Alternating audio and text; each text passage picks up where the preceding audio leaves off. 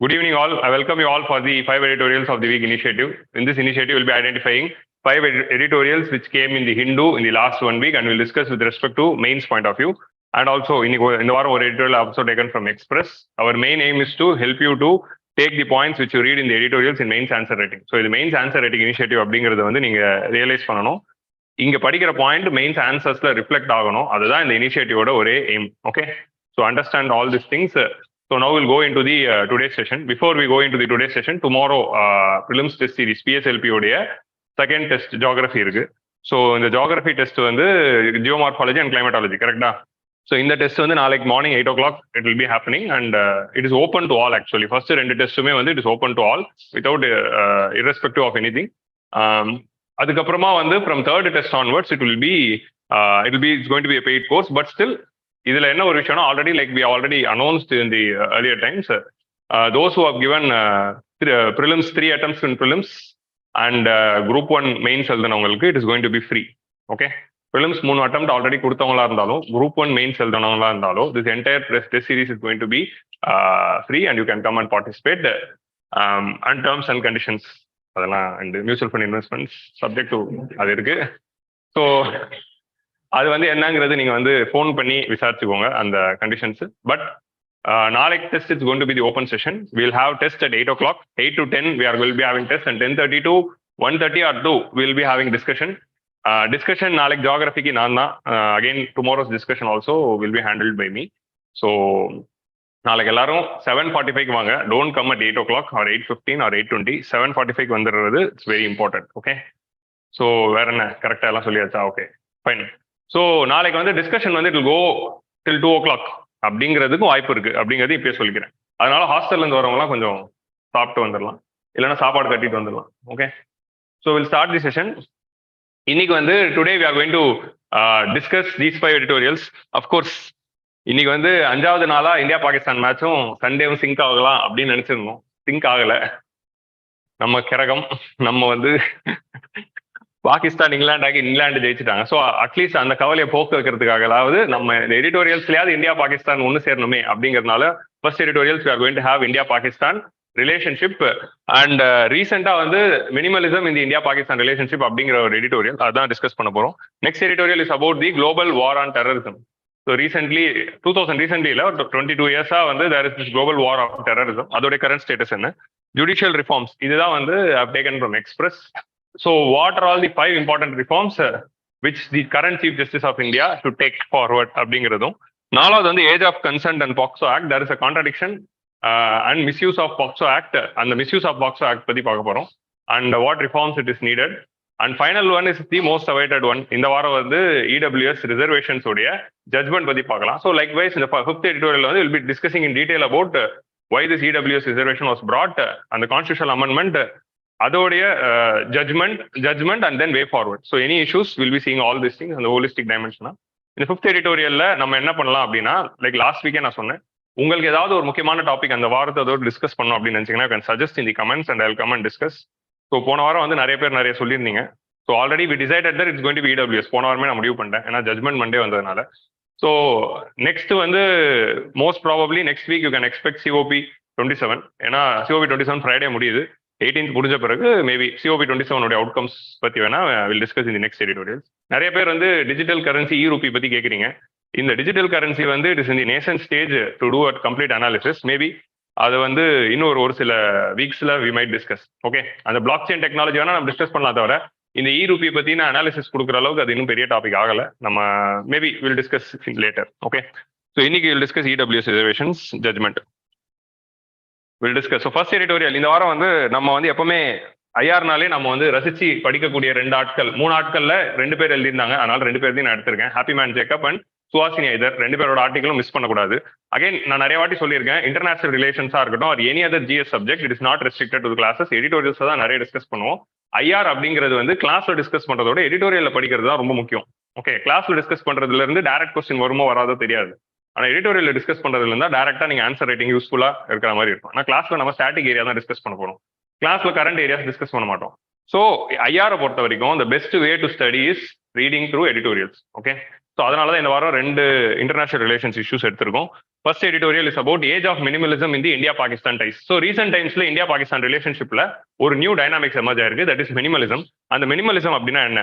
So India-Pakistan relationsனாலே வந்து last 75 years வந்து it is considered to be one of the most controversial bilateral dispute in the world. Correctா? Most controversial bilateral disputes in the world அப்படிங்கிறதுல பாக்குறப்போ என்னென்ன இருக்கு? Israel Palestine அப்படிங்கிறது இருக்கலாம், USA USSR உடைய gold வார், இந்த மாதிரி வந்து நார்த் கொரியா சவுத் கொரியாவுடைய கிரைசிஸ், இந்த மாதிரி அங்கங்க நிறைய கிரைசிஸ் பார்க்குறோம். ஸோ இந்த அர்மேனியாவுக்கும் அசர்பைஜானுக்கும் இருக்கிற கிரைசிஸ். ஸோ அந்த மாதிரி one of the most talked and discuss crisis வந்து இந்தியா பாகிஸ்தான் கிரைசிஸ். 75 இயர்ஸாவே இந்த பைலாட்டரல் ரிலேஷன்ஸ் அப்படிங்கிறது ஒரு ஹாட்டாகவும் எப்பவுமே வந்து ஒரு கான்ஃபிளிக் ரிடனாகவும் எப்பவுமே வந்து ஒரு ஹைலி டாக்ட் அபவுட்டாகவும் இருந்தது. அப்படிப்பட்ட இருந்த ரிலேஷன்ஷிப் வந்து லாஸ்ட் 3 இயர்ஸா வந்து it is entering in to the phase of minimalism அப்படிங்கிறதா வந்து ஹாப்பி மேன் ஜேக்கபுடைய இன்டர்பிரேஷன். ஸோ அந்த மினிமலிசம் அப்படின்னா என்ன? மினிமலிசம்னா பெருசா வந்து எப்பவுமே இந்த ரிலேஷன்ஷிப்ல பார்த்து நம்ம டிஸ்கஸ் பண்ற விஷயங்கள் என்னென்ன? ஒரு intense engagement, high value terror attacks இருந்திருக்கும். ஸோ ஃபர்ஸ்ட் ஒரு இன்டென்ஸ் என்கேஜ்மெண்ட் இருக்கும், எப்படி இந்த காஷ்மீர் இஷ்யூ சால்வ் பண்ணலாம். So phase of the India Pakistan relation starts with the Kashmir issue. ஏன்னா காஷ்மீர் டிஸ்பியூட்ல இருந்து தான் வந்து இட் இஸ் ஆரிஜினேட்டிங் 1947ல வந்து வார் அண்ட் தோஸ் திங்ஸ், அந்த ஸ்டோரிக்குள்ள போக வரும்ல. ஸோ அந்த காஷ்மீர் இஷ்யூல இருந்து ஆரம்பிச்சோன்னா எப்பவுமே அந்த காஷ்மீர் இஷ்யூ சால்வ் பண்றதுக்கான intense engagement is going to be the basic concept in this relations. High value terror attacks, எப்பவுமே வந்து இந்த டெரர் அட்டாக்ஸ் ஏதோ ஒன்று நடக்கும். டெரர் அட்டாக்ஸ் நடந்த பிறகு இந்தியா வந்து பயங்கரமான ஒரு கண்டனம் தெரிவிப்பாங்க, ரெஸ்பான்ஸ் கொடுப்பாங்க, இன்டர்நேஷனல் லெவல் ஆக்ஷன்ஸ் எடுப்போம். அதுக்கப்புறமா வந்து ரிலேஷன்ஷிப் கொஞ்சம் டிப் ஆகும். ரிலேஷன்ஷிப் டிப் ஆனாலும் இமீடியட்டா அது ரிசர்ச் ஆகும். எப்போலாம் ஆட்சி மாற்றம் வந்து புது பிரைம் மினிஸ்டர் வந்திருக்காங்களோ அந்த புது பிரைம் மினிஸ்டர்லாம் என்ன பண்ணுவாங்க அப்படின்னா, அவங்க எப்போ வந்தாலும் அவங்களோட ஃபர்ஸ்ட் எய்ம் என்னவா இருக்குன்னா இந்தியா பாகிஸ்தான் இஷ்யூவை சால்வ் பண்ணணும் அப்படிங்கிறது இருக்கும். ஸோ அதனால they will take some steps.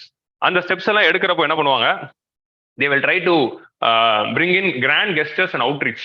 Pakistan கூட ஒரு அவுட்ரீச் கொண்டு வருவாங்க, எப்படியாவது நம்ம இந்த இன்ஸ்டியூட் இந்த இதை சால்வ் பண்ணலாமே அப்படின்னு சொல்லி. ஓகே, ஒரு அவுட்ரீச் இருக்கும். Like for example what Vajpayee did when he did this bus service, or what doctor மன்மோகன் சிங் ஒரு பஸ் சர்வீஸ் பண்ணாரு ஸ்ரீநகர் டு முசாஃபராபாத்.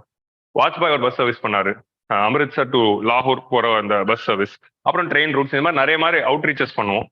இந்த மாதிரி ஏதோ ஒரு ஸ்டெப் எடுத்து இந்த இஷ்யூ சால்வ் பண்ணலாமே. அதே மாதிரி இந்திரா காந்தியா இருக்கட்டும், ஆர் அதுக்கு முன்னாடி இருந்த நரசிம்மராவ் டைமா இருக்கட்டும், எல்லா டைம்லயுமே வந்து ஒரு அக்ரிமெண்ட் சைன் பண்ணியிருப்பாங்க. ஸோ அந்த மாதிரி வந்து grand gestures and outreach try பண்ணுவாங்க. Again over the period of time என்ன ஆகும், அது அவுட்ரீச் போய் கொஞ்ச நாள் கரெக்டாக இருக்கும், திரும்ப வந்து it will go into vain. So இந்த மாதிரி இருக்கும். But always it will be part of the debate and discussion.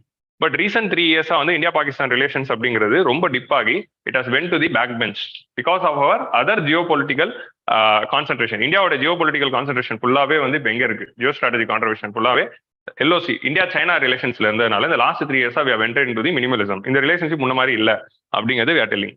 So very little bilateral contact. So நம்மளோட ரிலேஷன்ஷிப் வந்து 2015ல பிரைம் மினிஸ்டர் மோடி வந்த போது அவரோட ஃபர்ஸ்ட் அவுட்ரீச், அவரோட கிராண்ட் கெஸ்டர் என்னது? He invited Nawaz Sharif to the swearing in ceremony and he also came. So முடிச்சிட்டு prime minister Modi சந்திச்ச முதல் தலைவரே நவாஸ் ஷெரீப் தான் பிரைம் மினிஸ்டர் ஆகி. So like they met in Delhi. So அதுக்கப்புறமா என்ன பண்றாங்க, prime minister Modi would have visited the daughter's marriage of Nawaz Sharif. பாகிஸ்தானுக்கே போயிட்டு விசிட் பண்ணிட்டு வருவாரு. ஸோ இந்த மாதிரி இந்த ரிலேஷன்ஷிப்பை சால்வ் பண்ணலாம், சார்க்கு திரும்ப கொண்டு வரலாம் அப்படின்னு போயிட்டே இருக்கும்போது என்ன நடக்கும்? Will have the Uri attacks. Actually Pathankot attacks வரும், அதுக்கப்புறம் யூரி அட்டாக்ஸ் வரும். யூரி அட்டாக்ஸ்க்கு அப்புறம் சர்ஜிக்கல் ஸ்ட்ரைக்ல போய் கொஞ்சம் திரும்ப வந்து issues would have gone to the dip. ஏன்னா Indian army crossing the LOC அப்படிங்கிறது இட்ஸ் அன்பிரசிடென்டட். ஸோ அதனால வந்து அந்த relationship would have gone into the dip again. So after the surgical strike. So திரும்ப வந்து டிப்ல போயிருந்தாலும் நம்ம வந்து இந்த பைலாட்டரல் டாக்ஸ்ங்கிறது கண்டினியூ பண்ணிட்டு தான் இருந்தோம். ஆனா அந்த complete shut down of bilateral talks எப்போ நடக்குது அப்படின்னு பாத்தீங்கன்னா 2019 புல்வாமா அட்டாக் அப்புறம். So 2016 Uri attacks and 2019 Pulwama attack அப்புறமா டோட்டலி வந்து we cut down the entire relationship and entire debate or discussion any form of diplomatic கான்டாக்ட்ல வந்து கட் பண்ணிட்டோம். ஸோ 2016 19 டிஃபரன்ஸ் என்னன்னு பாத்தீங்கன்னா 2016ல பைலாட்டரல் டாக்ஸை கட் பண்ணியிருப்போம், பேக் சேனல் டாக்ஸ் இருந்திருக்கும். ஆனா என்னதுன்னா எக்கனாமிக்கலி ரிலேஷன்ஷிப் கண்டினியூடு தான். 2019 அப்புறமா தான் என்ன ஆகுது, we cut down the trade, we impose. ரெண்டு பேருமே மாத்தி வந்து ட்ரேட் பேன்ஸ் வந்து இம்போஸ் பண்ணிக்கிட்டாங்க. We won't import, we won't export அப்படிங்கிற மாதிரி. அதே மாதிரி India remove the most favoured nation status given to the Pakistan. அதே மாதிரி ஏர் ஸ்பேஸை வந்து பேன் பண்ணிட்டோம், அவங்க ஒரு ஃபிளைட்டுக்கு இங்கே இல்லை, இங்கே இருக்கிற ஃபிளைட்ஸ்க்கு அங்கே இல்லை. அந்த மாதிரி வந்து ஏகப்பட்ட economic decisions also we took because India Pakistan is also having economic relationship. அந்த சின்ன economic relationship also was cut down. So 2019 அப்புறமா it has totally went into the back burner and went into the minimalism. Very little bilateral contact, hardly any warmth but cold peace. இது நல்லா இருந்தது இந்த வார்த்தை, hardly any warmth அப்படின்னா. So warmth warm cold அப்படிங்கிறது வந்து பேசும்போது ரிலேஷன்ஷிப்ல வார்ம்னா வந்து நல்ல ரிலேஷன்ஷிப், கோல்டுனா வந்து ரிலேஷன்ஷிப் சரியில்லை அப்படின்னு அர்த்தம். அதான் மீனிங். ஓகே, வார்முக்கும் கோல்டுக்கும் உள்ள வித்தியாசம் அந்த வேர்டு யூஸ் பண்றாங்கன்னா. So hardly any warmth. So வார்ம்த்தே இல்லை, ஆனா வந்து பீஸ் இருக்கு, கோல்டு பீஸ். ரெண்டு பேருக்குள்ளயும் எனிமிட்டியா இருக்கு, பிளஸ் கோல்டு பீஸ் இருக்கு. So hardly any warmth but cold peace on LOC Kashmir, except for verbal exchanges. அப்பப்போ ரேரா ஒரு சில வெர்பல் எக்ஸ்சேஞ்சஸ் தான் இருக்கு from the highest minister level or army level, minister level, அந்த மாதிரி லெவலில் ஏதாவது ஒரு வெர்பல் எக்ஸ்சேஞ்சஸ் தான் இருக்கும். லைக் ஃபார் எக்ஸாம்பிள் 370 ஸ்கிராப் பண்ணும்போது அவங்க கண்டம்னேஷன் கொடுத்தாங்க. அதுக்கப்புறம் அவங்க வந்து the integrated the Pakistan occupied Kashmir into as a one of their provinces. அப்படி ப்ராவின்சஸ் ஆகின பிறகு இந்தியன் சைட்ல இருந்து டிட் தி கண்டம்னேஷன். அப்புறம் இந்த மாதிரி அப்பப்போ வந்து will have this condemnations. So bilateral contact எப்படி இருக்குன்னா டாக்டிக்கல், பிசினஸ் லைக் அண்ட் அன்எமோஷனலா இருக்கு. ஸோ இப்போ எப்படி பயலாட்ரல் கான்டாக்ட் போயிட்டு இருக்குன்னா, இந்த ஏஜ் ஆஃப் மினிமலிசமோட ஸ்பெஷாலிட்டி என்னதுன்னா only in the back channel conversations. So ஃப்ரெண்டா, டிப்ளமேட்டிக்கா, மினிஸ்ட்ரி ஆஃப் எக்ஸ்டர்னல் அஃபேர்ஸ் லெவலில் எந்த ஒரு கான்டாக்ட் இல்லாம back channel conversation. Back channel கான்வர்சேஷன்னா டைரக்டா கவர்மெண்ட் டு கவர்மெண்ட் இல்ல, ட்ராக் 1, ட்ராக் 2, ட்ராக் 3, ட்ராக் 4 அப்படின்னு சொல்லுவோம். Government to government, business to business or people to people, இந்த மாதிரி எதுவுமே இல்லாம இன்ஃபார்மலா ரெண்டு பேருமே பப்ளிக்கு தெரியாம பின்னாடி பேசிக்கிறது. அதுதான் வந்து பேக் சேனல் கான்வர்சேஷன்.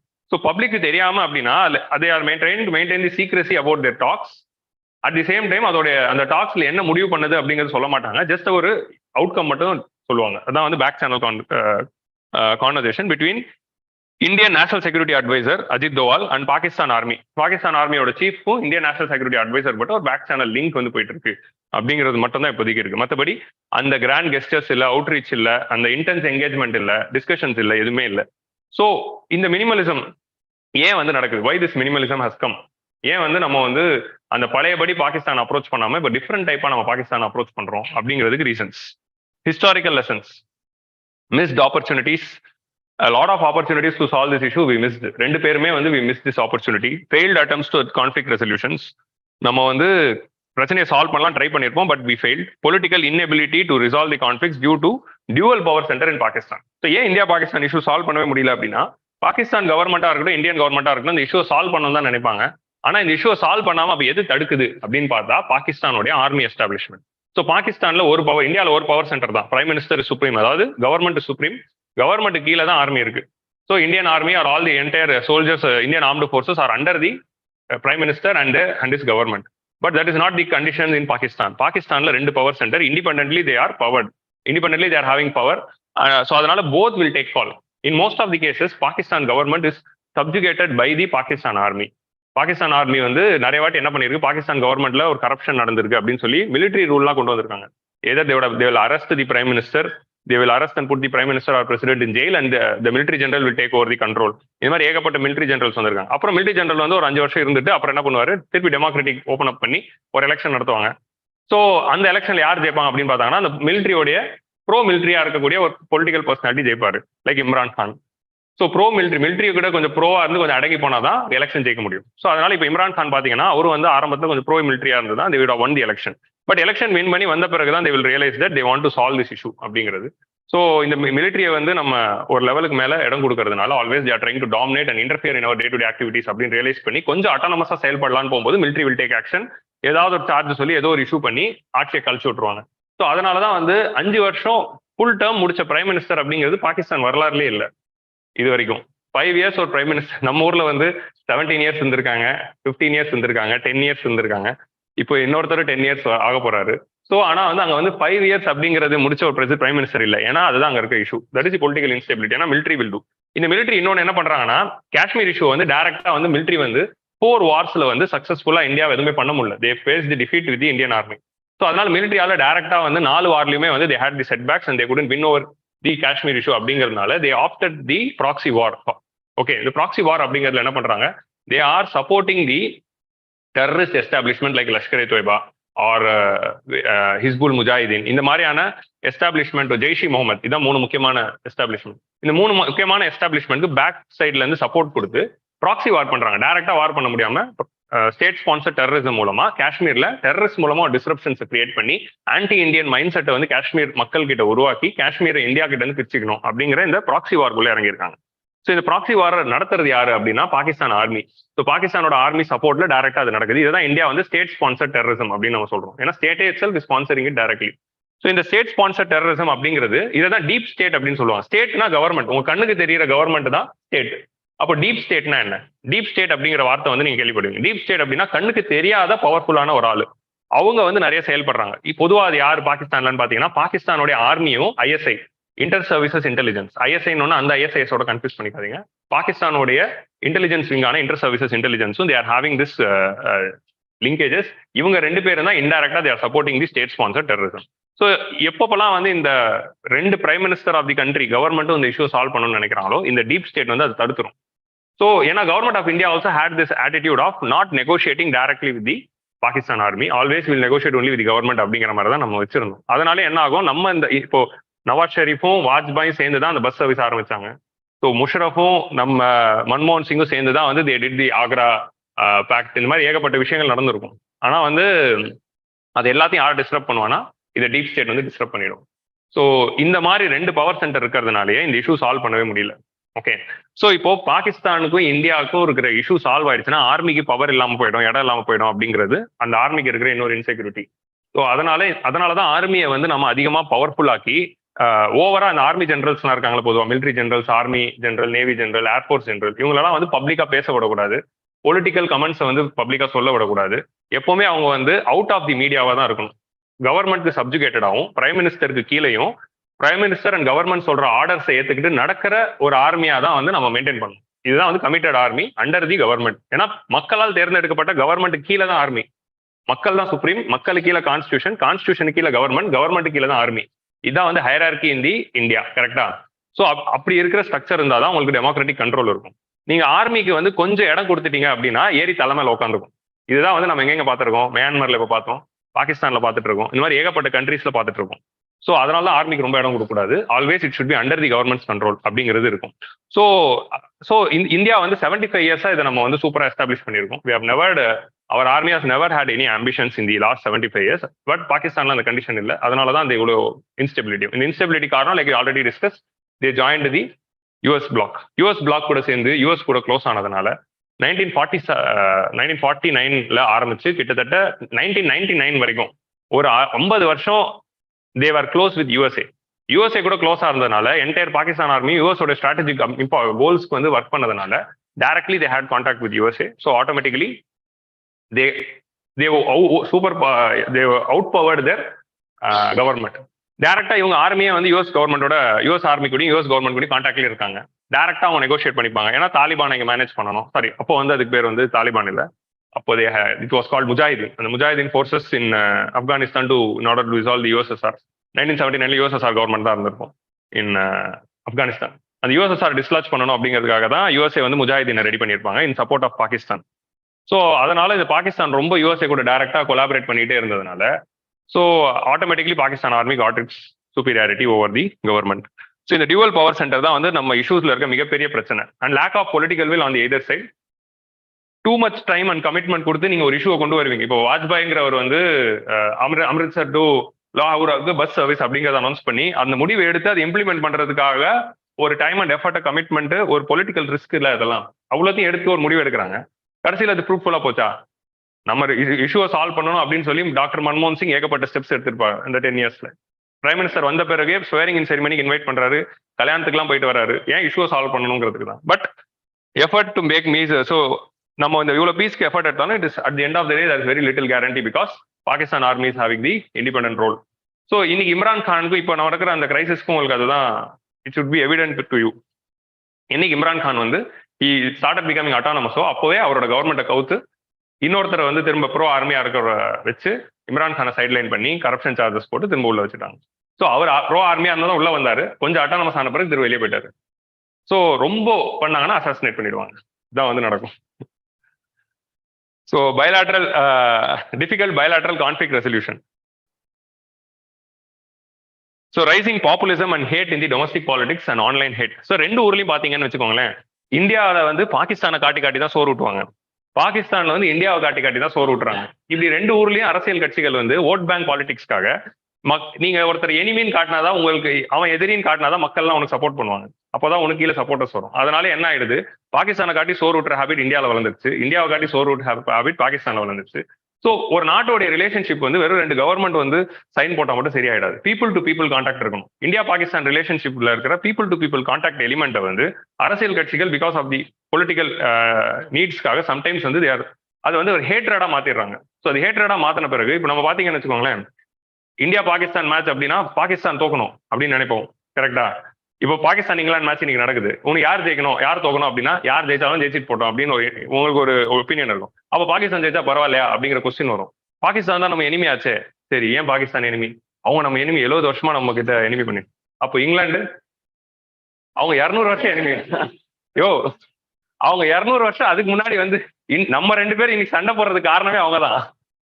ஸோ இந்த மாதிரிதான் வந்து பாலிடிக்ஸ் ஹிஸ்டரி தெரியாதனால நிறைய கன்ஃபியூஷன்ஸ் வருது. ஸோ என்ன நடக்குது அப்படின்னா, ஆன்லைன் ஹேட், ஆன்லைன் எடுத்த உடனே பாகிஸ்தான் அப்படிங்கிறனாலே ஒரு ஹேட் எடுக்கக்கூடிய ஒரு விஷயம் அப்படிங்கிற மாதிரியே லிங்க் ஆகி மாறினதுனால இந்தியன் கவர்மெண்ட்டுக்கும் பாகிஸ்தான் கவர்மெண்ட்டுக்கு தான் பிரச்சனையே தவிர இந்தியன் மக்களுக்கும் பாகிஸ்தான் மக்களுக்கு பிரச்சனை கிடையாது. உங்களுக்கு இந்த அண்டர்ஸ்டாண்டிங் புரியுதா? இந்தியன் கவர்மெண்ட்டுக்கும் பாகிஸ்தான் கவர்மெண்ட்டுக்கும் இதுதான் பிரச்சனை. ஆனா இந்தியன் மக்களுக்கும் பாகிஸ்தான் மக்களுக்கும் பிரச்சனை கிடையாது. அந்த இந்தியன் மக்களுக்கும் பாகிஸ்தான் மக்களும் அங்க இருக்கிற மக்களும் இதே மாதிரி ஒரு மக்கள் தான். ஸோ ஆனா அதுக்குள்ள இந்த ஹேட்ரட் அதிகமானதுனாலேயே இப்போ நீங்க பாகிஸ்தான் இந்தியா 2 பேருமே தே ஆர் ஸ்டாண்டிங் ஹியர். கரெக்டா? இந்த இஷ்யூவை சால்வ் பண்ணணும் அப்படின்னு சொல்லி both of them are standing here.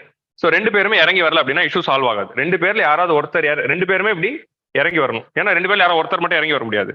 2 பேருமே இறங்கி வந்து இந்த காம்ப்ரமைஸ்க்கு அவங்க இடம் கொடுத்தாதான், இந்தியாவும் இந்த காம்ப்ரமைஸ்க்கு இடம் கொடுக்கணும், பாகிஸ்தானும் இந்த காம்ப்ரமைஸ்க்கு இடம் கொடுத்தாதான் நடுவில் ஒரு மிடில் பாத் வந்து சொல்யூஷன் வரும்.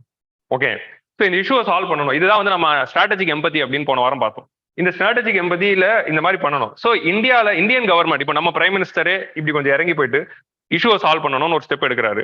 பாகிஸ்தான்ல ஷெரீஃப் வந்து இஷ்யூவை சால்வ் பண்ணணும்னு ஒரு ஸ்டெப் எடுக்கிறாரு அப்படின்னா அடுத்த எலெக்ஷன்ல இது ஒரு காரணமா எதிர்கட்சி வச்சுக்கும். உங்களுக்கு புரியுதா? எதிர்கட்சி இது ஒரு பாத்தியா பாகிஸ்தான் கிட்ட வந்து காம்ப்ரமைஸ் பண்ணிட்டாரு, இவர் வீக் பிரைம் மினிஸ்டர் அப்படின்னு சொல்லிடுவாங்க. ஸோ இந்த மாதிரி என்ன ஆயிடுது, இது ஒரு பொலிட்டிக்கல் இஷ்யூவா மாறிடுது. வீக் பிரைம் மினிஸ்டர்னு சொல்லி அடுத்த எலெக்ஷன்ல தோக்கடிச்சிட வாய்ப்பு இருக்குங்கிறதுனாலே எந்த பிரைம் மினிஸ்டர் ஸ்டெப் எடுக்க முன் வர மாட்டாரு. இப்போ நான் இப்படி ஒரு ஸ்டெப் எடுத்து இந்த பிரச்சனையை சால்வ் பண்ணா இந்தியாவில் எனக்கு ஓட் பேங்க் போயிடும். ஏன்னா பாகிஸ்தான் எதிரியா காட்டி தான் வந்து நம்ம வந்து பழக்கி வச்சிருக்கோம். ஸோ இந்த மாதிரி local rising populism and hate in the domestic politics and online hate, online media social media வந்த பிறகு அது இன்னும் ஹைட் ஆனதுனாலேயே 2 சைட்லயுமே பொலிட்டிக்கல் சைட்ல ஒரு டெசிஷன் எடுக்கிறதுக்கு தயக்கமா படுறாங்க. இப்போ இந்தியா சைனா டிஸ்பியூட் எடுத்துக்கோம். இந்தியா சைனா டிஸ்பியூட்க்கு வந்து நம்ம we would have discussed in IR class. So அந்த பேக்கரி, அந்த வீரபாகு பேக்கரிக்கு அது மாதிரி அக்ஸாய் சின்ன நீ வச்சுக்கோ, அருணாச்சல் பிரதேச நான் வச்சுக்கிறேன் அப்படிங்கிற மாதிரி ஒரு டீல் வந்து 50ஸ்லயே வந்து டிஸ்கஸ் பண்ணியிருப்பாங்க. இப்போ அந்த டீலை வந்து நேரு வந்து சைன் பண்ணியிருந்தாரு வச்சிருந்தா என்ன இருக்கும்? இன்னைக்கு நேரு திட்டிருப்பாங்களே. ஆனா அந்த டீலை சைன் பண்ணியிருந்தாங்கன்னா மேபி இந்த இஷ்யூ சால்வ் ஆயிருக்கலாமா? ஸோ இதெல்லாம் வந்து ஓப்பன் எண்டட் கொஸ்டின் தான். ஸோ நேரு எடுத்த இன்னொரு முடிவுக்கு இன்னைக்கு வரைக்கும் திட்டிட்டு இருக்காங்க. 1948 வந்து யூஎனுக்கு போனதோ இல்லை 1961 வார்ல வந்து மிஸ் பண்ணதோ இந்த மாதிரி ரீசன்ஸ்க்காக இன்னைக்கு கிரிட்டிசிசம்ஸ் இருக்கு. ஸோ ஹிஸ்டாரிக்கலா வந்து கிரிட்டிசிசம்ஸ் நிறைய வரவும் வாய்ப்பு இருக்கு. ஸோ அதனால எந்த ஒரு பிரைம் மினிஸ்டரும் ஒரு இறங்கி போயிட்டு டெசிஷன் எடுக்கிறதுக்கு தயக்கப்படுறாங்க because of the linkage of the external international relations with the domestic politics. So இந்த மாதிரி வந்து பயலாட்ரல் கான்ஃபிளிக் ரெசல்யூஷன் எப்பவுமே வந்து 2 சைட்லயுமே ஒரு பொலிட்டிக்கல் இஷ்யூவா இருக்கிறதுனாலே both the countries leaders are reluctant to find a solution அப்படிங்கிறது இன்னொரு விஷயம். ஸோ இதனாலே வந்து நம்ம டைரக்டா பாகிஸ்தான் கிட்ட போய் ஒரு சொல்யூஷன் பார்க்கறதுல அது விட்டுறலாம் அப்படிங்கிறதுல வராங்க. Keeping Kashmir issue as a precursor. So Kashmir issue solve ஆனாதான் வேற இஷ்யூலாம் சால்வ் பண்ண முடியும் அப்படிங்கிறதுல ஒரு இதுல இருக்கு. இப்போ இந்தியா பாகிஸ்தானுக்கு இருக்க பிரச்சனையை விட இந்தியா சைனாக்கு இருக்க பிரச்சனை தான் அதிகம்.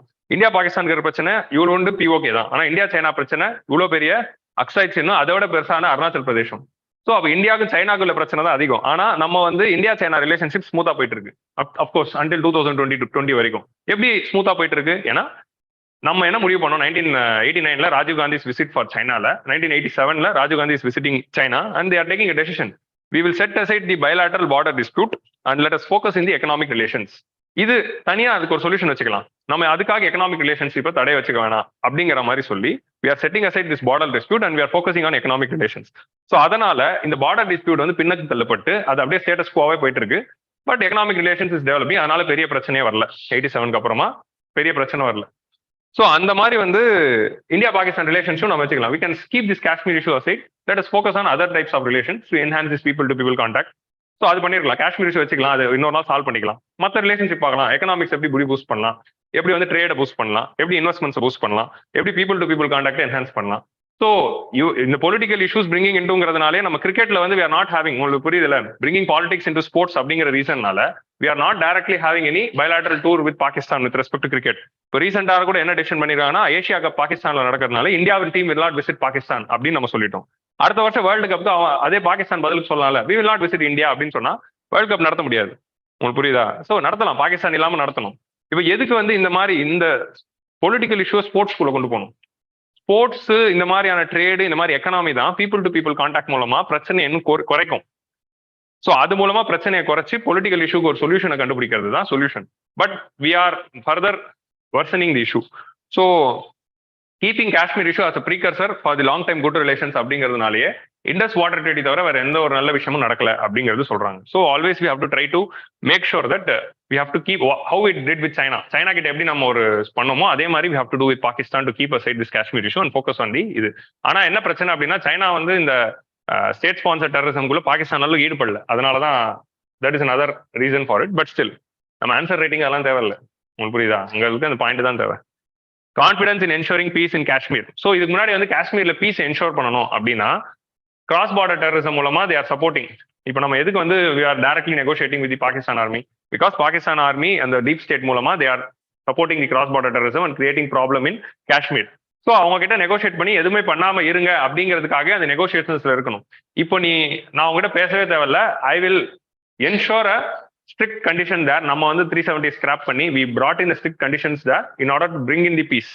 ஸோ நான் பீஸை கொண்டு வரதுக்கு I can directly bring in peace by strict military management rather than having a smooth bilateral relationship with Pakistan. அப்படிங்கிற ஒரு ஸ்டான்ஸ் நம்ம எடுத்துக்கிறதுனாலே automatically we are not dependent on Pakistan to ensure peace in Kashmir. முன்னாடி வந்து நம்ம இது 370 scrap பண்றதுக்கு முன்னாடி எப்படி இருக்கும், we never had the strict curfews இருக்கும், but not as strict as which came after 2019. So நம்ம கர்ஃபியூஸ் இல்லாம, மிலிட்டரி ரூல் இல்லாம there was always a Kashmir government. காஷ்மீர்ல ஒரு கவர்மெண்ட் இருக்கும், தனியா அவங்களுக்கு ஒரு கான்ஸ்டியூஷன் இருக்கு, தனியா 317 ஒன்று இருக்கு. ஸோ இந்த மிலிட்டரி கர்ஃபியூஸ்லாம் ரொம்ப கம்மியா தான் இருக்கும். பட் அந்த மாதிரி இருக்கும்போது லா அண்ட் ஆர்டர் இஷ்யூ இருக்கு. இந்த ஸ்டேட் ஸ்பான்சர் டெரரிசம் வந்து வளர்ந்துகிட்டே இருக்கு. ஸோ இது வளர்ந்துகிட்டே இருக்கிறதுனால நீங்க பாகிஸ்தான் ஆர்மி கிட்ட நெகோஷியேட் பண்ணி கட்டுப்படுத்துன்னு சொல்ல வேண்டியதா இருக்கு. ஸோ அதனால you need this bilateral talks. இப்போ ஏன் அந்த பைலாட்ரல் டாக்ஸ் தேவையில்லை? We scrapped article 370, we brought in the strict military curfew, we are not having an independent government there, so we are taking the direct control of Kashmir and we are trying to establish peace there through the hard route. So அந்த heart ரூட்ல நாங்க piece establish பண்ணும்போது there is no necessity to negotiate to ask them to stop. நம்மளே border என்ன strict ஆகி இந்த military strengthen படுத்தி we are doing it. So again அந்த என்கவுண்டர்ஸ் இருக்குல்ல, police and military encounters increased after 2019. அதிக என்கவுண்டர்ஸ் அதிகப்படுத்தி we have brought down a lot of terrorist infiltrators into the Kashmir. And preoccupation with other geopolitical challenges. India is concentrated focusing on China border rather than LOC. நம்ம LAC, line of actual control in லடாக்ல தான் நம்மளுடைய total concentration இருக்கு கடந்த 20 வருஷமா. பாகிஸ்தான் சைட்ல அவங்களுடைய total concentration it is in the Afghanistan. ஆப்கானிஸ்தான்ல தாலிபான் கவர்மெண்ட் இப்போ வந்த பிறகு they need to have more cautious approach there because there is a branch of Taliban which is called as Tehrik-i-Taliban. Tehrik-i-Taliban வந்து பாகிஸ்தானுடைய பிரான்ச் ஆஃப் தாலிபான். ஆப்கானிஸ்தானுடைய தாலிபானுக்கு பாகிஸ்தான்ல இருக்க ஒரு பிரான்ச் தான் Tehrik-i-Taliban. இந்த Tehrik-i-Taliban வந்து பாகிஸ்தான் கவர்மெண்ட் அகேன்ஸ்ட். ஸோ இந்த Tehrik-i-Taliban வந்து பாகிஸ்தான் கவர்மெண்ட் அகேன்ஸ்டா ஃபைட் பண்ணிட்டு இருக்கிற ஒரு மிலிட்டன்ட் குரூப். ஸோ டைரக்டா தாலிபான் கூட ஒரு ரிலேஷன்ஷிப், நல்ல ரிலேஷன்ஷிப் தானா அவனுடைய தம்பியை கண்ட்ரோல் பண்ணி இங்க வந்து பிரச்சனையை சால்வ் பண்ண முடியும். இப்போ அவங்களுக்கு இப்போ எரியுதா அவனுக்கு, உங்க ஊர்ல தீவிரவாதம் தான் மட்டும் உங்களுக்கு தெரியுதா அப்படிங்கிற மாதிரி தான் இருக்கு. ஸோ அதனால their entire focus is on the Taliban relation. So அதனால their not much focus on India. இதனாலதான் என்னாச்சு, இவ்வளோ ரீசன்ஸ் இருக்கிறதுனால நம்ம time, energy and bilateral efforts எல்லாம் போட்டு அந்த அவுட்ரீச் எல்லாம் கேன்சல் பண்ணிட்டு ஜஸ்ட் மினிமலிஸ்ட் அப்ரோச், என்ன தேவையோ அதை மட்டும் பண்ணலாம். அதுக்கான பெஸ்ட் எக்ஸாம்பிள் என்னதுன்னா 2021 வந்து ceasefire. So India and Pakistan we had the ceasefire agreement 1949 ஆரம்பிச்சு. வி ஹேட் ஃபர்ஸ்ட் வந்து கராச்சி அக்ரிமெண்ட் இருக்கு, அதுக்கப்புறமா வந்து சுச்சேத்கர் அக்ரிமெண்ட், அதுக்கப்புறம் Shimla agreement. Then we had 1999 வந்து after this Kargil issue we had a ceasefire. So இது ஏகப்பட்ட சீஸ்ஃபயர். சீஸ்ஃபயர்னா என்னதுன்னா எல்ஓசியை தாண்டி நீ இங்க சுடக்கூடாது, நானும் அங்க சுட மாட்டேன் அப்படிங்கிறது தான் சீஸ்ஃபயர். ரெண்டு பேருமே ஃபயரிங்க ஸ்டாப் பண்ணணும் அப்படிங்கிறது. அப்பப்போ வந்து ரெண்டு ஆர்மி மாறி மாறி சுட்டுப்பாங்க. ஸோ அதான் வந்து சீஸ்ஃபயர் வயலேஷன். ஸோ 2021 பிப்ரவரி மாசத்துல suddenly Indian government announce that we signed a ceasefire agreement with Pakistan அப்படின்னு ஒரு அனௌன்ஸ்மெண்ட் வருது. இந்த சீஸ்ஃபயர் அக்ரிமெண்ட் பத்தி 25th எடிஷன்ல நான் டீடைல்டா டிஸ்கஸ் பண்ணிருப்பேன். அப்போ 25th எடிஷன் அந்த சீஸ்ஃபயர் வந்த போது 2021 பிப்ரவரியில. ஸோ கிட்டத்தட்ட ஒரு வருஷம் 1.5 வருஷத்துக்கு முன்னாடி. ஸோ அந்த டைம்ல வந்து 25th எடிஷன் போய் பாருங்க, அந்த சீஸ்ஃபயர் அக்ரிமெண்ட் பத்தி பேசியிருப்பேன். Again I would have discussed all the ceasefire agreements between India and Pakistan. அவங்க ரெண்டு பேருக்கு நடுவில் இருந்து எல்லா ceasefire agreement starting from 1949 to 2021 வரைக்கும் I would have discuss. Go and see that. So இந்த சீஸ்ஃபயர் அக்ரிமெண்டோட சிக்னிஃபிகன்ஸ் என்ன அப்படின்னா, இந்தியா வந்து இப்போ we are focused on LAC. இந்த சைட்ல சைனா கிட்ட நம்ம ஃபோக்கஸ் பண்ணிட்டு இருக்கிறதுனால we cannot have a two-front war kind of a situation. So அதனால நம்ம இந்த பேக் சேனல், அதாவது என்எஸ்ஏ நேஷனல் செக்யூரிட்டி அட்வைசர் மூலமா பாகிஸ்தான் ஆர்மி கிட்டே டைரக்டா நெகோஷியேட் பண்ண ஆரம்பிச்சிடும். Till 2021, Indian government will not directly negotiate with Pakistan Army. இது வந்து one of the strategic decision which we took earlier. 2021ல தான் we are changing it. என்ன சேஞ்ச் பண்றோம்? We are going to directly negotiate with the Pakistan Army. ஏன்னா இப்போ அங்கதான் power சென்டர்னு தெரிஞ்ச பிறகு நம்ம ஏன் இப்போ வந்து கவர்மெண்ட் கிட்ட பண்ணணும்? நம்ம இதுக்கு முன்னாடி ஏன் கவர்மெண்ட் கிட்ட பண்ணோம்? பாகிஸ்தான் ஆர்மியை லெஜிட்டிமைஸ் பண்ணக்கூடாது அப்படிங்கிறதுனால தான் நம்ம கவர்மெண்ட் கிட்ட பண்ணிட்டு இருந்தோம். ஏன்னா பாகிஸ்தான் ஆர்மி தான் வந்து டீப் ஸ்டேட்டுக்கு ரெஸ்பான்சிபிலிட்டி. பட் ப்ராக்டிகலா if you are thinking, they are controlling and they are creating the problems. So நமக்கு இப்போ அந்த நம்ம இப்போ ரியலிசம் பாயிண்ட் ஆஃப் வியூல இருந்து பாக்குறப்போ எங்க பேச்சுவார்த்தை நடந்தா சால்வ் ஆகுமோ அங்க பேச்சுவார்த்தை நடத்திக்கலாம் அப்படிங்கிறதுனால we changed our approach to Pakistan. Instead of negotiating with Islamabad, we negotiated with Rawalpindi அப்படின்னு சொல்லியிருப்பாங்க. ஸோ பொதுவாக வந்து கேபிட்டல் நேம் வந்து நீங்க எடிட்டோரியல் எல்லாம் படிக்கிறப்போ கேபிட்டல் நேம் வந்து மென்ஷன் பண்ணாங்கன்னா அந்த கண்ட்ரியை மென்ஷன் பண்றாங்கன்னு அர்த்தம். இஸ்லாமாபாத் அப்படின்னு சொன்னா பாகிஸ்தான் அப்படின்னு அர்த்தம். ராவல்பிண்டி அப்படின்னா பாகிஸ்தானோட ஆர்மி ஹெட் குவார்டர்ஸ் ராவல்பிண்டியில இருக்கு. ஓகே, ஸோ அதை தான் வந்து ராவல்பிண்டி அப்படின்னு போட்டிருப்பாங்க. Instead of negotiating with Islamabad, we negotiated with Rawalpindi அப்படின்னா ஷோய் பக்தர் அப்படின்னு நீங்க நினைச்சுக்க கூடாது. ஏன்னா ராவல்பிண்டி எக்ஸ்பிரஸ் அவர் தான் கூப்பிடுவாங்க. உங்களுக்கு தெரியாதா? சரி, பழைய ஜோக்கா அது. சரி, ஷோய் பக்தர் தெரியும்ல, ஸ்பீடா போடுவாரு, சச்சின் கூட 4 அடிப்பாரு, அதுதான். ஸோ ராவல்பிண்டி கூட நம்ம டைரக்டா டிஸ்கஸ் பண்றதுக்கு ரீசன் என்ன அப்படின்னா, சரி டைரக்டா உங்ககிட்ட பேசிக்கலாம். ஸோ என்ன நெகோஷியேட் பண்ணோம், என்ன கண்டிஷன்ஸ் எதுவுமே தெரியாது. 2021 there is a ceasefire and 2021 அப்புறமா கிராஸ் பார்டர் ஃபயரிங் வந்து ரொம்பவே கம்மியாயிடுச்சு. It was not like before. So ரெண்டு பேருமே வந்து கான்சியஸா கிராஸ் பார்டர் ஃபயரிங்கே பண்றது இல்லை. ஏன்னா ரெண்டு பேருக்குமே ஜியோ பொலிட்டிக்கலி வேற அப்ஜெக்டிவ்ஸ் இருக்கு. 2021ல இருந்து we are trying to maintain it. அதுதான் வந்து சொல்றோம். இதுதான் கிளினிக்கல் அப்ரோச். எனக்கு என்ன தேவை? நீ வந்து எல்ஓசியில பிரச்சனை பண்ணக்கூடாது. ஏன் எல்ஓசியில பிரச்சனை பண்ணக்கூடாது? சிம்பிளான, ரொம்ப டீடைல்டா போல. இது வந்து எல்ஓசி வித் பாகிஸ்தான். இங்க வந்து we are having line of actual control with China. நம்மளோட entire dispute line of actual control with China கிட்ட போயிட்டு இருக்கிறதுனால இப்போ இங்கேயும் வந்து உங்களுக்கு ஃபயரிங் இருந்துகிட்டே இருந்தீங்கன்னா ரெண்டு சைடுமே நம்மளால ஹேண்டில் பண்ண முடியாது. ஸோ நம்மளோட என்டையர் அட்டென்ஷன் ஃபோக்கஸையும் நம்ம இந்த சைடு மாத்திக்கிட்டு இந்த சைடு ஒரு சீஸ்ஃபயர் சைன் பண்ணிக்கிட்டோம். அந்த ceasefire dealing between NSA and Pakistan பண்ணிட்டு, ஓகே இங்க சீஸ்ஃபயர் இருந்தா நம்ம என்டையர் அட்டென்ஷன் இங்க ஃபோக்கஸ் பண்ணலாம் அப்படிங்கிறதுனால we negotiated and we finalised it. அது ஃபைனலைஸ் பண்ணதுல இருந்து பெருசா எந்த ஒரு கிராஸ் சீஸ்ஃபயர் வயலேஷன்ஸும் இல்ல, பார்டர்ல எந்த ஒரு இஷ்யூ இல்ல. அஃப்கோர்ஸ் இன்ஃபில்ட்ரேஷன் அப்பப்போ நடக்கும், நம்ம அதுக்கு என்கவுண்டர் நடக்குது அப்படின்னு நம்ம படிச்சுக்கிட்டு தான் இருக்கும். எவ்ரி மந்த் ஒரு என்கவுண்டர் நடந்திருக்கும். கரெக்டா, எவ்ரி மந்த் ஒரு என்கவுண்டர் நடந்திருக்கு. But there is no direct ceasefire violation from the army side. So clinical approach to deal with the urgent issues is the priority. Conflict management over conflict resolution. Conflict ரெசல்யூஷனா பிரச்சனையை solve பண்றது. Conflict மேனேஜ்மெண்ட்னா இப்போதைக்கு என்ன solution அப்படின்னு பாக்குறது. நம்ம டோட்டலா long term solution போல இப்போதைக்கு கிளினிக்கலா போயிட்டு இருக்கோம். கிளினிக்கல்னா என்னதுன்னா உங்களுக்கு என்ன வேணுமோ அதை மட்டும் பண்றது, வேற எதை பத்தியும் பேசுறது இல்ல. இந்தியாவும் பாகிஸ்தான் உட்காந்தாலே அவர் காஷ்மீர் ஆரம்பிச்சிருவாரு, இவர் பிஓகே ஆரம்பிச்சிருவாரு, மாறி மாறி வந்து சண்டை வந்துடும். நீ எதை பத்தியும் பேசாத, சீஸ் ஃபயர், வேற எதுவும் பத்தி பேசாது, ஓகேவா? அவரு ஓகே சீஸ் ஃபயர், அப்புறம் யார் வராக ஃபாக் வராக, இந்த மாதிரி ரெண்டு இது மட்டும் வந்து பேசிட்டு முடிச்சிடுறது. ஸோ சீஸ்ஃபயர் பாகிஸ்தான் இன்டு அந்த அதை பத்தி 25th எடிஷன்ல இருக்கும், கண்டிப்பா பாருங்க, டோன்ட் மிஸ் இட் அவுட். அதுல இன்னும் நான் நிறைய முக்கியமான விஷயங்கள் பேசியிருக்கேன். ஸோ அதை மிஸ் பண்ணாதீங்க, 25th எடிஷன் போய் பாருங்க. So India shed its traditional hesitation to talk with Rawalpindi and started negotiating directly. அதனால தான் நிறைய ஸ்டெபிலிட்டி இருக்கு அப்படின்னு சொல்றாங்க. ஸோ டைரக்டாவே நம்ம இந்த ஒரு சேஞ்ச் 2021ல பண்ணது ரொம்ப சிக்னிஃபிகண்டா இருக்கு. அந்த 2021ல நம்ம பிரைம் மினிஸ்டர் விட்டுட்டு ஆர்மி கூட நெகோஷியேட் பண்றதுனால மேபி ஆர்மி குஷி ஆயிடுச்சு போல. சரி நம்ம கிட்டே பேசுறான்ப்பா, நம்ம கொஞ்சம் கன்சிடர் பண்ணலாம் அப்படிங்கிற மாதிரி ஆர்மி குஷியாகி இப்போ வந்து பிரச்சனை பண்றது இல்லை அப்படின்னு சொல்றாங்க. India Pakistan relations have moved from the intense engagement to age of minimalism discuss அப்படின்னு வந்து நீங்க ஒரு கேள்வி கேட்கப்படலாம். எம்எஸ்எல்பிலையும் நாங்கள் கேட்போம், அதுக்கு வந்து பதில் வந்து இதுதான். சரியா? ஸோ இதுதான் அந்த ரீசன். ஸோ ரீசன்ஸ் புரிஞ்சிச்சா?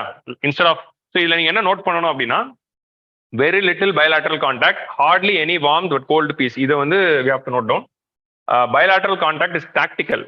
பிசினஸ் லைக் ஒரு ரெண்டு பிசினஸ் மேனுக்கு நடுவில் தேவையில்லாத பேச்செல்லாம் இருக்காது. வாட் இஸ் பிசினஸ், அது மட்டும் தான் பேச்சு இருக்கும். எனக்கு சீஸ்ஃபயர் வேணும்னா அது மட்டும் தான் பேச்சு. காஷ்மீர் இல்லை, வேற எதுவுமே இல்லை. And unemotional. இந்தியா பாகிஸ்தானால எமோஷன் வந்துடும், ஆட்டோமேட்டிக்கா ரெண்டு சைடு எமோஷன் வந்துடும். No emotion, only ceasefire. அந்த மாதிரி வந்து we are having this negotiation. So again இந்த வார்த்தை clinical approach to deal with the urgent issues of priority instead of conflict management over conflict resolution. இதோட இன்னொரு சிம்பிள் என்னன்னு பாத்தீங்கன்னா 2019 புல்வாமா அட்டாக் அப்புறமா சர்ஜிக்கல் ஸ்ட்ரைக் 2.0 வந்து இட் வாஸ் டு ஏர்ஃபோர்ஸ். கரெக்டா? Indian air force தான் வந்து பார்டரை பிரீச் பண்ணி போனாங்க. சர்ஜிக்கல் ஸ்ட்ரைக் 1லயாவது வந்து வெறும் ஆர்மி வந்து எல்ஓசியை தான் கிராஸ் பண்ணாங்க. ஆனா சர்ஜிக்கல் ஸ்ட்ரைக் 2ல வந்து நம்ம இன்டர்நேஷனல் பார்டரே கிராஸ் பண்ணோம். கரெக்டா? Enter into the Pakistan territory. எல்ஓசிக்குள்ள போறது இந்தியன் டெரிட்டரி தான் legally. So that is not crossing the entering into Pakistan. But ஏன்னா பிஓகேக்குள்ள தான் போயிட்டு சர்ஜிக்கல் ஸ்ட்ரைக் நடந்துச்சு. ஆனா இந்த புல்வாமா அட்டாக் அப்புறமா நடந்தது enter into the Pakistan's air space. So அப்படி பாகிஸ்தானோட ஏர் ஸ்பேஸ்க்குள்ள போனதுக்கு அப்புறமா both the sides blocked the respective flights for their air space. Indian flights எதுவுமே பாகிஸ்தான் மேல பறக்கூடாது. Even passenger flight. Pakistan flights எதுவுமே இந்தியன் மேல பறக்கூடாது. ஆனா நீங்க பாத்தீங்கன்னா இம்ரான் கான் வந்து ஸ்ரீலங்காக்கு விசிட் பண்ணுவாரு. அப்படி ஸ்ரீலங்காக்கு விசிட் பண்ணும்போது இம்ரான் கானோட பிரைம் மினிஸ்டரோட ஃபிளைட் வந்து இந்தியா மேல பறக்க அலோவ் பண்ணாங்க. உங்களுக்கு புரியுதா? இதுதான் வந்து அந்த clinical approach. Prime minister Sri Lanka போனோம், அலோவ் பண்ணுங்க. சரி அலோவ். அதுக்கு நீ எனக்கு இது பண்ணு. சரி நான் பண்றேன், முடிஞ்சிச்சு. உங்களுக்கு புரியுதா? அது என்ன பண்ணாங்க, என்ன பேச்சுவார்த்தை நடக்குது நமக்கு தெரியாது. But focusing only on the urgent issues of priority. So but long ரன்ல நம்ம இப்படி கண்டினியூ பண்ணிட்டு இருக்க முடியாது. நம்ம வந்து ஷார்ட் ரன்ல இது ஓகே, பட் லாங் ரன்ல we have to focus on people to people contact. We have to increase solution. So நம்ம யூபிஎஸ்சி ஆன்சர் ரைட்டிங்ல எப்போ வந்தாலும் நம்ம ஆன்சர்ஸ்ல பாகிஸ்தான் ஹேட்ரடே வரக்கூடாது. நம்ம ஆன்சர்ஸ்ல டிஸ்பியூட் ரெசல்யூஷன் தான் வரணும். பிரச்சனையை சால்வ் பண்ணணும் அப்படிங்கறத பத்தி தான் நம்மளோட ஆன்சர் இருக்கணும். இந்தியா பாகிஸ்தான் ரிலேஷன்ஷிப்பை எப்படி நல்லதாக்கலாம் அப்படிங்கறத பத்தி தான் இருக்கணும். எப்படி டெரரிசம் குறைக்கலாம் அப்படிங்கிறது தான் இருக்கணுமே தவிர அந்த மாதிரி சொல்யூஷன் ஓரியன்டா தான் ஆன்சர் இருக்கணும். ஓகே, ஸோ அது எப்பவுமே மைண்ட்ல வச்சுக்கோங்க. ரெண்டாவது வந்து நோ கன்சென்சஸ். ஸோ இது வந்து லிங்க்டு தான். அதுக்கு இதுக்கு லிங்க் இருக்கு. என்ன லிங்க்ங்கிறது பார்ப்போம். No consensus in derailing the counter terror diplomacy. So Suhasini Haidar வந்து எழுதியிருக்காங்க. So multilateral relations. ஸோ ரீசெண்டாக வந்து India we conducted 3 important meetings. இந்த 3 மீட்டிங்ஸ் பற்றியும் ப்ரிலிம்ஸ் பாயிண்ட் ஆஃப் வியூல டீடைல்டாக படிக்கணும். ஏன்னா ப்ரிலிம்ஸ்ல இப்படி தான் கேள்வி கேட்பாங்க. ஓகே, ஃபர்ஸ்ட் வந்து யுனைடெட் நேஷன் கவுண்டர் டெரரிசம் கமிட்டியோட மீட்டிங். ஸோ யூஎன்எஸ்சி கவுண்டர் டெரரிசம் கமிட்டியில வந்து வி ஹேட் தி மீட்டிங். எங்க நடந்தது மீட்டிங்? மும்பைல நடந்தது, தாஜ் ஹோட்டல். எந்த ஹோட்டல்ல வந்து டெரரிஸ்ட் அட்டாக் நடந்ததோ அதே ஹோட்டல்ல யுஎன்எஸ்சியோடைய ஆல் 15 மெம்பர்ஸும் வந்து மீட் பண்ணி டிஸ்கஸ் தி கவுண்டர் டெரரிசம் கமிட்டியோட மீட்டிங். அதே மாதிரி நோ மணி ஃபார் டெரர் அப்படிங்கிற ஒரு மீட்டிங் நடக்குது. இது வந்து ஒரு மீட்டிங் தான், ஆர்கனைசேஷன் இல்ல. அதே மாதிரி வந்து குளோபல் கவுண்டர் டெரரிசம் ஸ்ட்ராட்டஜி அப்படின்னு ஒன்று இருக்கு. யுஎன்எஸ்சியோட இன்னொரு முக்கியமான விஷயம் என்னதுன்னா குளோபல் கவுண்டர் டெரரிசம் ஸ்ட்ராட்டஜி. இது வந்து 2005ல வந்த ஒரு initiative, global counter terrorism strategy அப்படிங்கிறது எப்படி வந்து நம்ம பண்ணலாம்னு. ஸோ அதோட மீட்டிங் இப்போ நடக்க போகுது. இந்த மாதிரி வந்து இது வந்து இந்த வீக்கெண்ட் தான் நடக்க போகுது. 18ஆம் தேதி தான் நடக்க போகுது. இது வந்து இந்த வாரம் தான் திரும்ப நடக்க போகுது. ஸோ டெரரிசம் ரிலேட்டடா 3 இம்பார்ட்டன்ட் மீட்டிங் இந்தியா பங்கேற்று அது நடக்க போகுது. அதோட அவுட்கம்ஸும் அதோட சிக்னிஃபிகன்ஸ் என்ன அப்படிங்கிற மாதிரி தான் பேசுறாங்க இந்த எடிட்டோரியல்ல. So that is what she is writing. And இந்த எடிட்டோரியல் அவங்க பேசுற முக்கியமான விஷயம் என்ன, அது போறதுக்கு முன்னாடி let us understand one thing. I'll just give a brief idea of what is what. இது ரெண்டுத்தை பத்தியும் நீங்க ப்ரிலிம்ஸ் பாயிண்ட் ஆஃப் வியூல டீடைலா படிச்சுக்கோங்க. ஏன்னா no money for terror conference is related to அந்த மாதிரி ஏதாவது கேட்கலாம். Which of the following countries are part of it, இல்ல அதோட எய்ம் என்ன, அந்த மாதிரி ஏதாவது கேட்கலாம். So counter terrorism committee was established by UN Security Council Resolution 1373 in 2001.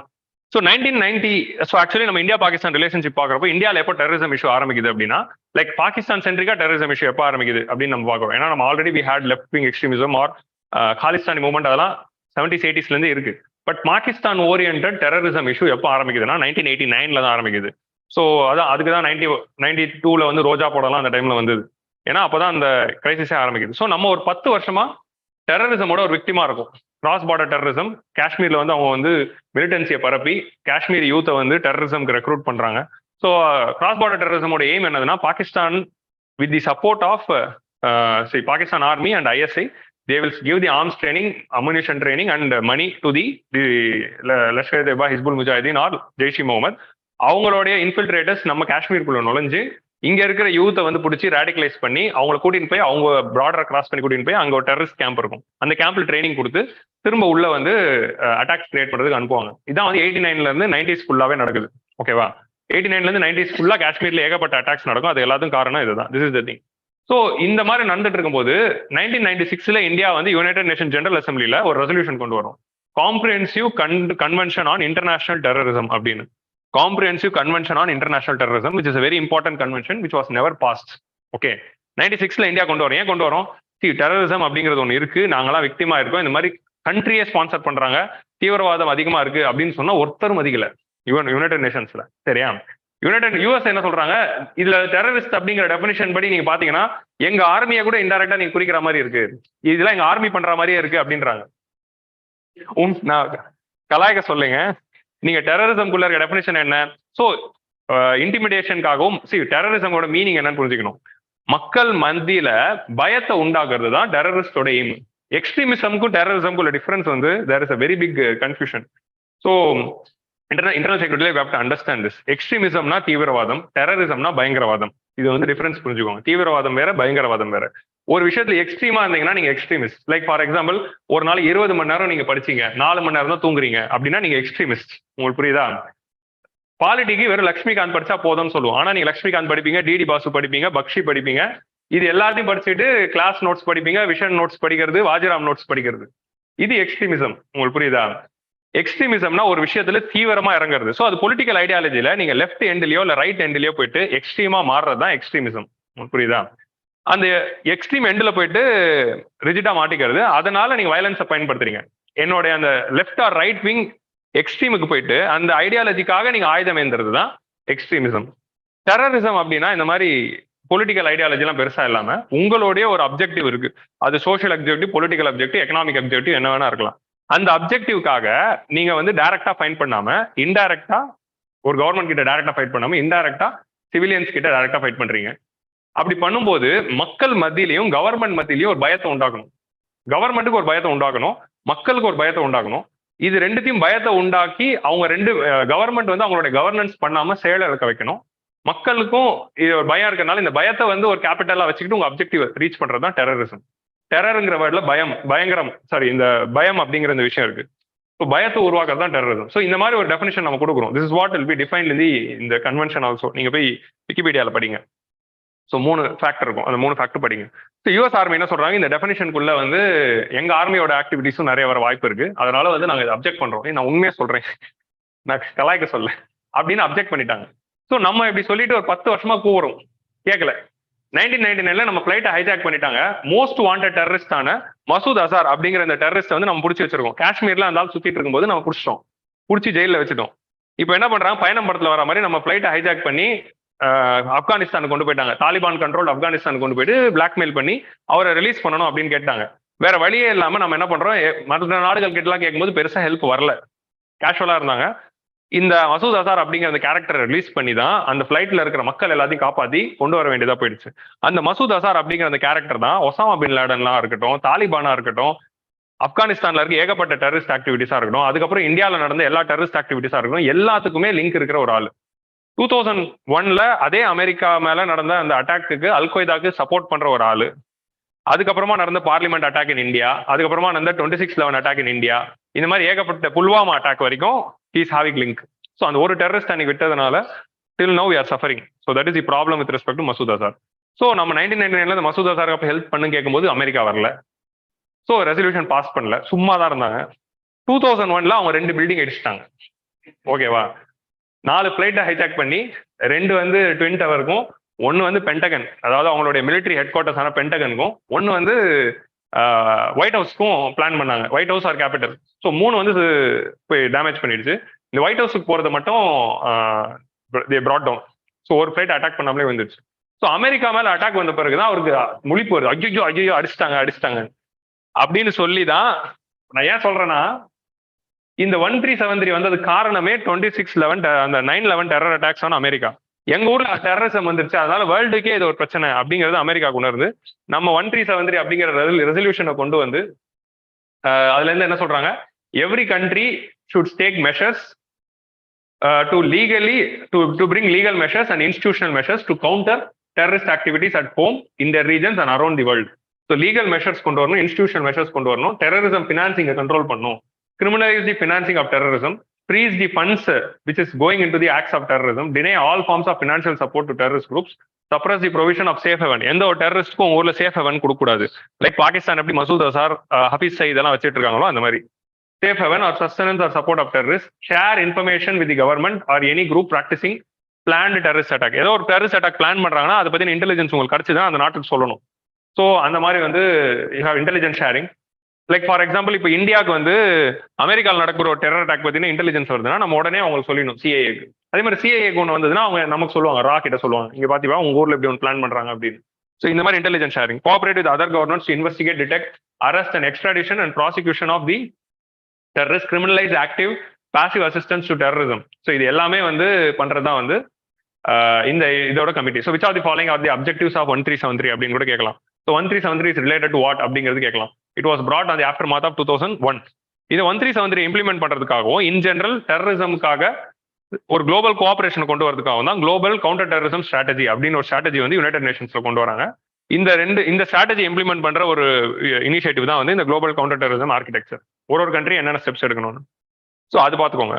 No money for terror அப்படிங்கிற கான்ஃபரன்ஸ் வந்து தேர்ட் கான்ஃபரன்ஸ் இந்தியாவில் நடக்குது. ஃபர்ஸ்ட் கான்ஃபரன்ஸ் டுக் பிளேஸ் இன் இங்க பாரிஸ் 2018 பாரிஸ்ல நடக்குது. செகண்ட் கான்ஃபரன்ஸ் வந்து மெல்பர்ன் ஆஸ்திரேலியாவில் நடக்குது. தேர்ட் கான்ஃபரன்ஸ் 2020 நடக்கணும். 18 பாரிஸ், 19 ஆஸ்திரேலியா, 20 நியூ டெல்லி அப்படிங்கிற பிளான்ல தான் இருந்தது. பட் 20 பேண்டமிக் வந்ததுனால 2 வருஷம் தள்ளி போயிட்டு இப்போ நடக்குது. இந்த வீக்கெண்ட் வந்து நடக்க போகுது. So no money for terror அப்படிங்கிறது யாருன்னா ஃபினான்ஷியல் இன்டெலிஜென்ஸ் யூனிட் அப்படின்னு ஒரு யூனிட் இருக்கா. இன்டெலிஜென்ஸ் ஏஜென்சிஸ் ஒரு கிட்டத்தட்ட வந்து ஒரு 40 நாடுகள் இல்ல கிட்டத்தட்ட ஒரு 75 கண்ட்ரிஸோடைய இன்டெலிஜென்ஸ் ஏஜென்சி. அதாவது இந்தியாவுடைய ஃபினான்ஷியல் இன்டெலிஜென்ஸ் யூனிட் அப்படின்னு ஒன்று இருக்குல்ல. ஃபினான்ஷியல் இன்டெலிஜென்ஸ் யூனிட் வந்து இந்த ஃபினான்சிங் ரிலேட்டடான இன்டெலிஜென்ஸை கலெக்ட் பண்ற agencies. So financial intelligence units of 75 countries கொண்டு வந்து அந்த ஃபினான்ஷியல் இன்டெலிஜென்ஸ் யூனிட்ஸோடைய தலைவர்கள் சந்திக்கிற ஒரு மாநாடு தான் இந்த no money for terror. Okay, so இது வந்து இந்த 2020 இது பிளான் ஆக்சுவலி 18 19 பாரிஸ்லயும் மெல்பர்ன்லயும் நடக்கும்போது நம்மளோட ஃபினான்ஷியல் இன்டெலிஜென்ஸ் யூனிட்டோட ஹெட் தான் போயிருந்தாங்க. இந்த வருஷம் இப்போ இந்தியாவில் நடக்கிற ஏஜென்சி வந்து யார் லீட் பண்றாங்கன்னா நேஷனல் இன்வெஸ்டிகேஷன் ஏஜென்சி லீட் பண்ணுது. So anything something related to terror, terrorism related ஃபினான்சிங்கை எப்படி கண்ட்ரோல் பண்ணலாம், எப்படி எஃபெக்டிவா ஸ்ட்ரென்தன் பண்ணலாம் அப்படிங்கிறதுக்கான நெகோசியேஷன்ஸ் நடக்கிற ஒரு மீட்டிங். இந்த இன்டெலிஜென்ஸ் ஏஜென்சிக்கு நடுவில் இப்போ எப்படி வந்து சென்ட்ரல் பேங்கோடைய கவர்னர்ஸ் எல்லாம் பேசல்ல ஒன்று கூடி பேங்க் ஆஃப் இன்டர்நேஷனல் செட்டில்மெண்ட்ஸ் அப்படிங்கிறது ஒன்று ஆரம்பிச்சு பேசல் நார்ம்ஸ் கொண்டு வராங்க. அந்த மாதிரி இந்த ஃபினான்ஷியல் இன்டெலிஜென்ஸ் யூனிட் ஏஜென்சி தலைமையில் நடக்கிறதா நோ மணி ஃபார் டெரர். அதோட தேர்ட் மீட்டிங் நடக்குது. இந்த மாதிரி தேர்டா ஃபோர்த்தா ஃபிஃப்த்தான் கேட்கலாம். ஆல்ரெடி கேட்டிருக்காங்க, இண்டோ ஆப்பிரிக்கன் சமிட் பத்தி கேட்டிருக்காங்க. So we have to see which meeting. Okay, so அதெல்லாம் பார்த்துக்கோங்க. இந்த குளோபல் வார் ஆன் டெரரிசம் வந்து அதை பத்தி தான் நம்ம பேசிட்டு இருந்தோம். குளோபல் வார் ஆன் டெரரிசம் வந்ததுக்கு அப்புறமா என்ன ஆயிடுச்சு, ஸோ அமெரிக்காவில் தேடப்படுற இந்த டெரரிஸ்டான அல்கொய்தா அப்படிங்கிற அந்த அமைப்பும் அதோட தலைவரான ஒசாமா பின் லாடன் அண்ட் குரூப்பும் தாலிபானோட சப்போர்ட்ல ஆப்கானிஸ்தான்ல இருக்காங்க. ஸோ அப்போ தாலிபான் கவர்மெண்ட் இன் ஆப்கானிஸ்தானை ரிமூவ் பண்ணாதான் you can defeat the al Qaeda. So அதனால இப்போ தாலிபான் கூட பண்ணணும்னா யூஎஸ்க்கு வந்து தே நீட் சம் நெய்பரிங் பேஸ்ல அமெரிக்காவுடைய ஏர்ஃபோர்ஸ், ஜெட்ஸ், ஷிப்ஸ் இதெல்லாம் ஆப்ரேட் பண்ணணும்னா உங்களுக்கு அக்கம் பக்கம் நாடுகள்ல ஃப்ரெண்ட்ஷிப் வேணும். அதனால திரும்ப வந்து பாகிஸ்தானோட ரிலேஷன்ஷிப் தேவைப்படுது பாகிஸ்தான் யூஎஸ்ஏக்கு. ஸோ யூஎஸ்ஏ வந்து 1991 அப்புறமா இந்த தாலிபானை கண்ட்ரோல் பண்றதுக்காகவும் அல்கொய்தாவை கண்ட்ரோல் பண்றதுக்காகவே பாகிஸ்தானோட நீட் இருக்கு. ஸோ ஒரு சைட்ல வந்து பாகிஸ்தான் யூஎஸ்ஏவோட ஆலியா மாறிடுச்சு. Pakistan became the ally of USA to control the Taliban and Al-Qaeda. சைனாவோட அயன் ஃப்ரெண்டு.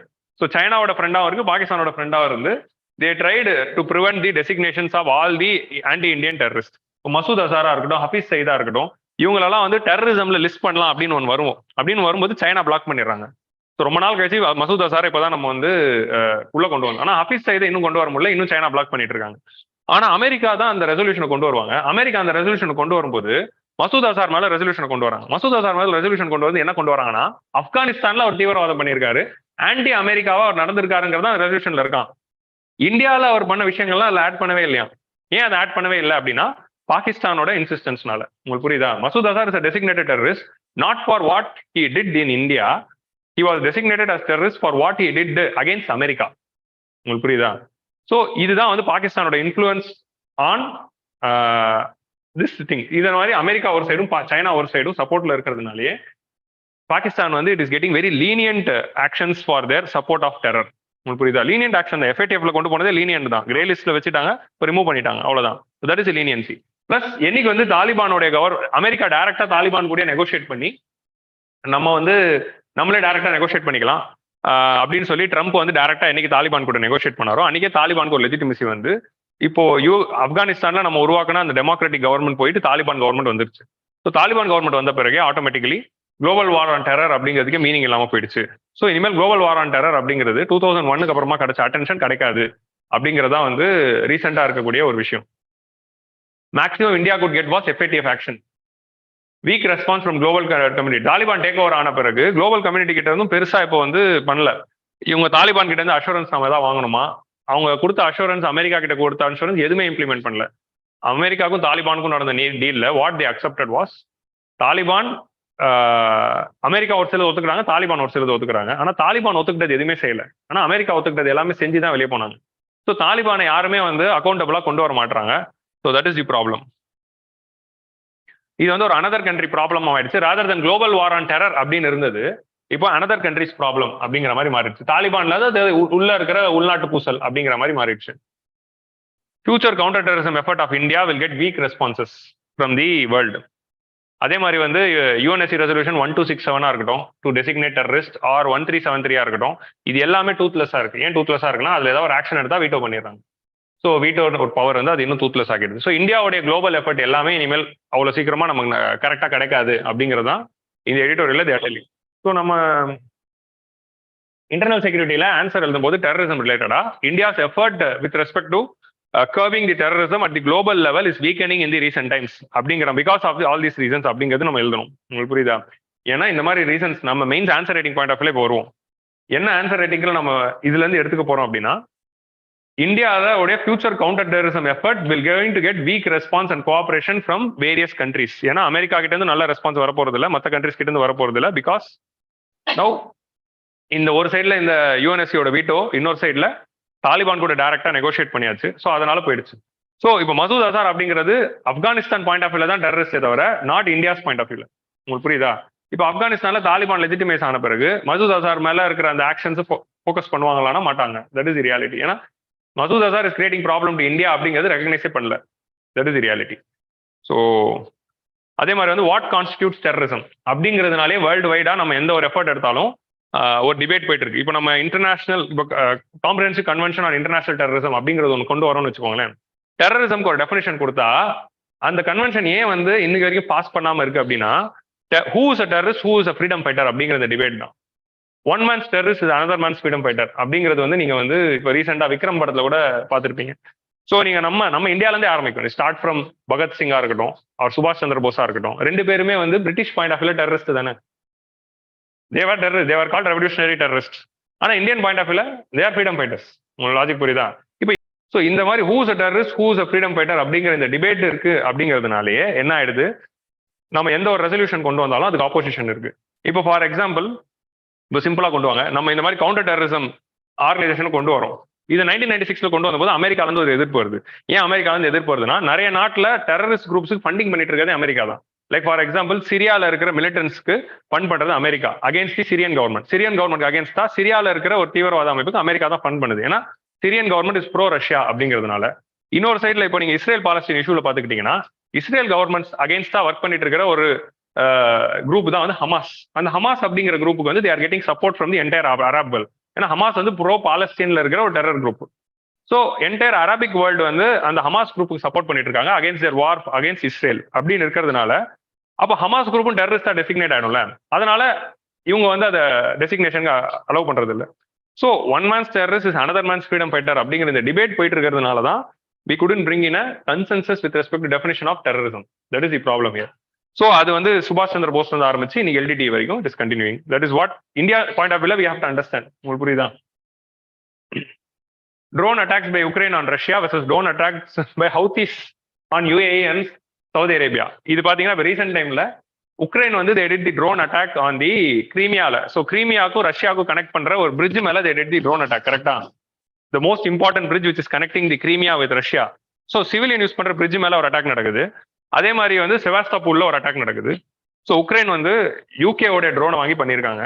பேரலலி வந்து ஹவுத்தி அப்படிங்கிற rebel group which is fighting in Yemen, they are doing a drone attack on Saudi Arabia. ஏன்னா Saudi Arabia is attacking Yemen, Houthis group அது.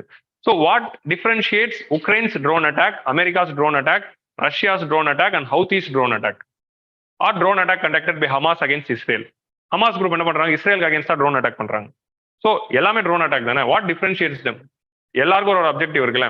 So இந்த debate தான் வந்து இந்த comprehensive convention against terrorism கொண்டு வர முடியாம தடுக்குது.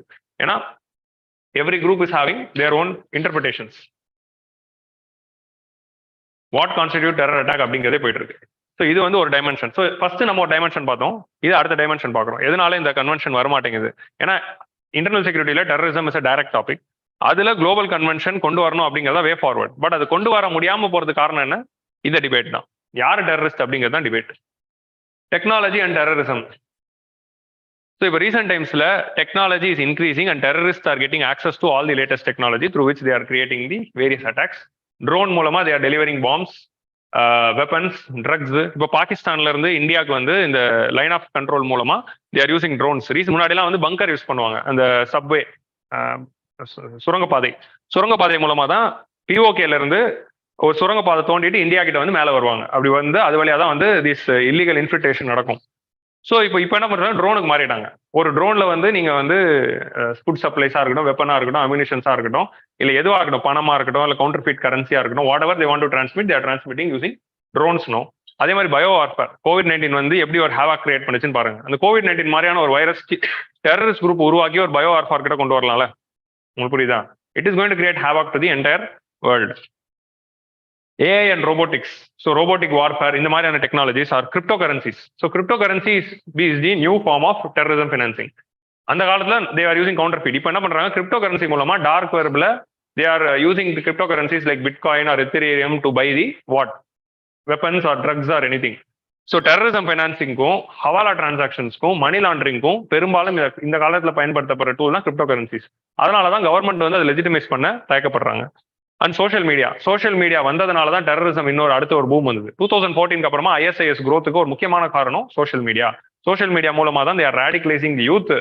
டெலிகிராம் குரூப்ஸ் மூலமா they are radicalising the youth, they are sending message. Telegram தான் ஒரு முக்கியமான காரணம். அதுக்கு எல்லா சோஷியல் மீடியா குரூப் இருக்கு, but Telegram was also one of the main reasons.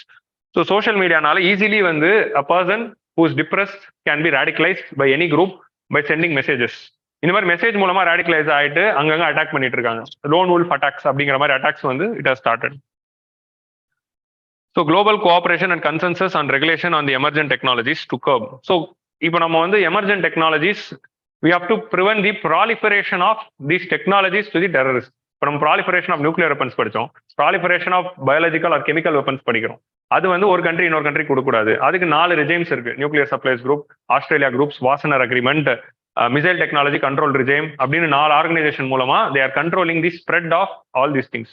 இப்போ நம்ம அடுத்த கட்டமா என்ன கொண்டு வரணும்னா, இந்த மாதிரியான latest technologies like drones or bio warfare or இந்த மாதிரியான டெக்னாலஜிஸ், கிரிப்டோ கரன்சிஸ், இதெல்லாம் டெரரிஸ்ட் கிட்ட போகாம தடுக்கிறதுக்கு என்ன ஸ்டெப்ஸ் எடுக்கணும்? இப்போ ஃபார் எக்ஸாம்பிள் இந்த நோ மணி ஃபார் டெரர் கான்ஃபரன்ஸ்ல அவங்க முக்கியமா பேச போறதே கிரிப்டோ கரன்சிஸ் பத்தி தான்.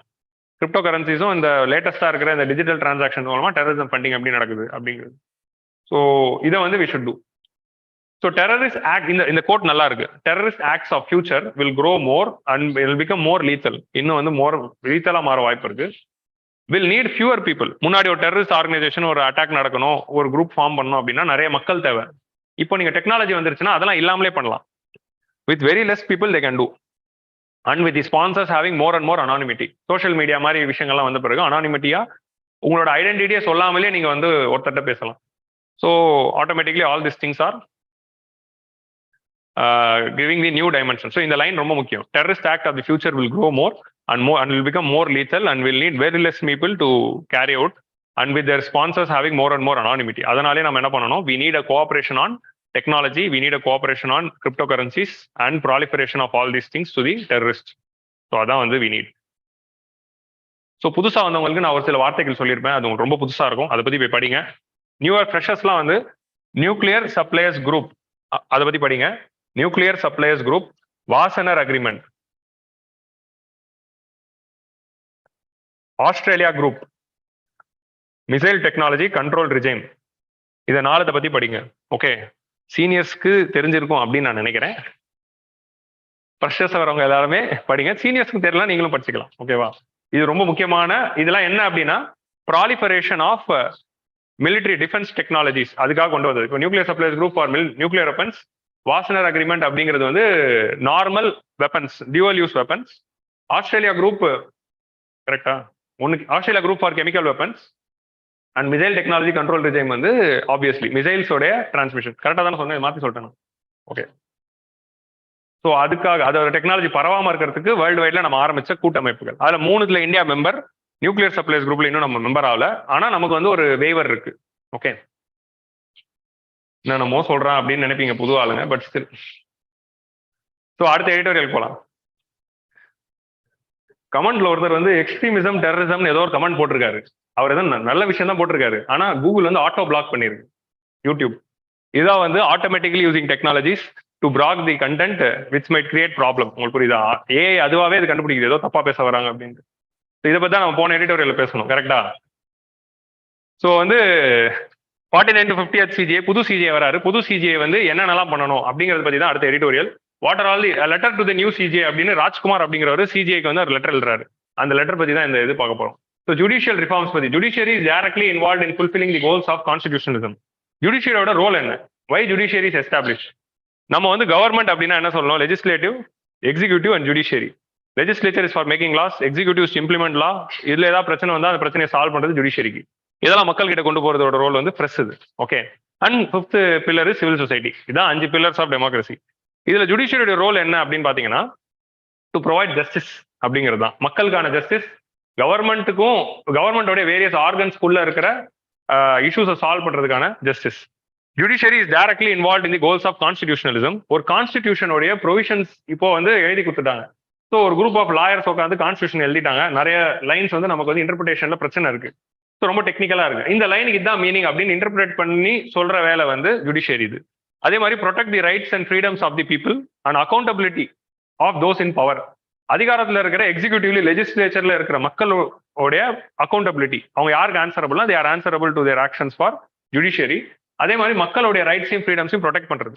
So what is role of constitution அப்படின்னு நம்ம பார்ப்போம். நம்ம வந்து 80th எடிஷன் நினைக்கிறேன், இஃப் ஐம் ரைட். 80th எடிஷன்ல வந்து டெமோக்ரஸி அட் 75 அப்படின்னு நான் வந்து ஒரு எடிஷன் வந்து நான் டிஸ்கஸ் பண்ணியிருப்பேன். அதில் நம்ம என்ன சொல்லியிருப்போம் அப்படின்னா, கான்ஸ்டிடியூஷனோட role is to enable the rights and freedoms of the people and regulate and control the powers of the government.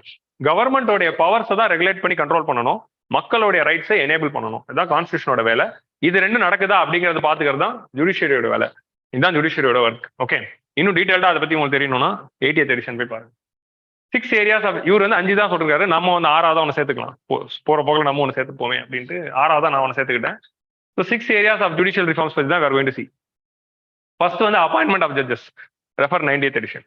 Okay, அதுல நான் ரொம்ப டீடைலா பேசிட்டேன், அதனால அதிலே போய் பாருங்க. What are the problems with respect to appointment of judges, what are the issues in the present collegium and memorandum of procedure system, and what was the need for National Judicial Appointments Commission and all the 4 judges cases, first judges case, second judges case னு 4 judges case பத்தியும் நான் பேசியிருப்பேன். இதை பத்தி எல்லாமே 90th எடிஷன்ல போய் பாருங்க. Appointment of judges issues you will understand. Okay, so நம்ம யாரை வந்து சுப்ரீம் கோர்ட் ஜட்ஜா அப்பாயிண்ட் பண்ணணும் அப்படின்னா, a person with competence, integrity and independence. So கொலிஜியமா இருக்கட்டும், என்ஜிஎஸ்சியா இருக்கட்டும், யார் வேணா அப்பாயிண்ட் பண்ணிக்கோங்க அப்படின்றாரு இவரு. யார் வேணா அப்பாயிண்ட் பண்ணுங்க, ஆனா யார் அப்பாயிண்ட் பண்ணணும்? Person with competence. கம்பிட்டன்ஸ்னா அவருக்கு அந்த ஜுடிஷியல் நாலேஜ் இருக்கணும். He should be having that acumen to work. இப்போ ஃபார் எக்ஸாம்பிள் ஒரு ஜட்மெண்ட்டை வந்து கிளியரா மக்களுக்கு புரியுற மாதிரி எழுதணும். உங்களுக்கு புரியுதா? அது ஒரு கம்பிட்டன்ஸ். அதே மாதிரி வந்து உங்களுக்கு வந்து நீங்க வந்து ஜட்ஜ் ஆன பிறகு படிப்பை நிறுத்திடக்கூடாது. ஜட்ஜ் ஆன பிறகுதான் இன்னும் நிறைய படிக்கணும். வேர்ல்ட்ல இருக்கிற பல சுப்ரீம் கோர்ட்ஸ் பத்தி படிக்கணும். மற்ற நாட்டில் இருக்கிற சுப்ரீம் கோர்ட் எப்படி செயல்படுது, அங்க என்னென்ன ஜட்மெண்ட்ஸ் கொடுக்குறாங்க, ஜூரிஸ்ப்ரூடன்ஸ்ல புதுசா என்னென்ன வருது. இப்போ ஃபார் எக்ஸாம்பிள் ப்ரொபோஷனாலிட்டி டெஸ்ட் அப்படின்னு ஒன்று நம்ம ரைட் டு பிரைவசியில கொண்டு வரோம். உங்களுக்கு புரியுதா? ப்ரொபோஷனல் எப்போ வந்து நம்ம right to life of the சிட்டிசனை எடுக்கலாம் அப்படின்னு சொல்லும்போது ப்ரொசீஜர் எஸ்டாப்ளிஷ் பை லா அப்படின்னு 21 சொல்லுது, ஆர்டிகல் 21. ஆனா கிடையாது, due process of law can be followed அப்படின்னு நம்ம சொல்றோம்.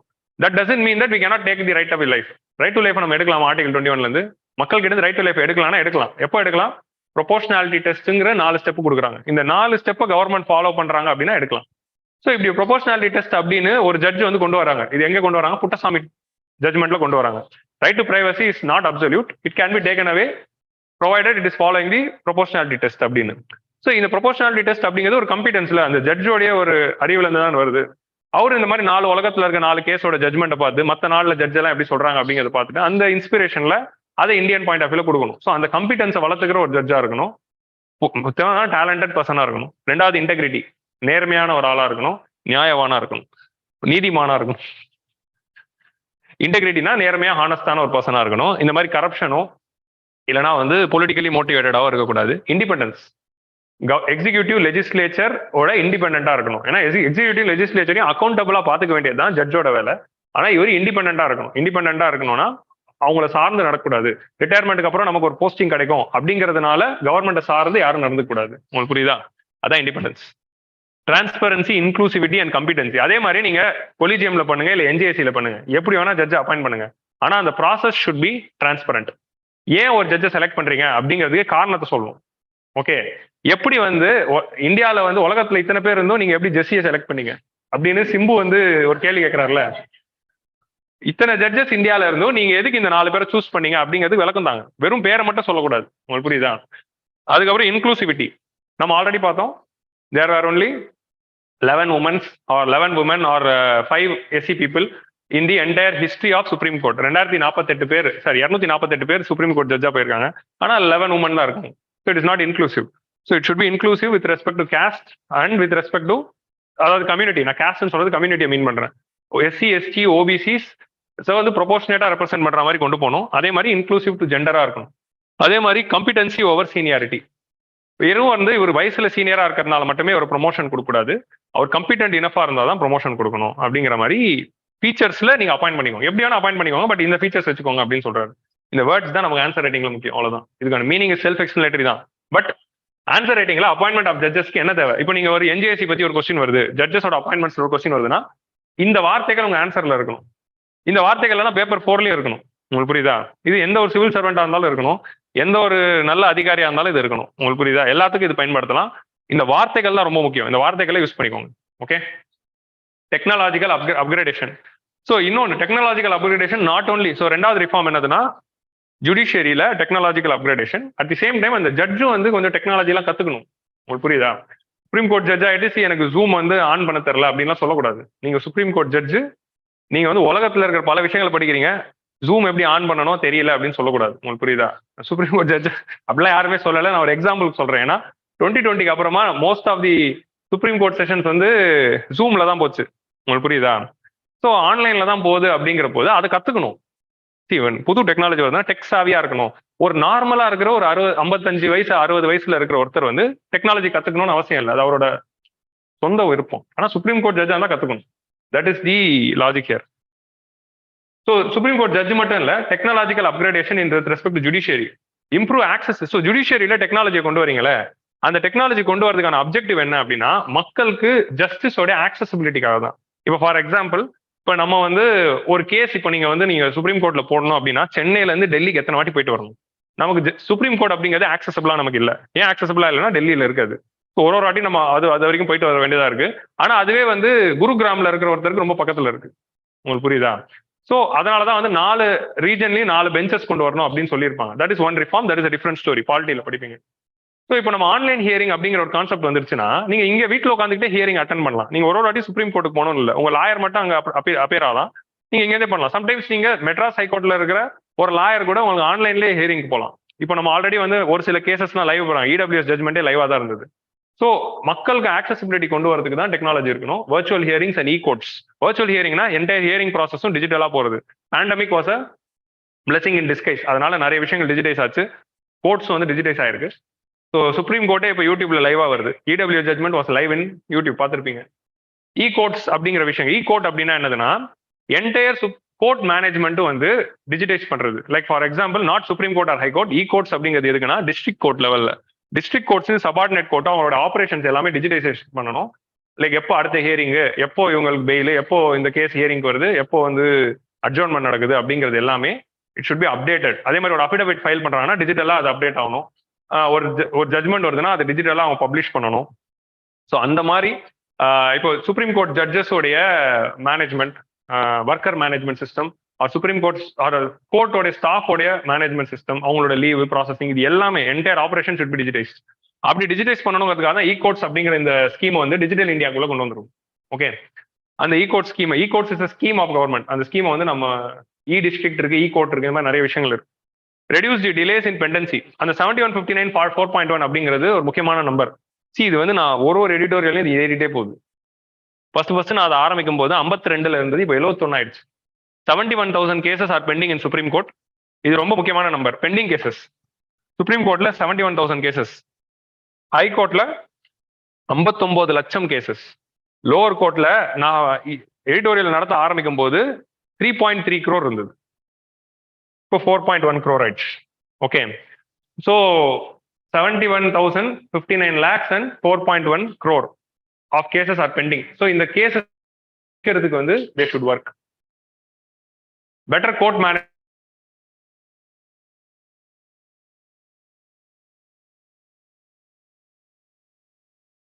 வந்து சாதாரணமான மக்கள் எப்பயாவது ஒரு வாட்டி தான் போறாங்க. அவங்களோட ஒர்க் ஃபுல்லா கான்ஸ்டிடியூஷன் ரிலேட்டடா தான் இருக்கு, பெரிய கேசஸ் ரிலேட்டடா தான் இருக்கு. ஆனா ஒவ்வொரு நார்மல் சிட்டிசனும் அடிக்கடி சந்திக்கக்கூடிய ஒரு கோர்ட் தான் subordinate court or local courts. So actual reforms எங்க நடக்கணும் அப்படின்னா லோக்கல் கோர்ட்ஸ் சபார்டினேட் கோர்ட்ஸ் தான் நடக்க வேண்டியது இருக்கு.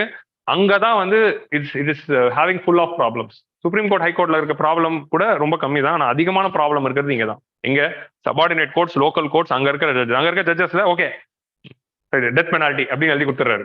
உங்களுக்கு புரியுதா? எப்படி நீ ஹைகோர்ட்டுக்கு போற, சுப்ரீம் கோர்ட் போற, நான் எதுக்கு இப்போ உனக்கு வந்து ப்ரொபோஷனாலிட்டி டெஸ்ட் பண்ணணும்? நான் எதுக்கு வந்து அக்ரிவேட்டிங் ஃபேக்டர்ஸ், மிட்டிகேட்டிங் ஃபேக்டர்ஸை பார்த்து நீ வந்து எந்த தருணத்துல கொலை செஞ்ச அப்படிங்கிறதெல்லாம் அனலைஸ் பண்ணி இதெல்லாம் பார்த்து நான் ஏன் ஜட்மெண்ட் கொடுக்கணும்? நீ எப்படி ஹைகோர்ட் போறல, ஹைகோர்ட் ஜட்ஜ் பார்த்து பாரு அப்படிங்கிறதுனால இந்த லோவர் சபார்டினேட் இருக்காரு. இப்போ இந்த ஒரு சபார்டினேட் ஜட்ஜோடைய இந்த தூக்கு தண்டனை அப்படின்னு ஒரு ஜட்மெண்ட் கொடுத்ததுனால என்ன ஆயிடுது, ஹைகோர்ட்ல அது ஒரு கேஸ் ஆகி பெண்டன்சி அதிகமாயிடுது. உங்களுக்கு புரியுதா?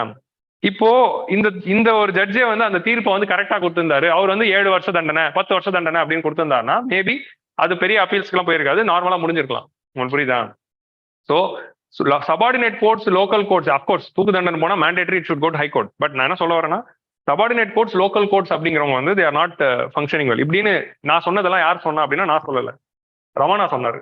NV Ramana 48th chief justice of India தான் வந்து ரீசெண்டா நடந்த ஒரு கான்ஃபரன்ஸ்ல சொல்றாரு, சபார்டினேட் கோர்ட்ஸ் வந்து ஜட்மெண்ட் கொடுக்கறதுல கொஞ்சம் இர்ரெஸ்பான்சிபிளா இருக்கிறதுனால தான் பெண்டிங் பேக்லாக்ஸ் வந்து சுப்ரீம் கோர்ட் வரைக்கும் அதிகமாகுது. ஸோ சபார்டினேட் கோர்ட் தான் சரிப்படுத்தணும் அப்படின்னு நான் சொல்லல, ஐயா சாமி சொல்றாரு அப்படின்னு ரமணா சொன்னார். சரியா?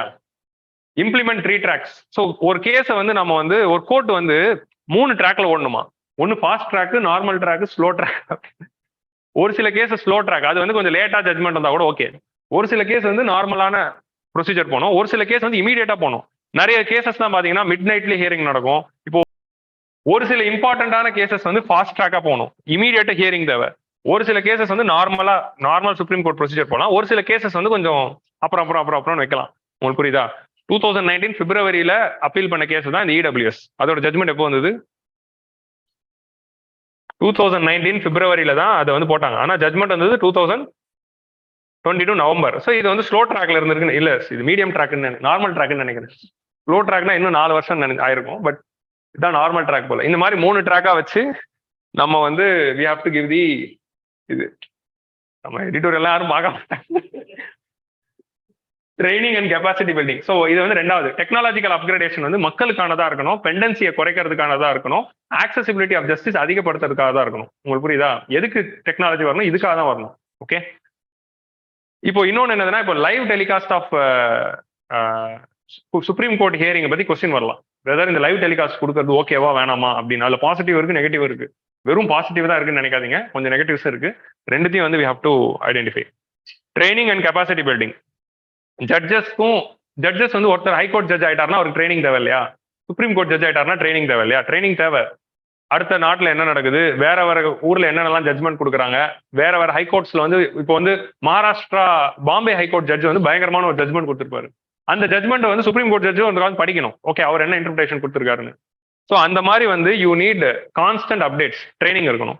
ஸோ அதே மாதிரி வந்து நேஷனல் ஜுடிஷியல் அகாடமி அப்படின்னு ஒரு அகாடமி இருக்கு இந்தியாவில். எங்க இருக்கு நேஷனல் ஜுடிஷியல் அகாடமி? ஜட்ஜஸ்க்காகவும் இந்த like it's one of the higher studies for legal profession, Bhopal இருக்கு. So training and capacity building of high court and supreme court judges through national judicial academy, innovative pedagogy and research in collaboration with university. So பெடகாகினா the way they டீச்சிங்ல.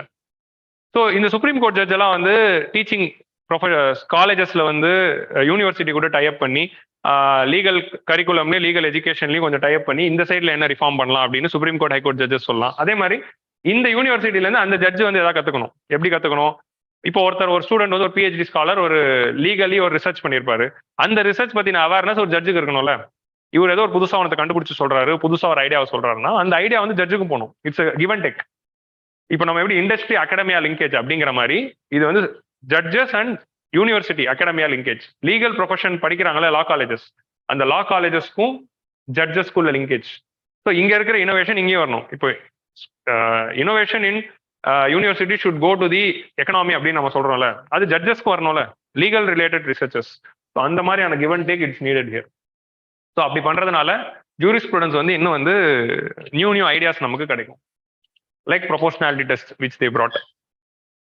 National lawyers academy அப்படின்னு ஒரு academy ஆரம்பிச்சு அவங்களுக்கு மட்டும் training தேவையில்ல, இவங்களுக்கு training தேவை. லாயர்ஸ்க்கும் அந்த மாதிரி national level professional knowledge and capacity building. So ஒரு நேஷனல் லெவல் ப்ரொஃபஷனல் ஒரு அகாடமி ஆரம்பிக்கணும். அது எதுக்குன்னா சுப்ரீம் கோர்ட்லயும் ஹை கோர்ட்லயும் ஒர்க் பண்ற லாயர்ஸ்க்கு வந்து ப்ரொஃபஷனல் ட்ரைனிங் கொடுக்கறதுக்கும் நாலேஜ் அண்ட் கெப்பாசிட்டி பில்டிங்காகும். And continuing the legal education programmes. So இப்போ ஃபார் எக்ஸாம்பிள் ஒரு லாயர் வந்து 20 வருஷம் ஹைகோர்ட், லைக் ஃபார் எக்ஸாம்பிள் ஒரு லோவர் கோர்ட்ல இருப்பாரு, அவர் ஹைகோர்ட்ல லாயர் ஆகணும்னு ஆசைப்பட்டார்னா அவர் இந்த காலேஜ்ல வந்து இந்த கோர்ஸ் படிச்சாருன்னா நீங்க ஹைகோர்ட் லாயர் ஆகிறதுக்கு ஒரு எக்ஸ்போஷர் இருக்கு. அந்த மாதிரி I'm not going to technical.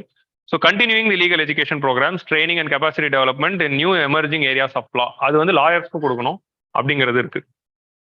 So மூணுமே வந்து எஜுகேஷன் சார்ந்த லீகல் எஜுகேஷன். இப்போ வந்து காலேஜுக்கு வரலாம். காலேஜ்ல இருக்க லா காலேஜ் ஸ்டூடெண்ட்ஸ், இந்த லா காலேஜ் ஸ்டூடெண்ட்ஸோட எஜுகேஷன் வந்து இந்தியாவில் வந்து it's very low standard and mediocre. Most of the law colleges in India are providing very mediocre levels of education and low standards of education like any other college in India. உங்களுக்கு புரியுதா? Mediocrity and low standards தான் இருக்கு. So radical reforms and competent reorganization, new realms and stream beyond litigation. So இதெல்லாம் self எக்ஸ்பிளனரி தான். radical reforms should be brought, reorganization, education system மாத்தணும், the way they teach, the way they come. College அப்படின்னாலே enjoy பண்றதுக்கும் கட்டடிக்கிறதுக்கும் ஊர் சுத்துறதுக்கும் அப்படிங்கிற மாதிரியான ஒரு பொய் பிம்பங்கள் நிறைய இரஸ்பான்சிபிள் மூவிஸ் வந்து உருவாக்கி இருக்கு.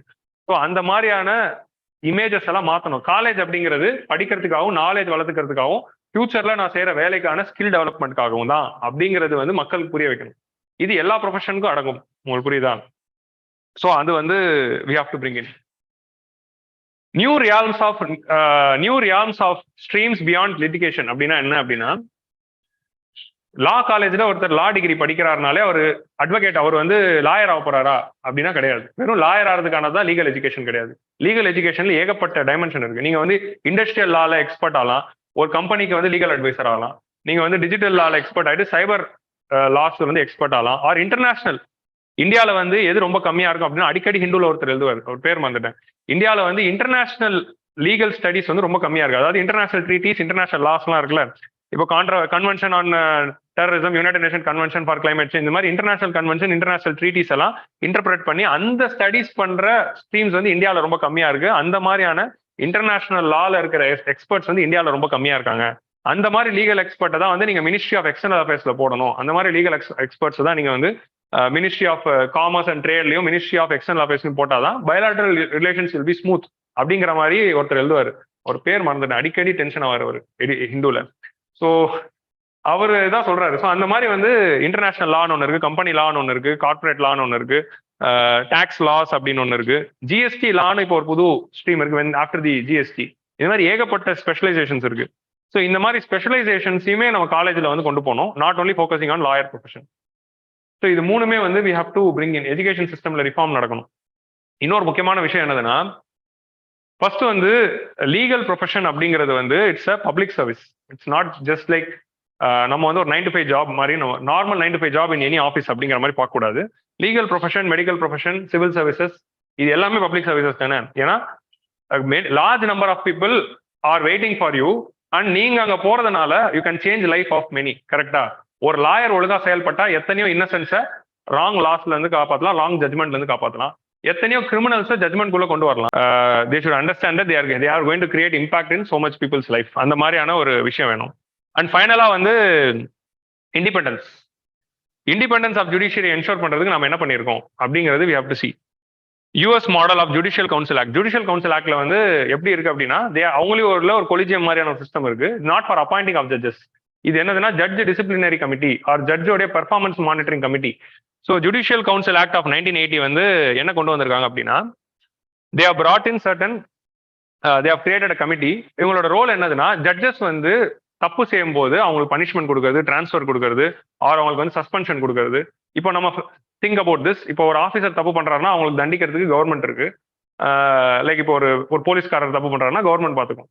இப்போ ஒரு லாயரோ இல்லைன்னா ஒரு லாயர் இல்லை, இப்போ ஒரு டிஸ்ட்ரிக்ட் ஜட்ஜ் தப்பு பண்றாரு, செஷன்ஸ் ஜட்ஜ் தப்பு பண்றாரு, ஹைகோர்ட் ஜட்ஜ் தப்பு பண்றாருன்னா அவங்க மேலே ஆக்ஷன் எடுக்க யார் இருக்கா? நீங்க ஒரு வாட்டியும் போயிட்டு பார்லிமெண்ட்ல பில் கொண்டு இப்போ ஹைகோர்ட் ஜட்ஜ் மேல நீங்க ஆக்ஷன் எடுக்கணும்னா பார்லிமெண்ட்ல போய் ஒரு வாட்டி பில் கொண்டு வந்து அவரை வந்து இம்பீச் பண்ண முடியுமா? So our day to day ஆக்டிவிட்டீஸ்ல அவங்களுக்கு வந்து அந்த அந்த வாட்ச் வேலை யார் பார்க்க போறா? அந்த மாதிரி ஒரு ஆர்கனைசேஷனே நம்ம ஊர்ல இல்ல. ஸோ கொலிஜியம் மாதிரியான சிஸ்டம்னு ஒன்று வந்துச்சுன்னா இந்த US model of judicial councils act மூலமா they are having separate collegium kind of system in America to reprimand and monitor the discipline and functioning of the judges. அந்த மாதிரியான சிஸ்டம் கொண்டு வரணும். அதே மாதிரி பப்ளிக் டிஸ்க்ளோஷர் ஆஃப் அசட், சொத்து உரிமை பத்தி சொத்து விவரங்கள் பத்தி வெறும் சிவில் சர்வன்ஸும் அரசியல்வாதிகள் மட்டும் கொடுத்தா போதாது. தேர்டா லெஜிஸ்லேச்சர் எக்ஸிக்யூட்டிவ் மட்டும் கொடுத்தா போதும், ஜுடிஷியரி கொடுக்கூடாதா? அநியாயமா இருக்கு. ஜுடிஷியரியும் வந்து பப்ளிக் டிஸ்க்ளோஷர் பண்ணணும்ல. இப்போ எலெக்ஷன்ல நிக்கணும்னா எல்லாரும் சொத்து அவங்க உண்மையான சொத்து மதிப்பு கொடுக்குறாங்களா இல்லையாங்கிறது அடுத்த கதை. ஆனா கொடுக்குறாங்களே ஏதோ ஒண்ணு, நான் இவ்வளவுதான் சம்பளம் அப்படிங்கிற மாதிரிலாம் கொடுக்குறாங்களே. அந்த மாதிரி ஏன் ஜட்ஜஸ் கொடுக்கல? ஜட்ஜஸும் கொடுக்கணும். Legally they should go. யாருக்கு கொடுக்கணும்னா சிஜிஐ கிட்ட மட்டும் சீக்கிரட்டா சப்மிட் பண்ணா போதுமா, சீல்டு கவர்ல. அவங்க வந்து அவங்களோட இதை வந்து சிஜிஐ கிட்ட மட்டும் சொன்னா போதும் அப்படிங்கிற மாதிரி இருக்கு. ஸோ அதுவும் பப்ளிக் டிஸ்க்ளோசர் இருக்கணும். நீங்களும் பப்ளிக் சர்வெண்ட் தானே. ஸோ ஜட்ஜஸ் உடைய சொத்து மதிப்பும் நாட் ஓன்லி ஜட்ஜஸ் சொத்து மதிப்பு, அவங்களோட குடும்பங்கள் என்டையர் ஃபேமிலியோட சொத்து மதிப்பு வரணும். எவ்ரி ஒன் ஷுட் கிவ் இது ஆஸ் அகேன்ஸ்ட் தி private disclosure. So private disclosure வந்து இல்லாம பப்ளிக் டிஸ்க்ளோசரா மாறணும் அப்படிங்கிறது வந்து அடுத்த விஷயம். இந்த இண்டிபெண்டன்ஸ் அப்பதான் அதை என்ஷோர் பண்ண முடியும். ஸோ இதான் வந்து ஜுடிஷியரி. கிளியரா? இந்த 6 ரிஃபார்ம்ஸையும் ஞாபகம் வச்சுக்கோங்க. ஸோ நெக்ஸ்ட் வந்து இது ஒரு சின்ன எடிட்டோரியல் தான். சின்ன எடிட்டோரியல்ல வந்து ஒரு ஸ்மால் இஷ்யூ. என்ன இஷ்யூ வருதுன்னா misuse of POCSO. So misuse of POCSO அப்படிங்கிறது வந்து இது இந்த ஆர்டிகல் எங்கே வந்ததுன்னா டெக்ஸ்ட் கான்டெக்ட்ல வந்தது. இது வந்து எடிட்டோரியல்லே வந்தது. ரீசெண்டா வந்து கர்நாடகா ஹைகோர்ட் ஆஃப் கர்நாடகா வந்து ஒரு ஜட்மெண்ட் கொடுத்துருக்காங்க. என்ன ஜட்மெண்ட் கொடுத்துருக்காங்க அப்படின்னா, வழக்கம் போல நடக்கிற கேஸ் தான். ஒரு 17 வயசு பொண்ணு 20 வயசு பையன், லவ் கேஸ். அதனால தே எலோப்டு ஃப்ரம் தி ஹவுஸ். வீட்டில் ஒத்துக்க மாட்டாங்க அப்படிங்கிறனால போயிட்டாங்க. உடனே இந்த அப்பா அம்மாக்கள் என்ன பண்ணுவாங்க, அந்த பையனை பிடிச்சி இவன் வந்து ரேப் கேஸ் கொடுத்துருவாங்க, பாக்ஸோ கேஸ் கொடுத்துருவாங்க, கிட்னாப்பிங் கேஸ் கொடுத்துருவாங்க. உங்களுக்கு புரியுதா? அந்த 2 பேருமே கன்சென்சுவலா லவ் பண்ணி அந்த பையன் கூட தான் வாழணும்னு அந்த பொண்ணு முடிவு பண்ணியிருக்கோம். கன்சென்சுவலா தான் போயிருப்பாங்க. கன்சென்சுவலா இன்டர்கோர்ஸ் கூட நடந்திருக்கும். உங்களுக்கு புரியுதா? கன்சென்சுவல் இன்டர்கோர்ஸ் நடக்கும்போது ரேப் கேஸ் கொடுப்பாங்க. உங்களுக்கு புரியுதா? இந்த மாதிரி ஒரு கேஸ் வந்து சுப்ரீம் கோர்ட்டு ஹைகோர்ட்டுக்கு வரும்போது ஹைகோர்ட் என்ன ஜட்மெண்ட் கொடுத்துருக்காங்கன்னா, இப்போ வந்து ஃபார் எக்ஸாம்பிள் இந்த கேஸ்ல கேர்ள் வந்து அபோவ் 18 இருந்திருந்தா அது வேற ஜூரிஸ்டிக்ஷன். இந்த கேஸ்ல என்ன இருக்குன்னா பொண்ணு 17 வயசு பையன் 20 வயசு அப்படிங்கிறதுனால தே ஹேட் இன்டர்கோர்ஸ் அப்படின்னா என்ன நடக்கும்? ஸோ பொண்ணுடைய பேரண்ட்ஸ் சைட்ல எப்படி கம்ப்ளைண்ட் கொடுத்துருக்காங்க அப்படின்னா ரேப் அப்படிங்கிற கண்ட்ரோல் கொடுத்துருக்காங்க. ஸோ 17 இயர் கேர்ள் அப்படின்னா பாக்ஸோ வந்துடும். Okay, protecting children from the sexual offences act. So POCSO வந்துருச்சுன்னா அது வந்து இன்னும் வந்து ஸ்ட்ரிக்ட் ப்ரொவிஷன்ஸ். ஸோ 18 ஏஜுக்கு கீழே இருக்கிற ஒரு பொண்ணு கூட ரேப் அப்படிங்கிறது ஒன்று நடக்குது அப்படின்னா, ஸோ பாக்ஸோ ஜெண்டர் நியூட்ரல் தான். ரேப் அப்படிங்கிறது ஒன்று நடக்குதுன்னா பாக்ஸோ வரலாம். பட் இங்க நடந்திருக்கிறது 18 இயர்ஸ் கீழே இருக்க பொண்ணு கூட நடந்த consensual sexual intercourse. So consensual sexual intercourse நடந்திருக்கு, பொண்ணோட விருப்பத்தோட தான் நடந்திருக்கு, 2 பேரும் லவ் தான் பண்ணியிருக்காங்க. அடலசென்ட் ஏஜ், டீனேஜ்ல it is very normal. So அந்த மாதிரி நடக்கிற ஒரு விஷயத்துக்கு நீங்க எப்படி பாக்ஸோ போடலாம் அப்படிங்கிறது தான் இந்த judgment. So POCSO will not be applicable in this case. அதே மாதிரி இங்க வந்து பொண்ணை கூப்பிட்டு விசாரிக்கும் போது கன்சென்சுவல் அப்படின்னு தான் சொல்லியிருக்காங்க. So the person is acquitted of charges அப்படிங்கிறதா இந்த ஜட்மெண்ட்ல வரும். உங்களுக்கு புரியுதா?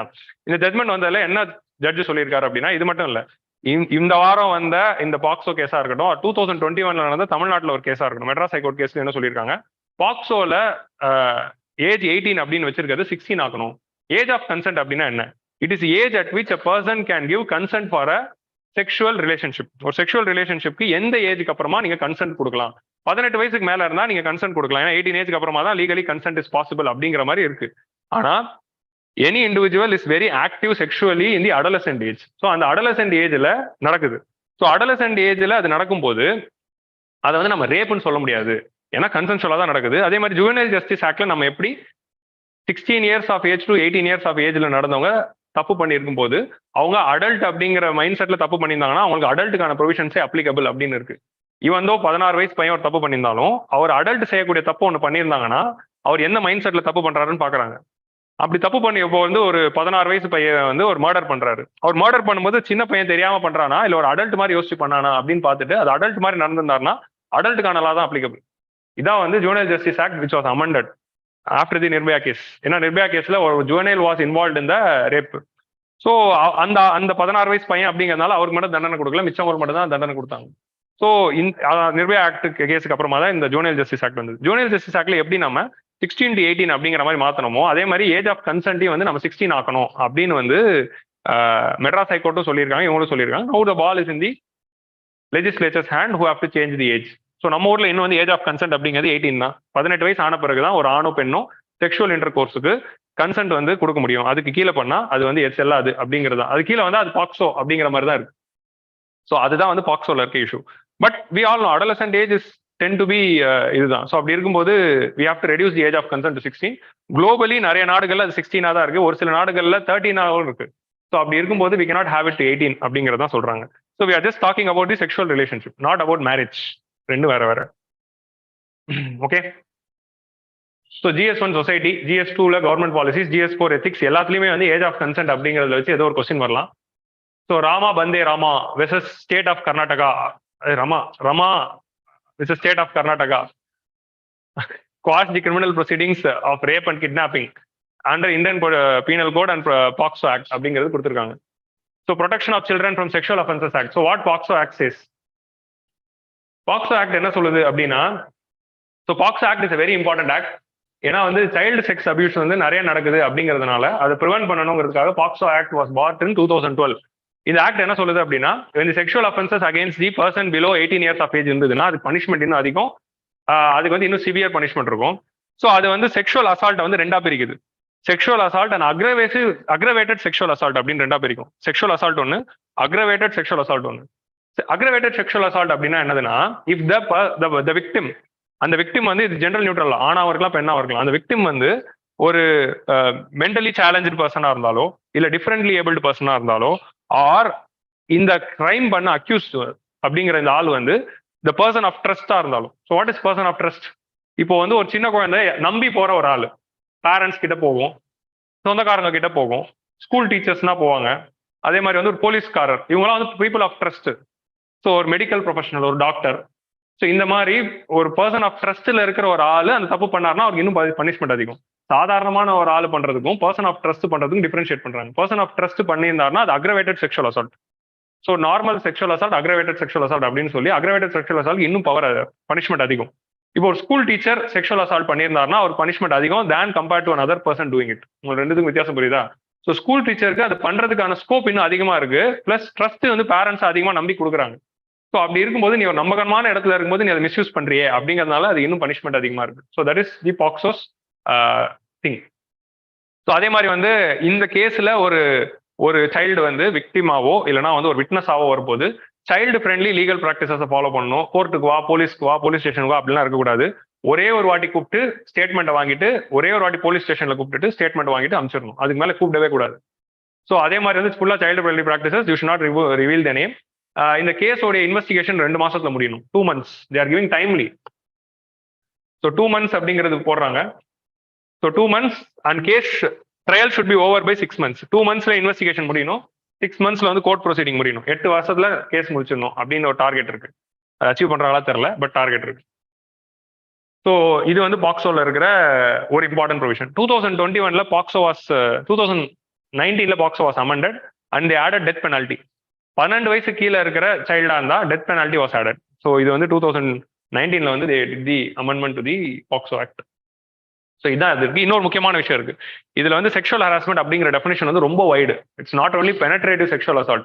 ஸோ 375ல பெனட்ரேட்டிவ் செக்ஷுவல் அசால்ட் தான் இருக்கும் ரேப் அப்படிங்கிற டெஃபினேஷன்ல. பெனட்ரேஷனை தாண்டி நிறைய வைடு ஸ்கோப் கொண்டு வராங்க செக்ஷுவல் அசால்ட் அப்படிங்கிற டெஃபினேஷனுக்கு. ஸோ அதனால வந்து even touch can be consider to be sexual assault if it is complaint. உங்களுக்கு புரியுதா? அது வந்து அது how it is being perceived அப்படிங்கிறது பொறுத்து தான். ஸோ அந்த மாதிரி வந்து they are widen the definition. அடுத்த விஷயம் என்ன இங்க கொண்டு வராங்க அப்படின்னா, if you know that this particular person X, இந்த பர்டிகுலர் பர்சன் எக்ஸ் இருக்காரு, இந்த எக்ஸ் அப்படிங்கிற பர்சன் வந்து ஒரு சைல்டு கிட்ட செக்ஷுவல் அசால்ட் வந்து பண்ணிக்கிட்டு இருக்காரு. இது வந்து பர்சன் வைக்கு வந்து தெரியும். ஓகே, பர்சன் வைக்கு தெரியும். அப்படி தெரிஞ்சிச்சுன்னா இமீடியட்டா இவர் போய் கம்ப்ளைண்ட் பண்ணும். கம்ப்ளைண்ட் வந்து பேரண்ட்ஸ் கிட்ட, போலீஸ் கிட்ட, பேரண்ட்ஸ் கிட்டயாவது மினிமம் கம்ப்ளைண்ட் பண்ணும், இல்ல போலீஸ் கிட்ட கண்டிப்பா போயிருக்கணும். இப்போ இன்வெஸ்டிகேஷன்ல இது ஒரு கேஸ் ஆகி நாளைக்கு விசாரணை பண்ணும்போது இது வைங்கிறவருக்கு தெரியும், அவர் மறைச்சு வச்சிருந்தார் அப்படின்னா வை மேலே ஆக்ஷன் எடுக்கப்படும். You should not height it. உங்களுக்கு விவரம் தெரிஞ்சுதான் நீங்க சொல்லியிருக்கணும். நீங்க வந்து தெரியாம இன்வெஸ்டிகேஷன்ல நாளைக்கு உங்களுக்கு இது முன்னாடியே உங்களுக்கு தெரியும், ஆனா நீங்க அதை மறைச்சிருக்கீங்க அப்படிங்கிற மாதிரி வந்துச்சுன்னா even Y can also be இது. இவர் இதுல சம்பந்தமே இல்லை, இவர் விவரம் தான் தெரிஞ்சிருக்கு, அவ்வளவுதான். பட் நீங்க அதை வெளியே சொல்லனாலும் உங்க மேல கேஸ் இருக்கு. இதான் வந்து பாக்ஸோல இருக்கிற ப்ரொவிஷன். ஸோ இந்த மாதிரியான ஒரு ஸ்ட்ரிஞ்சண்டான ஆக்ட் தான் POCSO to prevent the child sexual assault. So POCSO பத்தின ப்ரொவிஷன்லாம் படிங்க. ஜெண்டர் நியூட்ரல் ஆக்ட் 375 இருக்க ரேப் வந்து மென் உமன் அப்படின்னு தான் இருக்கு. Victim is woman and accused is men அப்படிங்கிற மாதிரி தான் இருக்கும். It's not gender neutral, it is only woman centric rape அப்படிங்கிறது. ஆனா POCSO is gender neutral. The child can be both boy or girl. It is an offence to not to report an abuse. நீங்க report பண்ணாம வந்து அது ஒரு offence. No time limit. நீ 3 வருஷத்துல பண்ணாங்கன்னா 30 வருஷத்துல பண்ணாலும் எப்போ வேணா கம்ப்ளைண்ட் கொடுக்கலாம்.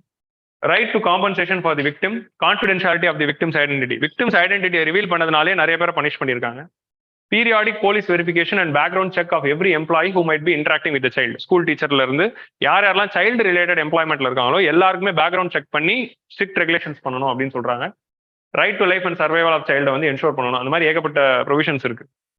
You study about the POCSO. பாக்ஸோல வந்து ஒரு 12 பிரின்சிபல்ஸ் அப்படின்னு ஒன்று இருக்கும். அந்த 12 பிரின்சிபல்ஸ் தான் நான் இவ்வளவு நேரம் சொல்லிட்டு இருந்தேன். ஆனா அந்த பிரின்சிபல்ஸ் என்னென்ன அப்படிங்கிறது நீங்க படிங்க. Okay. It was enacted to protect the children from the offenses of sexual assault, sexual harassment and child pornography. Child pornography severe provision issues இருக்கு. ஸோ பாக்ஸோக்கும் ஐபிசி செக்ஷன் 375க்கும் ஒரு டிஸ்டிங்ஷன் இருக்கு. ஐபிசி செக்ஷன் 375ல எதுக்கான ப்ரொவிஷன் இது? இதுதான் ரேப்கான provision. இந்த ரேப்கான ப்ரொவிஷன்ல என்ன இருக்கும் அப்படின்னா, non consensual act is rape, non consensual sexual harassment is called as rape. அந்த ரேப்புக்கு டெஃபினிஷன் இருக்கு. அந்த நான் கன்சென்சுவல் வித்வுட் தி விஷ் வந்து ஒரு பெண்ணுக்கு அகேன்ஸ்டா ஒரு ஆண் பண்றாரு அப்படிங்கிறதா ரேப் அப்படின்னு இருக்கு. அதுல எக்ஸப்ஷன்ஸ் யாரு கொடுக்குறாங்க அப்படின்னா, if the for girls of 15 to 18 years of age, if the male is a husband, 18 to இப்போ சைல்டு மேரேஜ் நடந்து அது ஹஸ்பண்டா இருந்தாருன்னா தே ஆர் எக்ஸம்டட். இப்போ நாளைக்கே ஒரு இடத்துல சைல்டு மேரேஜ் நடக்குது, சைல்டு மேரேஜ் நடந்ததுனால அவர் மேல பாக்ஸோ போட முடியுமா அப்படின்னா போட முடியாது. That is the thing. உங்களுக்கு புரியுதா? ஸோ அந்த பெண் வந்து ஸோ மேரிட் அகைன் வந்து husbands are exempted already from 375. Rape கேஸ்ல இருந்து ஹஸ்பண்ட்ஸ் ஆர் ஆல்ரெடி எக்ஸம்டட். ஒரு ஹஸ்பண்ட் அகைன்ஸ்டா நீங்க போய் ரேப் கேஸ் கொடுக்க முடியாது. ஏன்னா marital rape exempt are given exemptions. That exemption includes the children. 15 to 18 வயசுல இருந்தாலும் இருக்கு. ஸோ பாக்ஸோ மாதிரியான ஆக்ட்ல ஒரு சைட்ல அந்த அதே அந்த பொண்ணு கல்யாணம் ஆகாம இருந்திருந்தா பாக்ஸோ, கல்யாணம் ஆயிருந்தா பாக்ஸோ இல்ல அப்படின்னு சொல்றதா இங்க கன்ஃபியூஷன். உங்களுக்கு புரியுதா? இப்போ ஒரு 16 வயசு பொண்ணு இருக்கு, அந்த பொண்ணுக்கு வந்து சைல்டு மேரேஜ் பண்ணிட்டாங்க. அவரோட ஹஸ்பண்ட் வந்து 18 இருக்கலாம், இல்லை 20 கூட இருக்கலாம். ஓகே. 17 வயசு பொண்ணு, ஹஸ்பண்ட் 20 years ஆஃப் ஏஜ். அதுல if that 17 years old girl is facing some rape அப்படின்னா அது வந்து அவங்க கம்ப்ளைண்ட் கொடுத்தா they cannot take action again the person, ஏன்னா ஒரு ஹஸ்பண்ட் அப்படிங்கிறதுனால. ஆனா அதே 17 வயசு ஒரு பொண்ணு 20 வயசு ஒரு ஆண் மேல கம்ப்ளைண்ட் கொடுத்தாங்கன்னா they can take action. So ஒரு பொண்ணுக்கு கல்யாணம் ஆகிறதுனால எப்படி வந்து ரேப் இல்லாம போயிடும் அப்படிங்கிற ஒரு கொஸ்டின் வந்து it is being raise. Again it இந்த ப்ரொவிஷன் வந்து it was existing which was corrected. Okay. So forced மேரேஜா இருந்துச்சுன்னா பாக்ஸோ வராது, சைல்டு மேரேஜ் ஆக்ட் வந்துடும். ஸோ பாக்ஸோடைய அப்ளிகபிலிட்டி வந்து டைரக்டா கொண்டு வர மாட்டோம். ஸோ இந்த மாதிரி ஒரு கான்ட்ரடிக்ஷன்ஸ் இருக்கிறது வி ஹேவ் டு கரெக்ட். ஒரு சைட்ல வந்து ஏஜ் ஆஃப் கன்சென்ட் இன்க்ரீஸ் பண்ணும், இன்னொரு சைட்ல இதை வந்து மாற்றணும். Misuse by the parents of the girl. பொதுவாக வந்து இது யார் அதிகமாக மிஸ்யூஸ் பண்றாங்கன்னா கேர்ளோட பேரண்ட்ஸ் தான் கிட்னாப்பிங் கேஸ் கொடுக்கறதுக்கு மிஸ்யூஸ் பண்றாங்க. நிறைய படங்கள்ல நம்ம பார்த்திருக்கோம். when the act was consensual and girl was involved equally, girl equally involve ஆகி தான் செக்ஷுவல் இன்டர்கோர்ஸ் பண்ணியிருக்காங்க, கல்யாணம் பண்ணிக்கலாம்னு போயிருக்காங்க. ஆனா புடிச்சிட்டு வந்து கேர்ளை வீட்டில் உட்கார வச்சிருவாங்க, இன்னொரு கல்யாணம் பேச ஆரம்பிச்சிருவாங்க. பையனை வந்து கிட்னாப்பிங் கேஸ் கொடுத்துருவாங்க, கிட்னாப்பிங் கேஸ் கொடுத்து ஜெயிலில் பாக்ஸோல போட்டுருவாங்க.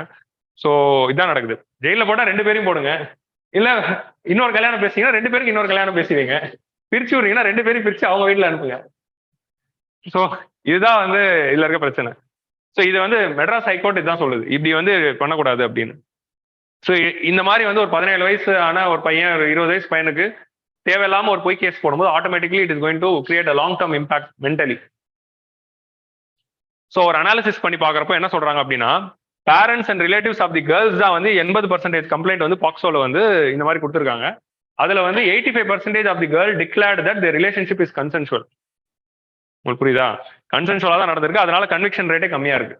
Okay. Special court acknowledge that 60% of the relationship were consensual. So மேல வந்து ஸ்பெஷல் கோர்ட்ஸ்ல அந்த அப்பீல் போகும்போது 60% ஆஃப் தி கேஸ் வந்து கன்சென்சுவல் அப்படின்னு சொல்லி கேன்சல் பண்றாங்க. ஸோ அப்போ கேர்ள்ஸோட பேரண்ட் கன்சென்சுவல் செக்ஷுவல் இன்டர்கோர்ஸை ரேப் அப்படின்னு சொல்லி பாக்ஸோ அப்படின்னு சொல்லி கம்ப்ளைண்ட் கொடுத்துறாங்க. ஸோ இதனாலதான் ஏஜ் ஆஃப் கன்சென்ட் வந்து நம்ம 16 ஆகணும் அப்படின்னு வந்து they are telling. So Vijayalakshmi as a state of representation கேஸ்ல வந்து மெட்ராஸ் ஹைகோர்ட் வந்து any consensual sex after the age of 16 or bodily contact should not be coming under POCSO அப்படிங்கிற மாதிரி சொல்றாங்க. இவங்க தான் சஜஷன்ஸ் கொடுத்துருக்காங்க. நவ் வந்து ball is in the court of இவங்க awareness about the act and IPC. So இது வந்து ஒரு சைடு. இப்போ ஃபைனலாக வே ஃபார்வர்டில் என்ன கொடுத்துருப்பாங்க அப்படின்னா, we have to create awareness. இப்படி ஒரு விஷயம் இருக்கு அப்படின்னு சொல்லி ஸ்டூடெண்ட்ஸ்க்கு அவேர்னஸ் கிரியேட் பண்ணணும், பேரண்ட்ஸ்க்கு அவேர்னஸ் கிரியேட் பண்ணணும், ஸ்கூல்ஸ்ல வந்து அவேர்னஸ் கிரியேட் பண்ணணும். ஸ்கூல்ல வந்து அந்த ஸ்டூடெண்ட்ஸ் வந்து எஜுகேஷன் கொடுக்கணும், டீச்சர்ஸ் வந்து அவேர்னஸ் கொடுக்கணும். ஏன்னா இப்படி ஒரு ப்ரொவிஷன் இருக்குன்னு தெரிஞ்சாதான் அவங்க கம்ப்ளைண்ட் பண்ணுவாங்க. உங்களுக்கு புரியுதா? 1098 அப்படின்னு ஒரு ஹெல்ப்லைன் இருக்கு அப்படிங்கிற அவேர்னஸ் கிரியேட் பண்ணணும். So all this things R matters. இந்த மாதிரி வந்து நிறைய நம்ம லாஸ்ட் வீக் சைல்ட் மேரேஜஸ் பார்த்தோம்ல, அதே மாதிரி தான். ஸோ கர்நாடகா ஹைகோர்ட் பெஞ்ச் வந்து இன்னொன்று டைரக்ட் பண்ணியிருக்காங்கன்னா, பிரின்சிபல் செக்ரட்டரி டு எஜுகேஷன் டிபார்ட்மெண்ட்டுக்கு வந்து to constitute a committee to formulate suitable education material for adolescents. அடலசன்ஸ்க்கு இதை பற்றின அவேர்னஸ் கிரியேட் பண்ணுறதுக்கு ஒரு ஒரு மெட்டீரியல் ரெடி பண்ணி, பிடிஎஃப் ரெடி பண்ணி, அவேர்னஸ் கிரியேட் பண்ணி என்ன பண்ணலாம் அப்படிங்கிறது ரெடி பண்ணுங்க அப்படின்னு சொல்லியிருக்காங்க. So this is a good direction. இது மூலமா we have to create the awareness அப்படின்னு சொல்றாங்க. கிளியரா? So with this we are coming to the end of the 4 editorials. Last editorial is very important. அதை வந்து வில் டிஸ்கஸ். எப்படி எட்டாயிடும்? So நாங்க நிக்கல நிப்பாட்லையா, அவரோட கமெண்ட் தூக்கிட்டாங்க அப்படின்ட்டு சொல்றாரு. நாங்க பண்ணலையா? அது பிரசாந்த் ஐஏஎஸ் அவர்களே, நீங்க அது வந்து நாங்க பண்ணல. உங்களோட கமெண்ட் வந்து யூடியூப் தான் ரிட்ராக்ட் பண்ணிருக்கு. எங்களுக்கு அந்த பவர் கொடுக்கலைங்க யூடியூப். என்னங்க நீங்க my freedom of expression affect ஆயிருச்சு அப்படின்னு லைவ்ல போட்டிருக்காரு. உங்க ஃப்ரீடம் ஆஃப் எக்ஸ்பிரஷன் அஃபெக்ட் ஆகல, யூடியூபோடைய அல்காரிதம் தான் அது பண்ணுச்சு. ஓகேவா? ஸோ அடுத்தது வந்து மோஸ்ட் முக்கியமான case judgement which came on the Monday, EWS reservation. Okay, நான் இப்போ திரும்ப வந்து இதுக்கு நான் டிஸ்க்ளைமர்லாம் சொல்லி தான் ஆரம்பிக்க வேண்டியதா இருக்கு. Mutual fund investments R subject to market risk அப்படிங்கிற. ஸோ அடுத்து வந்து நம்ம எக்கனாமிக்கலி வீக்கர் செக்ஷன் கேஸோடைய ஜட்மெண்ட் பத்தின எடிட்டோரியல் தான் பார்க்க போறோம். இது வந்து இந்தியாவிலே வந்து மோஸ்ட் கான்ட்ரவர்ஷியல் இஷ்யூ. இந்தியாவிலே வந்து நீ தொட்டாலே வெடிக்கும் அப்படின்னு சொல்ற மாதிரி எனக்கு இஷ்யூஸ்ல ஒரு முக்கியமான இஷ்யூ தான் ரிசர்வேஷன். லைக் இப்போ எப்படி எம்எஸ்பி, மினிமம் சப்போர்ட் பிரைஸ் அப்படிங்கிறதுல ஒரு ரிஃபார்ம் பண்ணலாம் அப்படின்னு கவர்மெண்ட் நினைச்சாலே வெடிக்கும். அந்த மாதிரி ஈக்குவலி கேப்பபிளான most controversial issue in India is reservation. Reservation அப்படிங்கிற இந்த விஷயத்துக்கு வந்து ஈக்குவலி நிறைய ஏரியாஸ்ல வந்து சப்போர்ட் இருக்கு, அகேன்ஸ்ட் கிரிட்டிசிசம்ஸ் இருக்கு, வேரியஸ் டைவர்ஜென்ட் வியூஸ் இருக்கு. So in general reservation is a very good thing அப்படிங்கிறது majority of the people accept பண்ணியாச்சு. Reservation which is given for SC, STs and OBCs which is constituting the 49.5%. It is overall accepted. ஏன்னா 70 வருஷத்துல இது overall அக்செப்டடா போயிட்டு ஒரு stable ஈக்குவிலிபிரியம்ல போயிட்டு இருக்கு. என்டையர் கண்ட்ரிலையும் we have come into the consensus. இப்போ ரீசெண்டா over and above we gave this 10% reservation to the economically weaker section. இந்த எக்கனாமிக்கலி வீக்கர் செக்ஷன் அப்படிங்கிற இந்த ரிசர்வேஷன்ஸ் கொடுத்தது சரியா தவறா, அது பண்ணலாமா பண்ணக்கூடாதா, நம்பலாமா நம்பக்கூடாதா அப்படிங்கிற மாதிரி இந்த டிபேட் வந்து இந்தியாவில் போயிட்டு இருக்கு. இந்த டிபேட்ல வந்து there are many opinions based on their political views, political inclinations. Political வியூஸ்னாலையும் பொலிட்டிக்கல் இன்க்ளினேஷன்ஸ்னாலையும் இடபிள்யூஎஸ் சப்போர்ட் பண்றவங்க இருக்காங்க, எதிர்க்கிறவங்களும் இருக்காங்க. அதே மாதிரி வந்து இண்டிவிஜுவல்ஸ், அதாவது person who got benefited and person who not got benefited. So இந்த ரிசர்வேஷனால பெனிஃபிட் ஆகாத ஒரு குரூப்பா இருக்கட்டும், லைக் பர்சனலா இருக்கிறவங்க வந்து தே ஆர் ஹேவிங் ஒப்பீனியன்ஸ்.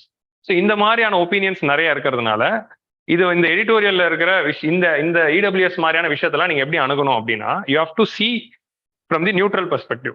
இந்த யூபிஎஸ்சி ப்ரிப்பரேஷன் அப்படின்னு நீங்க வந்துட்டீங்கன்னா, நீங்க நார்மல் பர்சனா வந்து can have any opinion. anyone can have any opinion, and the opinion is right given by our constitution itself. ஆனா யூபிஎஸ்சி ப்ரிப்பரேஷன் அப்படின்னு வந்துருச்சுன்னா நம்மளுடைய விருப்பு வெறுப்பெல்லாம் உள்ள கொண்டு வரக்கூடாது.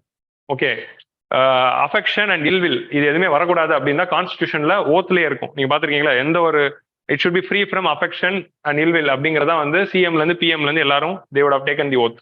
ஸோ அந்த அஃபெக்ஷன் அண்ட் இல்வில் அந்த மாதிரி விஷயத்துல இருந்து நம்ம தூரமா இருக்கணும். எனி இஷ்யூஸ் நம்ம பார்த்துருக்கோம், ஏகப்பட்ட issues when we are studying always have said keep away from the politically oriented ideologies. Okay, நீங்க ரைட்டும் கிடையாது லெஃப்ட்டும் கிடையாது, நீங்க வந்து always you have to see any issues, you have to weigh both the positives and negative and take the final stands. அரசியல் சார்ந்து எந்த ஒரு கருத்துக்குள்ளையும் போகக்கூடாது. அரசியல் வேற, அட்மினிஸ்ட்ரேட்டர் வேற. அட்மினிஸ்ட்ரேட்டருக்கு வந்து டிஎம்கே, ஏடிஎம்கே, பிஜேபி, காங்கிரஸ்லாம் கிடையாது. அவங்கள பொறுத்த வரைக்கும் மேல இருக்கிறது வந்து உத்தரவு வருது, அந்த உத்தரவை இம்ப்ளிமெண்ட் பண்ணணும். மேல இருக்கிறவர் ஏதாவது அட்வைஸ் கேட்டால் அந்த அட்வைஸை கொடுக்கணும். இது ரெண்டு தான் வேலை. உங்களுக்கு புரியுதா? ஸோ அப்படி இருக்கும்போது we should be aware. So அந்த இதை மைண்ட்ல வச்சுக்கிட்டு you have to approach this issue. உங்களுக்கு புரியுதா? உங்களோட விருப்பு வெறுப்பு உங்களுடைய ஆன்சர் ரைட்டிங்ல வரக்கூடாது. அதே நானும் சொல்லிக்கிறேன். நானும் வந்து இந்த இஷ்யூ எப்படி டிஸ்கஸ் பண்ண போறேன் அப்படின்னா, what is reservation, what is EWS, why it was brought, அதோடைய ப்ரோஸ் என்ன, அதோடைய கான்ஸ் என்ன. ஸோ ஜட்மெண்ட்ல என்ன சொன்னாங்க, ஜட்மெண்டோட ப்ரோஸ் என்ன, ஜட்மெண்டோட கான்ஸ் என்ன, இதுதான் நம்ம வந்து டிஸ்கஸ் பண்ண போறோம். ஓகே, அண்ட் நம்ம எல்லாத்துக்குமே வந்து எந்த ஒரு இஷ்யூ படிச்சாலும் we have to study pros, we have to study cons, ரெண்டுத்தையும் படிக்கணும். Any issue, be it any issue, you have to study both. Again, your criticism should be constructive and your way forward should be solution oriented. பிரச்சனையை solve பண்ற மாதிரியான ஒரு வே forward கொடுக்கணுமே தவிர பிரச்சனையை அதிகப்படுத்துற மாதிரியான வே ஃபார்வர்ட் கொடுக்கக்கூடாது.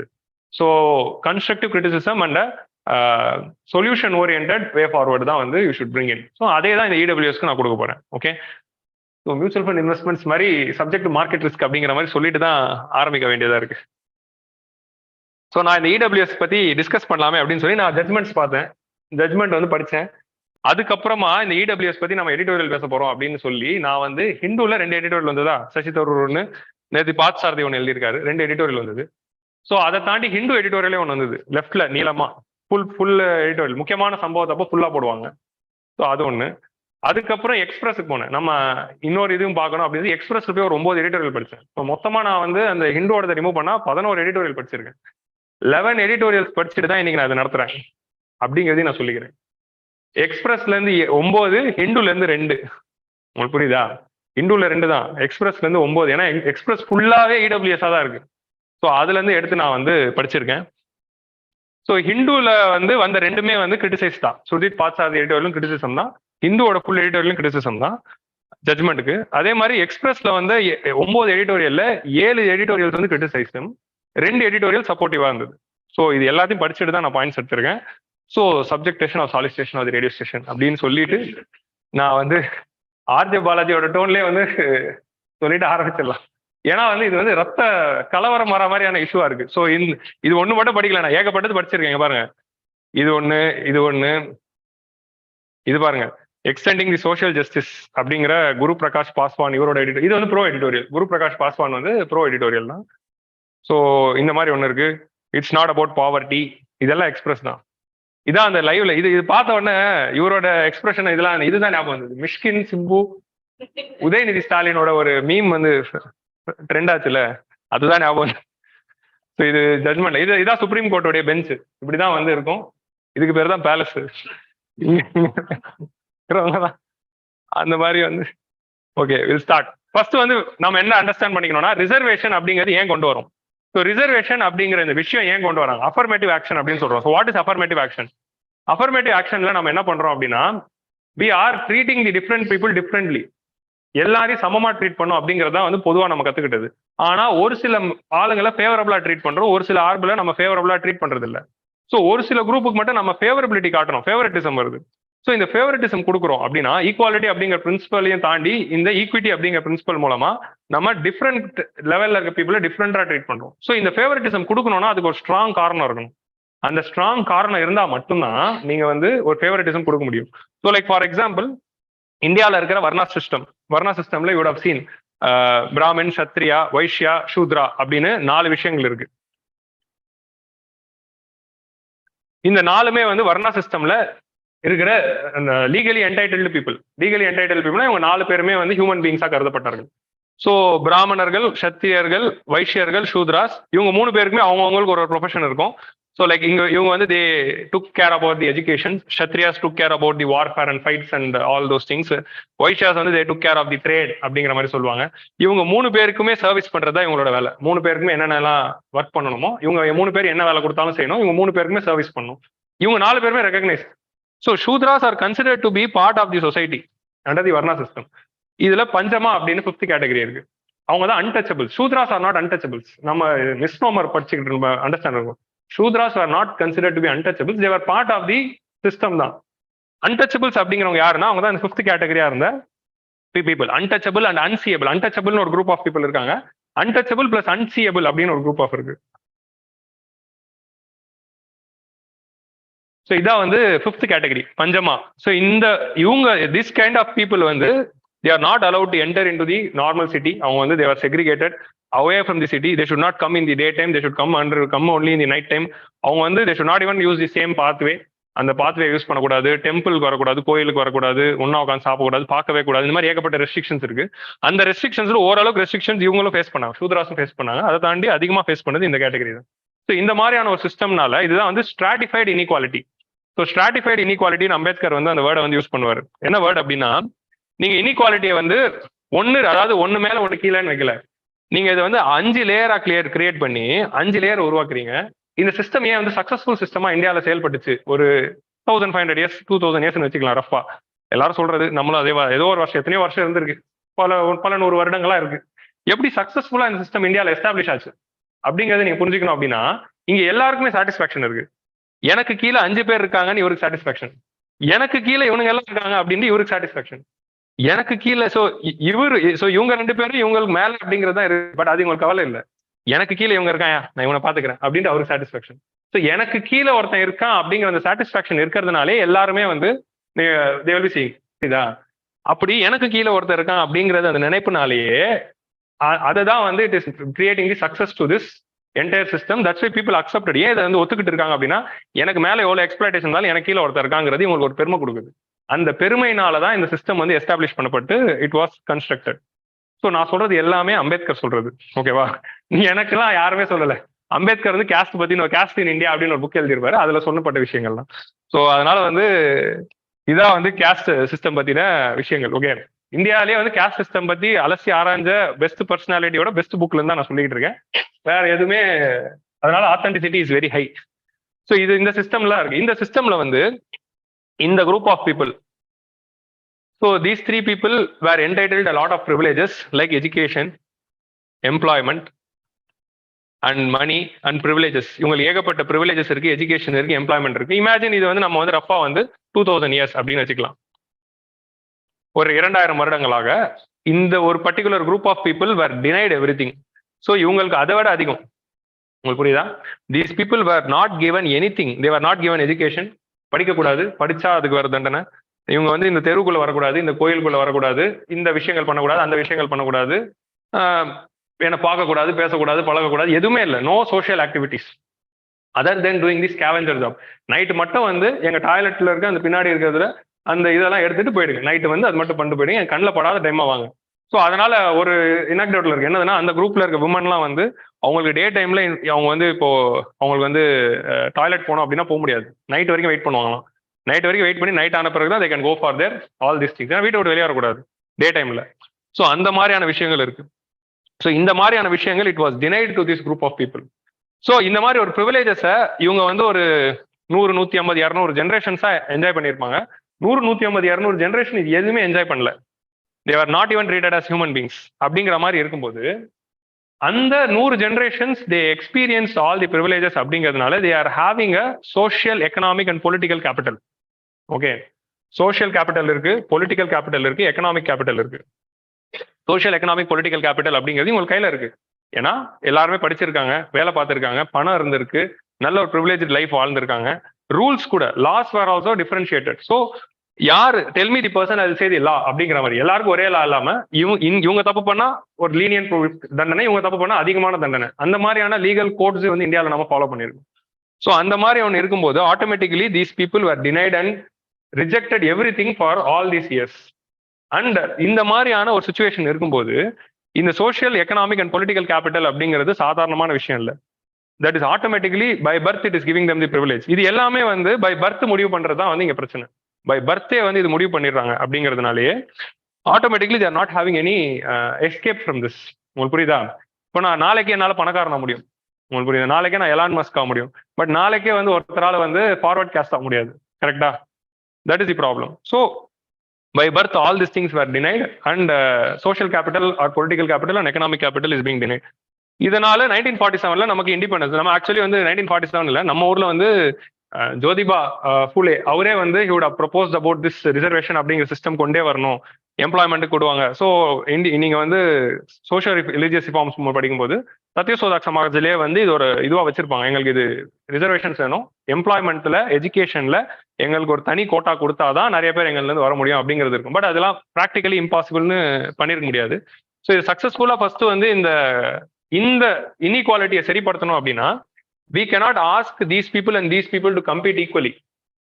ஸோ இவங்க எல்லாருக்குமே ஈக்குவல் காம்படிஷன் வச்சு ஒன்று பண்ணிட்டே இருந்தாங்கன்னா ஆட்டோமேட்டிக்லி என்ன ஆயிடுது, இப்போ இத்தனை இந்த ப்ரிவிலேஜ் கம்யூனிட்டில இருந்து இருக்கிற group of people they would have having a very good family with a person to guide them. நல்ல ஒரு ஃபேமிலி இருக்கும், சித்தப்பா, மாமா, பெரியப்பா எல்லாம் படிச்சவங்களா இருப்பாங்க, அவங்களோட ஃபேமிலி ஆல்ரெடி நல்ல வேலை பார்த்துட்டு இருக்கும். அவங்க வந்து சஜஸ்ட் பண்ணுவாங்க, நீ படிக்கும் போதே 10th வந்து நீ இந்த குரூப் எடுக்க நல்ல ஸ்கோப் இருக்கு, 11th போகும்போது 12th போகும்போது இந்த காலேஜுக்கு போ நல்ல ஸ்கோப் இருக்கு, இந்த வேலைக்கு போ, நான் அவனுக்கு வேலை வாங்கி தரேன், அங்க போனியா என் ஃப்ரெண்ட் இருக்கான் நான் அவனுக்கு வேலை வாங்கி தரேன். இதுதான் வந்து சோஷியல் கேபிட்டல். உங்களுக்கு புரியுதா? அவங்களோட அந்த என்டையர் கம்யூனிட்டிக்குள்ளேயும் ஒரு சோஷியல் கேபிட்டல் இருக்கிறதுனால they easily got employment, they easily got education. But இவங்களுக்கு எதுவுமே கிடையாது. ஸோ இந்த மாதிரி ஒரு ஃபேமிலியில எவ்ரி திங் டினைடா இருக்கும்போது இதுல இருந்து ஃபர்ஸ்ட் ஒருத்தர் படிச்சுட்டு வராரு அப்படின்னா இவங்களையும் எப்படி ஈக்குவலா ட்ரீட் பண்ணி நம்ம வந்து எஜுகேஷன்லயும் எம்ப்ளாய்மெண்ட்லயும் பார்க்க முடியும். எம்ப்ளாய்மெண்ட்டுக்கு மார்க் எடுத்து தான் நான் பார்க்க போறேன் அப்படின்னா எப்படி ஒரு குரூப்ல வந்து படிப்புனால என்னன்னு தெரியாது, ஃபர்ஸ்ட் டைம் ஸ்கூலுக்கு வராங்க, இங்க ஃபேமிலிலேயே 4 படிச்சவங்க இருக்காங்க, 2 பேருமே வந்து அப்போ எஜுகேஷன் அப்படின்னு வரும்போது என்ன இங்க ரிசல்ட்டா வருது? கண்டிப்பா இந்த category people they would have gone to a government school. அந்த கவர்மெண்ட் ஸ்கூலோட எஜுகேஷன் எப்படி இருக்கும்? ஒரு கவர்மெண்ட் ஸ்கூல்ல படிச்சுட்டு வந்த ஒருத்தருடைய ஒரு மார்க்கும் நான் ஐ மீன் 70 இயர்ஸ் பின்னாடி பேசுறேன். இப்போ நிறைய கவர்மெண்ட் ஸ்கூல் பசங்களையும் 95 மேல எடுக்கிறாங்க. பட் நான் அப்போ சொல்றேன். ஸோ அப்போ இருக்கிற அந்த அவங்களோட மார்க்குக்கும் ஒரு சிட்டில இருக்கிற ஒரு இங்கிலீஷ் மீடியம் கான்வென்ட் ஸ்கூல்ல படிச்ச ஒருத்தரோட மார்க்கையும் நம்ம எடுத்து எஜுகேஷனையும் பார்த்துட்டு அப்புறமா அவங்கள ஒரு எக்ஸாம் எழுத வச்சு அந்த எக்ஸாமுடைய மார்க்கை வச்சு தான் மெரிட்டை வச்சு தான் நான் கொடுப்பேன் அப்படின்னு சொல்லிட்டா that is not right way to treat them equally. எப்படி இவரால் அவர் கூட கம்பீட் பண்ண முடியும்?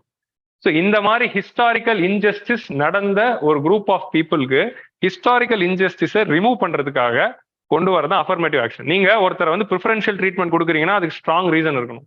அந்த ஸ்ட்ராங் ரீசன் தான் இந்த historical injustice of 2000 years. Okay, so இதுக்கு மேல அந்த ட்ரையாங்கிள்குள்ள நான் போக விரும்பல, இங்க இந்த சைடு வந்துடலாம். ஸோ இதனாலதான் என்ன பண்றாங்க, இந்த குரூப் ஆஃப் பீப்புளுக்கு நான் என்ன பண்ணிடுறேன், 100 சீட் இருக்கு அப்படின்னா இந்த 100 சீட்ல உங்களோட ப்ராப்பரேஷனுக்கு ஏற்ற மாதிரி ஓகே 15% சீட் நான் உனக்கு கொடுத்துட்றேன் அப்படின்னு சொல்றாங்க.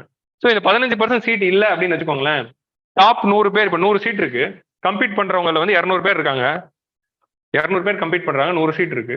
ஸோ டாப்ல இருக்கிற இந்த 100 சீட்டுமே வந்து குரூப்ல இருக்க மக்கள் தான் இருக்கும். ஏன்னா அவங்க தான் வந்து education was given to them, privilege was given to them, social political and economic capital was there. Political கேபிட்டல்னா என்ன?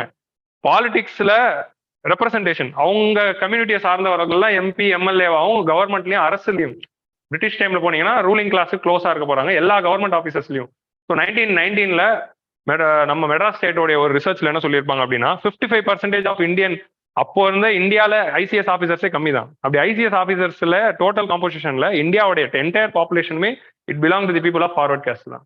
அதே மாதிரி நீங்க 1919ல இந்தியாவில் இருக்கிற காலேஜஸ், நான் 1919 போறேன், 1919ல இந்தியாவில் இருக்கிற காலேஜஸ் இருக்குல்ல, காலேஜஸ்ல இருந்து கிராஜுவேட் ஆகிற பீப்புள்ல 70 to 80%, இது வந்து ஒரு காலேஜஸ்க்கு மாறுபடுது. நம்ம மெட்ராஸ் யூனிவர்சிட்டிக்கு 73%, 70 to 80% ஆஃப் தி பீப்புள் ஒரே கேஸ்ட்டை சேர்ந்தவங்க தான், ஃபார்வர்ட் கேஸ்ட்டை சேர்ந்தவங்க. 80% ஆஃப் பீப்புள் ஒரே ஃபார்வர்ட் கேஸ்ட் தான். அந்த காலேஜ்ல இருந்து 100 பேர் பாஸ் ஆயிட்டு வராங்கன்னா 80 பேர் அவங்க தான். இப்போ மிச்சம் 20 பேர் வந்து கொஞ்சம் ப்ரிவிலேஜா இருக்கிற அதர் கேஸ்ட் பீப்புள், அதாவது பணம் இருக்கிற அதர் கேஸ்ட் பீப்புள். மிச்சவங்களாம் அந்த ஸ்கூல் வாசல் படியே மேய்ச்சிருக்க முடியாது. ஸோ இப்படி இருக்கும்போது நீ 100 சீட் இருக்கு, 200 பேர் கம்பீட் பண்றாங்க அப்படின்னா டாப் 100 பேருமே அந்த ஒரு கம்யூனிட்டி. ஸோ அந்த 100 சீட்டுமே அந்த ஒரு கம்யூனிட்டிக்கு தான் போகும். ஸோ அப்போ இந்த கம்யூனிட்டி சேர்ந்த பீப்புள் வந்து அவன் வந்து 151வது ரேங்கா எடுத்திருப்பாங்க, 171வது ரேங்கா எடுத்திருப்பாங்க. ஸோ நான் டாப் 100 பேருக்கு தான் இந்த 100 பேருக்கான சீட் வேலை அப்படின்னா இந்த 151வது ரேங்க் 171வது ரேங்க் கிடைக்கவே கிடைக்காது. ஏன்னா by nature because of the lack of socio economic and political capital they will get only that mark. So அப்படி இருக்கும்போது ரெப்ரசன்டேஷனே வராது. ஸோ இந்த மாதிரியான பீப்புளுக்கு இப்போ நான் 15% ரிசர்வ் பண்ணிட்டேன்னா 85% சீட்டு நான் மார்க்கை வச்சு கொடுத்துட்றேன், 15% சீட்டு வந்து ஆட்டோமேட்டிக்கா நான் வந்து இந்த கம்யூனிட்டி சேர்ந்தவங்களை தான் போட போறேன் அப்படின்னா 100ல ஒரு 15 பேர் அந்த கம்யூனிட்டில இருந்து வந்துடுறாங்க. ஸோ இது மூலமா என்ன ஆகுது, ஃபர்ஸ்ட் அந்த கம்யூனிட்டில இருந்து ஒரு குரூப் ஆஃப் பீப்புளுக்கு கவர்மெண்ட் வேலை கிடைக்குது, காலேஜ்ல எஜுகேஷன் கிடைக்குது, காலேஜ்ல ஒரு சீட்டு கிடைக்குது, ஆர் கவர்மெண்ட்ல ஒரு வேலை கிடைக்குது.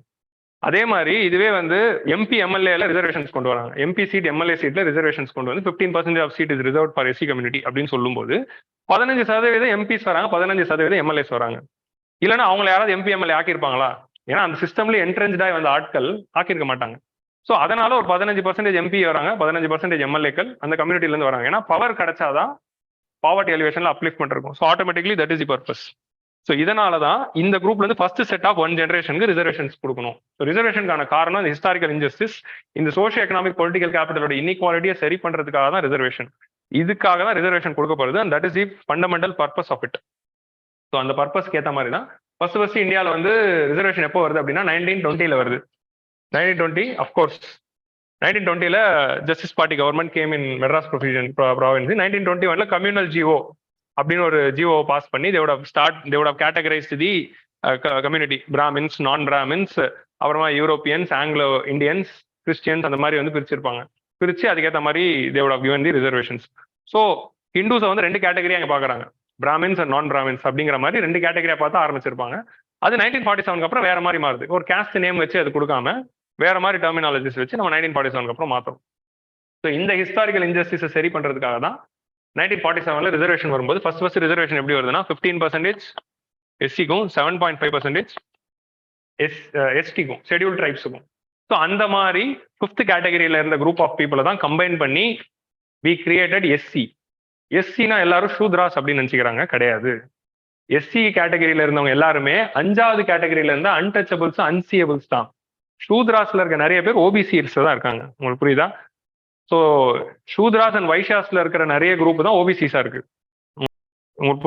இந்த மிஸ்னோமர் வந்து நிறைய பேர் கிட்ட இருக்கு. அதை தான் நான் தெளிவுபடுத்திக்கிறேன். எஸ்சிஸ் அப்படின்னு நம்ம சொல்றது யாருன்னா இந்த 5th category of unseeable and untouchable communities. Okay, so அப்படி வந்து நம்ம ரிசர்வேஷன்ஸ் அப்படின்னு கொடுக்கும்போது எஸ்சிக்கு மட்டும் 15, எஸ்டி இப்போ நீங்க எஸ்சிக்கே இந்த நிலைமை, காட்டுக்குள்ள ஒரு குரூப் இருக்கு, அப்போ அவங்களோட நிலைமை யோசிச்சு பாருங்க. நம்ம 100 வருஷத்துக்கு பின்னாடி போறோம். ஸோ அவங்கள உள்ள கொண்டு வரணும். Integration inside the society. They are aloof out of their entire mainstream society. Mainstream society உலகம்னு ஒன்று இருக்கு, எதுவுமே எனக்கு வேணான்னு காட்டுக்குள்ள ஒரு குரூப் இருக்கு. ஸோ அவங்கள வெளியே கொண்டு வந்து இந்த ட்ரைபல் குரூப்ஸுக்கும் கொடுக்கணும் அப்படிங்கிறது தான் வந்து எஸ்டிக்கு ஒரு 7.5 அப்படின்னு நம்ம ஆரம்பிக்கிறோம்.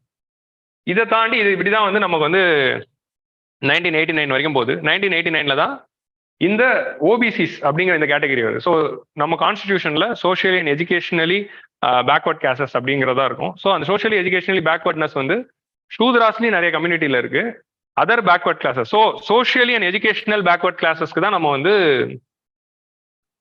Socially and educational backward classes அப்படிங்கிற வேர்டு தான் இருக்கும் கான்ஸ்டியூஷன்ல.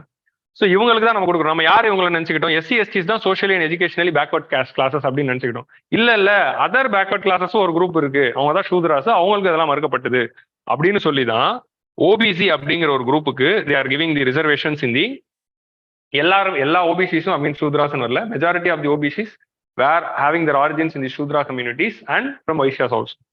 ஸோ ஓபிசிஸ் அப்படிங்கிறதுக்கு வந்து 27% வந்து நம்ம கொடுக்குறோம்.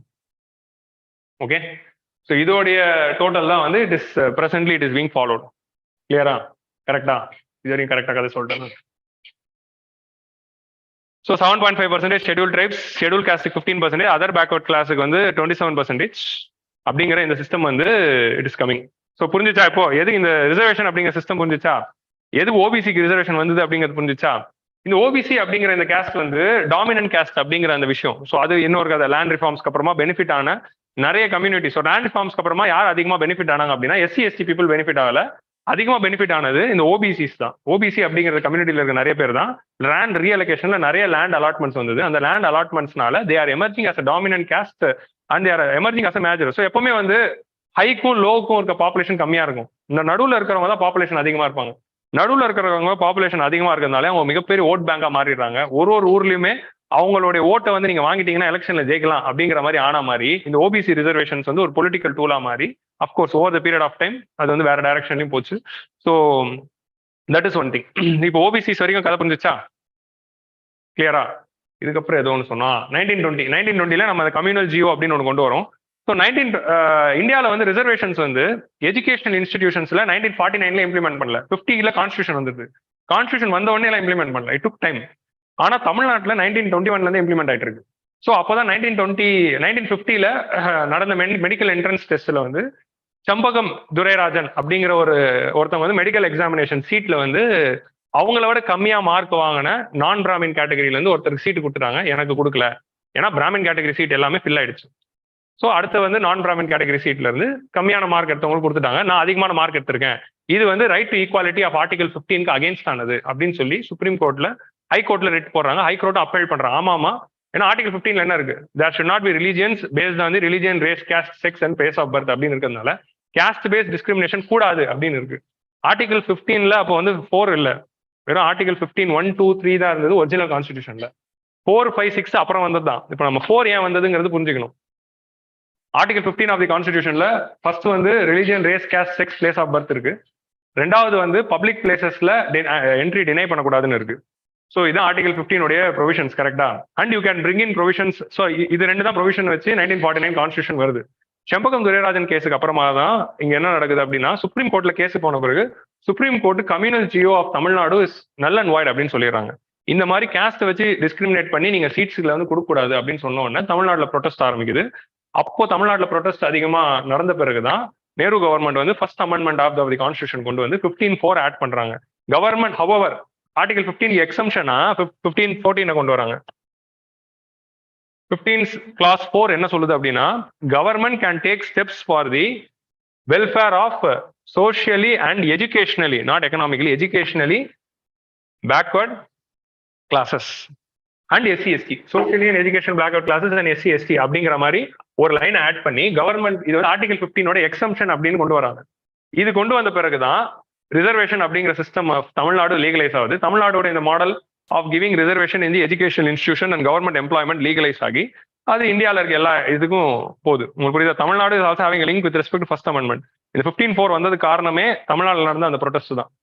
So social and educational backward class and SC/STக்கு வந்து 15(4) they are bringing in a new class.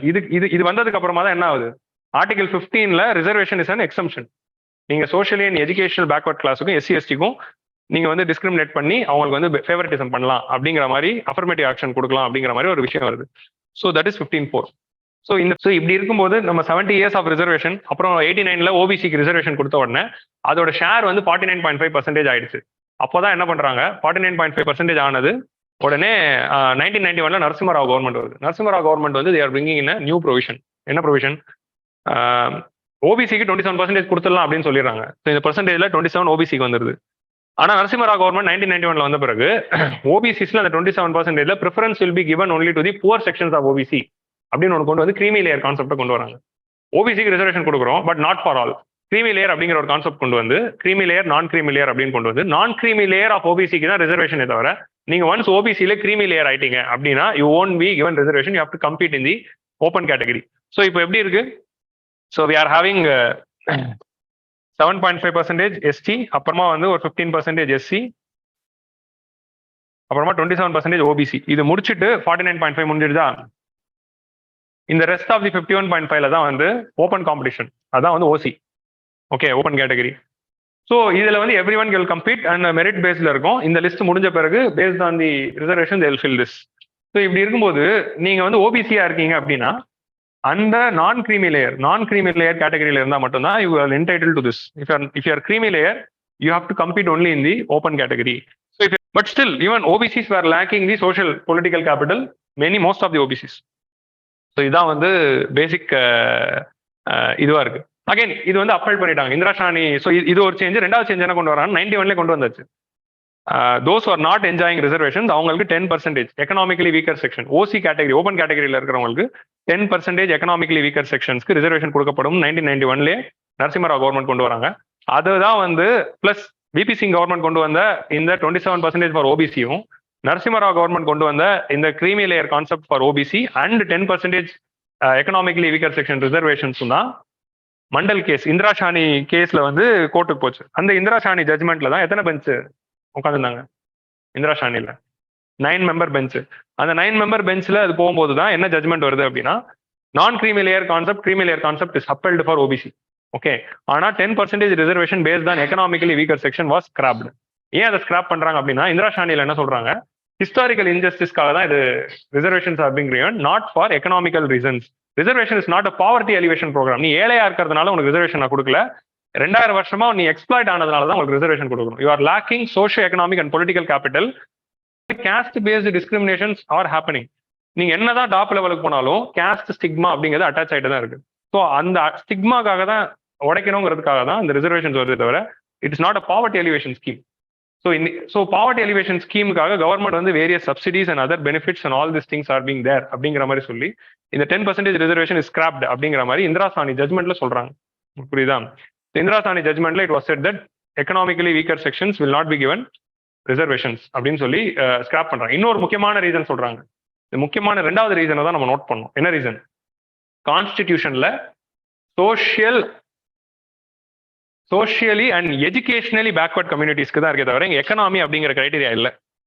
So அதனால கிடையாதுன்ட்டாங்க. இந்த 2 ரீசன் தான். ஸோ இப்போ வந்து நம்ம அங்கேருந்து கட் பண்ணிடுறோம். ஸோ 90ஸ்க்கு அப்புறமா ஓபிசி ரிசர்வேஷன் வந்த பிறகு ஒரு ஊர்லயும் இருக்கிற ஒரு ஓபிசியில சேர்க்கப்படாத கம்யூனிட்டிஸ்லாம் ப்ரொடெஸ்ட் பண்றாங்க. Historically their benefited communities. But now because இது வந்து ஓட் பேங்க் பாலிடிக்ஸா மாறின பிறகு ஒரு ஸ்டேட்லயும் ஒரு கம்யூனிட்டி, குஜராத்ல Patel community, Thakur and Gujarat Patel, and UP ஹரியானால ஜாட் கம்யூனிட்டி, மராத்தாஸ் ஆஃப் இங்க நம்ம இவங்க மகாராஷ்டிரா, மராத்தாவை போய் மறந்து ரோல் ஆகுது பாருங்க. ஸோ இந்த மாதிரி வந்து ஒரு ஊர்லயும் ஒரு dominant community who are historically not subjugated, they're asking for reservations. இந்த ஓபிசி கேட்டகரியில எங்களையும் ரெகனைஸ் பண்ணுங்க, எங்களுக்கு ரிசர்வேஷன் வேணும் அப்படின்னு ப்ரொடெஸ்ட் வருது. நிறைய ஸ்டேட்ஸ்ல என்ன பண்றாங்க, அவங்களெல்லாம் உள்ள இன்கார்பரேட் பண்ணிடுறாங்க. இன்கார்பரேட் பண்ணி தேவர் கிவன் ரிசர்வேஷன்ஸ். ஆஃப்டர் தி இது தமிழ்நாட்டு கவர்மெண்டோடைய ரிசர்வேஷன் பாலிசி பார்த்தீங்கன்னா 69% இருக்கும். ஏன்னா தமிழ்நாடு இஸ் ஹேவிங் ஹிஸ்டாரிக்கலி, இப்போ தமிழ்நாடு 69% வந்து ஏன் ஸ்கிராப் பண்ணல அப்படின்னு பார்த்தீங்கன்னா, தமிழ்நாடுல we are having data. Historically, we are having the highest OBC population in India. OBC population highest இருக்கிற ஸ்டேட். இந்தியாவோட OBC population 52%. அவங்களுக்கு டிவைடட் பை 2 27 வரும். ஆனா தமிழ்நாடோட OBC population is more than 70% of entire population. அப்படி இருக்கும்போது அவங்களுக்கு இந்த 27ங்கிறது பத்தாது. 70% மக்களுக்கு 27ங்கிறது வெரி டிஸ்ப்ரொபோர்ஷனேட் அப்படிங்கிறதுனால தான் அது இன்க்ரீஸ் பண்ணி 69 ஆக்கியிருக்காங்க. அதனால இன்னைக்கு வரைக்கும் அது வந்து போயிட்டு இருக்கு. ஸோ இந்திரா சாணி ஜட்மெண்ட்ல சொன்ன இன்னொரு முக்கியமான விஷயம் என்ன அப்படின்னா, எக்கனாமிக் ஈக்குவலைசேஷனை ஸ்கிராப் பண்ணிடுறாங்க. ரிசர்வேஷன் ஷுட் நாட் கிராஸ் 50% அப்படின்னு சொல்லிட்டாங்க. இதெல்லாம் புரிஞ்சாதான் உங்களுக்கு இந்த ஜட்மெண்ட் புரியும். அதனால தான் நான் இவ்வளவு கதை சொல்ல வேண்டியதா இருக்கு. 50% லிமிட்டை வந்து கிராஸ் பண்ணக்கூடாது அப்படின்னு எதில் சொல்றாங்க, இந்திரா சாணியில சொல்றாங்க. ஏன் சொல்றாங்க 50% கிராஸ் பண்ணக்கூடாது? அதுக்கு முதல் ரீசன் என்ன அப்படின்னா, ரிசர்வேஷன் 50% மேல போயிட்டே இருந்ததுன்னா கம்பார்ட்மெண்டலைஸ் ஆயிடும். அப்புறம் என்ன ஆயிடும்னா, அப்போ இந்தியாவோட பாப்புலேஷன் எடுத்துக்கலாம், இவங்க 20%, இவங்க 30%, இவங்க 40%, இவங்க 10% அப்படின்னு சொல்லி 100% ரிசர்வேஷன் வந்துடும். 100% ரிசர்வேஷன் ஆயிடுச்சா கம்பார்ட்மெண்டலைசேஷன் ஆயிடும். கம்பார்ட்மெண்டலைசேஷன் தான் வந்து it will create lot of chaos. இது ஒரு சைடு. ரெண்டாவது விஷயம் என்னதுன்னா காம்படிஷன். என்னதான் இருந்தாலும் அஃபர்மேட்டிவ் ஆக்ஷன் அப்படிங்கிறது டிஃபரன்ஷியல் ட்ரீட்மெண்ட் அப்படிங்கிறதுனால we should not give up the competition and merit category அப்படிங்கிறதுல வந்து நம்ம எரோட் பண்ணக்கூடாது. இது 50%ல இருக்கு. இந்த 50% அப்படிங்கிற லாஜிக் எங்கேருந்து வருது அப்படின்னா, இந்திரா சாணி ஜட்மெண்ட்ல என்ன சொல்றாங்க, இது ரிசர்வேஷன் நீங்க 50% ஆக்கி அஃபர்மேட்டிவ் ஆக்ஷன் கொடுக்குறீங்க, இன்னொரு 50% ஓப்பன் கேட்டகரி ஆக்கினாதான் there will be competition in the prevailing, otherwise it will affect the efficiency அப்படிங்கிற மாதிரி சொல்றாங்க. ஸோ அஃபர்மேட்டிவ் ஆக்ஷன் ஹிஸ்டாரிக்கல் இன்ஜஸ்டிஸ்க்காக நீங்க ரிசர்வேஷன் கொடுத்துட்டீங்க, பட் மிச்ச 50 ஓப்பன் ஆக்கினாதான் ஈக்குவாலிட்டியை மெயின்டைன் பண்ண முடியும். ஸோ ஆர்டிகல் 14ல equal protections of law and equality of law இருக்கு. நீங்க ஈக்குவல் ப்ரொடெக்ஷன் ஆஃப் லாக்காக you are providing reservation, but equality of law போயிடக்கூடாது. அந்த ஈக்குவாலிட்டி என்ஷோர் பண்றதுக்காக நம்ம வந்து 50 வந்து ஓப்பன் பண்றோம், 50யோட லிமிட் பண்றோம் அப்படிங்கிறதையும் இந்திரா சாணியில ஃபிக்ஸ் பண்றாங்க. இதான் இந்திரா சாணியோடைய ஃபைனல். இந்திரா சாணிக்கு அப்புறமா இந்த மாதிரி ஒரு ஊர்லயும் ஒரு ப்ரொடெஸ்ட் நடக்குது. ஜாட் கம்யூனிட்டியை உள்ள சேர்க்கறாங்க ஓபிசிக்குள்ள, அதுக்கப்புறம் மராத்தாஸை உள்ள சேர்க்கறாங்க, அவங்களுக்கு தனி கேட்டகரி கொடுக்குறாங்க. இந்த மாதிரி ஒரு ஊர்லயும் அது கொடுத்தவொன்னா சுப்ரீம் கோர்ட் கேஸ் போது அந்த கேஸ் ஜட்மெண்ட்டை ஸ்கிராப் பண்ணிடுறாங்க. சுப்ரீம் கோர்ட் என்ன ஸ்கிராப் பண்றாங்க அப்படின்னா, எந்த கேட்டகரியில பேசிஸ்ல நீங்க ஓபிசின்னு ரெகனைஸ் பண்ணீங்க, எந்த கேட்டகரியில இவ்வளவு பர்சன்டேஜ் கொடுக்குறீங்கன்னு கேட்கறாங்க. டேட்டா எங்கன்னு கேட்கறாங்க. ஐயா டேட்டா எங்கன்னு கேட்டா 1931 சென்சஸ் டேட்டா கொடுக்குறாங்க. ஐயோ கேஸ்ட் சென்சஸ் எடுங்கயா அப்படின்னு சொல்றாங்க. சரி கேஸ்ட் சென்சஸ் பண்ணலாம் அப்படின்னு 2011ல ஒரு கேஸ்ட் சென்சஸ் பண்ணா அந்த டேட்டாவை இன்னைக்கு வரைக்கும் ரிலீஸ் பண்ணாம வச்சிருக்காங்க. 11 வருஷமா ரெண்டு கவர்மெண்ட்டும் 2014 முன்னாடி இந்த கவர்மெண்ட் ரிலீஸ் பண்ணல, 2014 அப்புறமா அந்த கவர்மெண்ட் ரிலீஸ் பண்ணல. அதை சீக்கிரட்டா வச்சுக்கிட்டு இருக்காங்க. ஏன் சீக்கிரட்டா வச்சிருக்காங்கன்னு தெரியல. மேபி ரிலீஸ் பண்ணா இன்னும் பிரச்சனை வருங்கிறதுனால சீக்கிரட்டா வச்சிருக்காங்களோ என்னவோ, அதுவும் உண்மைதான். ஸோ அதனால வந்து அவங்க சீக்கிரட்டா வச்சுக்கிட்டு இருக்காங்க. ஸோ ரிசர்வேஷன்ஸ் அப்படிங்கிறதுக்கு வந்து வி நீட் டேட்டா. ஸோ இன்னொரு முக்கியமான விஷயம் என்ன சொல்றாங்க இந்திரா சாணி ஜட்மெண்ட்ல, ரெப்ரசன்டேஷன் கம்மியா இருந்தாலும் ரிசர்வேஷன் கொடுக்கணும். இப்போ நம்ம ரிசர்வேஷன் என்ன சொல்றோம், ஐஏஎஸ் ஆஃபீஸர்ஸ் எல்லாருமே ஒரே கம்யூனிட்டி சார்ந்தவங்களா இருக்காங்க. 1919ல கம்யூனல் ஜியோ கொண்டு வந்த போது தமிழ்நாடு மெட்ராஸ் கவர்மெண்ட் என்ன ஆர்குமெண்ட் கொண்டு வராங்க, ஒரே கேட்டகரி ஆஃப் பீப்புள் தான் எல்லா ஐசிஎஸ் ஆஃபீஸர்ஸ் தான் இருக்காங்க. அதே மாதிரி ஒரு காலேஜ் யூனிவர்சிட்டி வந்து பாஸ் ஆகி வர்றதுல 70 to 80% ஆஃப் தி பீப்புள் ஒரே கம்யூனிட்டியை சேர்ந்தவங்களா இருக்காங்க. ஸோ இப்படி டிஸ்ப்ரொபோர்ஷனேட் ரெப்ரசன்டேஷனா இருக்கு. கவர்மெண்ட் ஆஃபீஸர்ஸ்ல எடுத்து பார்த்தா ஒரு பர்டிகுலர் குரூப் ஆஃப் கம்யூனிட்டியை சேர்ந்தவங்க தான் டாமினண்டா இருக்காங்க. ஒரு கம்யூனிட்டி குரூப் ஆஃப் கம்யூனிட்டி பேரே இல்ல. அந்த மிஸ்மேட்ச் ஆஃப் ரெப்ரசன்டேஷனை சரிப்படுத்துறதுக்காக தான், like how it is in supreme court. So அந்த மிஸ்மேட்ச் ஆஃப் ரெப்ரசன்டேஷனை சரிப்படுறதுக்காக தான் வி பிராட் தி ரிசர்வேஷன். நான் ஃபேக்சுவலா கரெக்டா தான் பேசிட்டு இருக்கேன். ஸோ அதுக்காக தான் ரிசர்வேஷன் கொண்டு வராங்க. ஆஃபீஸ்ல அந்த குரூப் ஆஃப் பீப்புளே இல்லைன்னா அவங்களுக்கான பவர் இருக்காது அப்படிங்கிறதுனால. ஸோ இந்த சரி விடுங்க. இப்போ இந்த ரிசர்வேஷன்ஸ் வந்து நான் எவ்வளவு பாலிஷ்டா கொண்டு போகணுமோ அவ்வளோ கொண்டு போக வேண்டியதா இருக்கு. ஸோ இந்த டேட்டா அப்படிங்கிறது ரொம்ப முக்கியம். ஹிஸ்டாரிக்கலி இந்த கம்யூனிட்டில யாருமே இல்லை. இந்த குரூப் ஒரு கவர்மெண்ட் ஆஃபீஸர்ஸ் எடுத்துக்கிட்டோம். இப்போ நம்மளோட பிரசன்ட் கேபினெட் பொசிஷன்ஸ் எடுத்து பார்த்தீங்கன்னா மொத்தம் 80 செக்ரட்டரிஸ் இருக்காங்க. 80 செக்ரட்டரிஸ்ல SC ST கேட்டகரியிலேருந்து 5 பேர் தான் இருக்காங்க. மிச்சவங்க எல்லாருமே ஓபிசிலேருந்து ஒருத்தரும் இல்லை. 80 செக்ரட்டரி இருக்காங்க மினிஸ்ட்ரியில, சென்ட்ரல் யூனியன் கவர்மெண்டோட கேபினெட் மினிஸ்ட்ரிஸ்ல இருக்கிற செக்ரட்டரிஸோட கேஸ்ட் எடுத்து பார்க்கும்போது 5 பேரோ 6 பேரோ தான் SC ST சேர்ந்தவங்க இருக்காங்க. மிச்சங்க எல்லாருமே ஓசி கேட்டகரி தான், ஓபிசில இருந்து ஒருத்தரும் இல்லை. இது ஒரு டேட்டா வருது. உங்களுக்கு புரியுதா? இந்த மாதிரி ஏதாவது ஒரு டேட்டா இருந்தாதான் ரிசர்வேஷனுக்கு, இப்ப இந்த மாதிரி ஒரு டேட்டா இருக்கிறதுனால தான் ரிசர்வேஷன் கொடுக்குறாங்க. உங்களுக்கு புரியுதா?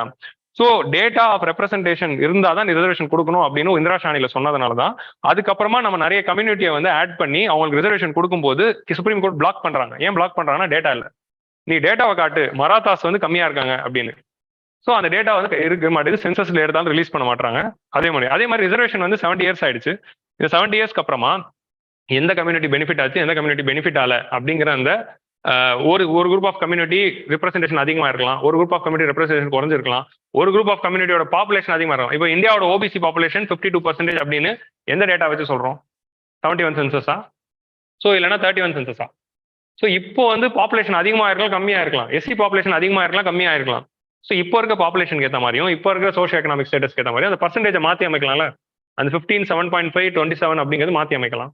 ஸோ இந்த மாதிரியான ரிஃபார்ம்ஸ் எல்லாமே பண்ணணும்னா டேட்டா வேணும் அப்படின்னு நிறுத்திடுறாங்க. ஸோ இதுதான் அடுத்த தடங்களா இருக்கு. இந்த மாதிரி வந்து ஒரு கம்யூனிட்டியும் ஒன்னொன்று இது போயிட்டே இருக்கிறதுனால இந்த இஷ்யூ எப்படி சால்வ் பண்ணலாம் அப்படின்னு சொல்லும்போது, சரி நரசிம்மராவ் கொண்டு வந்து அதே ஐடியா, செம்ம ஐடியா, அந்த ஐடியாவை ரீஇம்ப்ளிமெண்ட் பண்ணலாம் அப்படின்னு கவர்மெண்ட் முடிவு பண்றாங்க. ஸோ இந்த மாதிரி எல்லா கம்யூனிட்டியும் நம்ம என்ன பண்ணிடலாம், ஓசி கம்யூனிட்டியில ரிசர்வேஷன் கொடுக்கப்படாத பீப்புளுக்கு ஒரு 10% கொடுத்துடலாம்.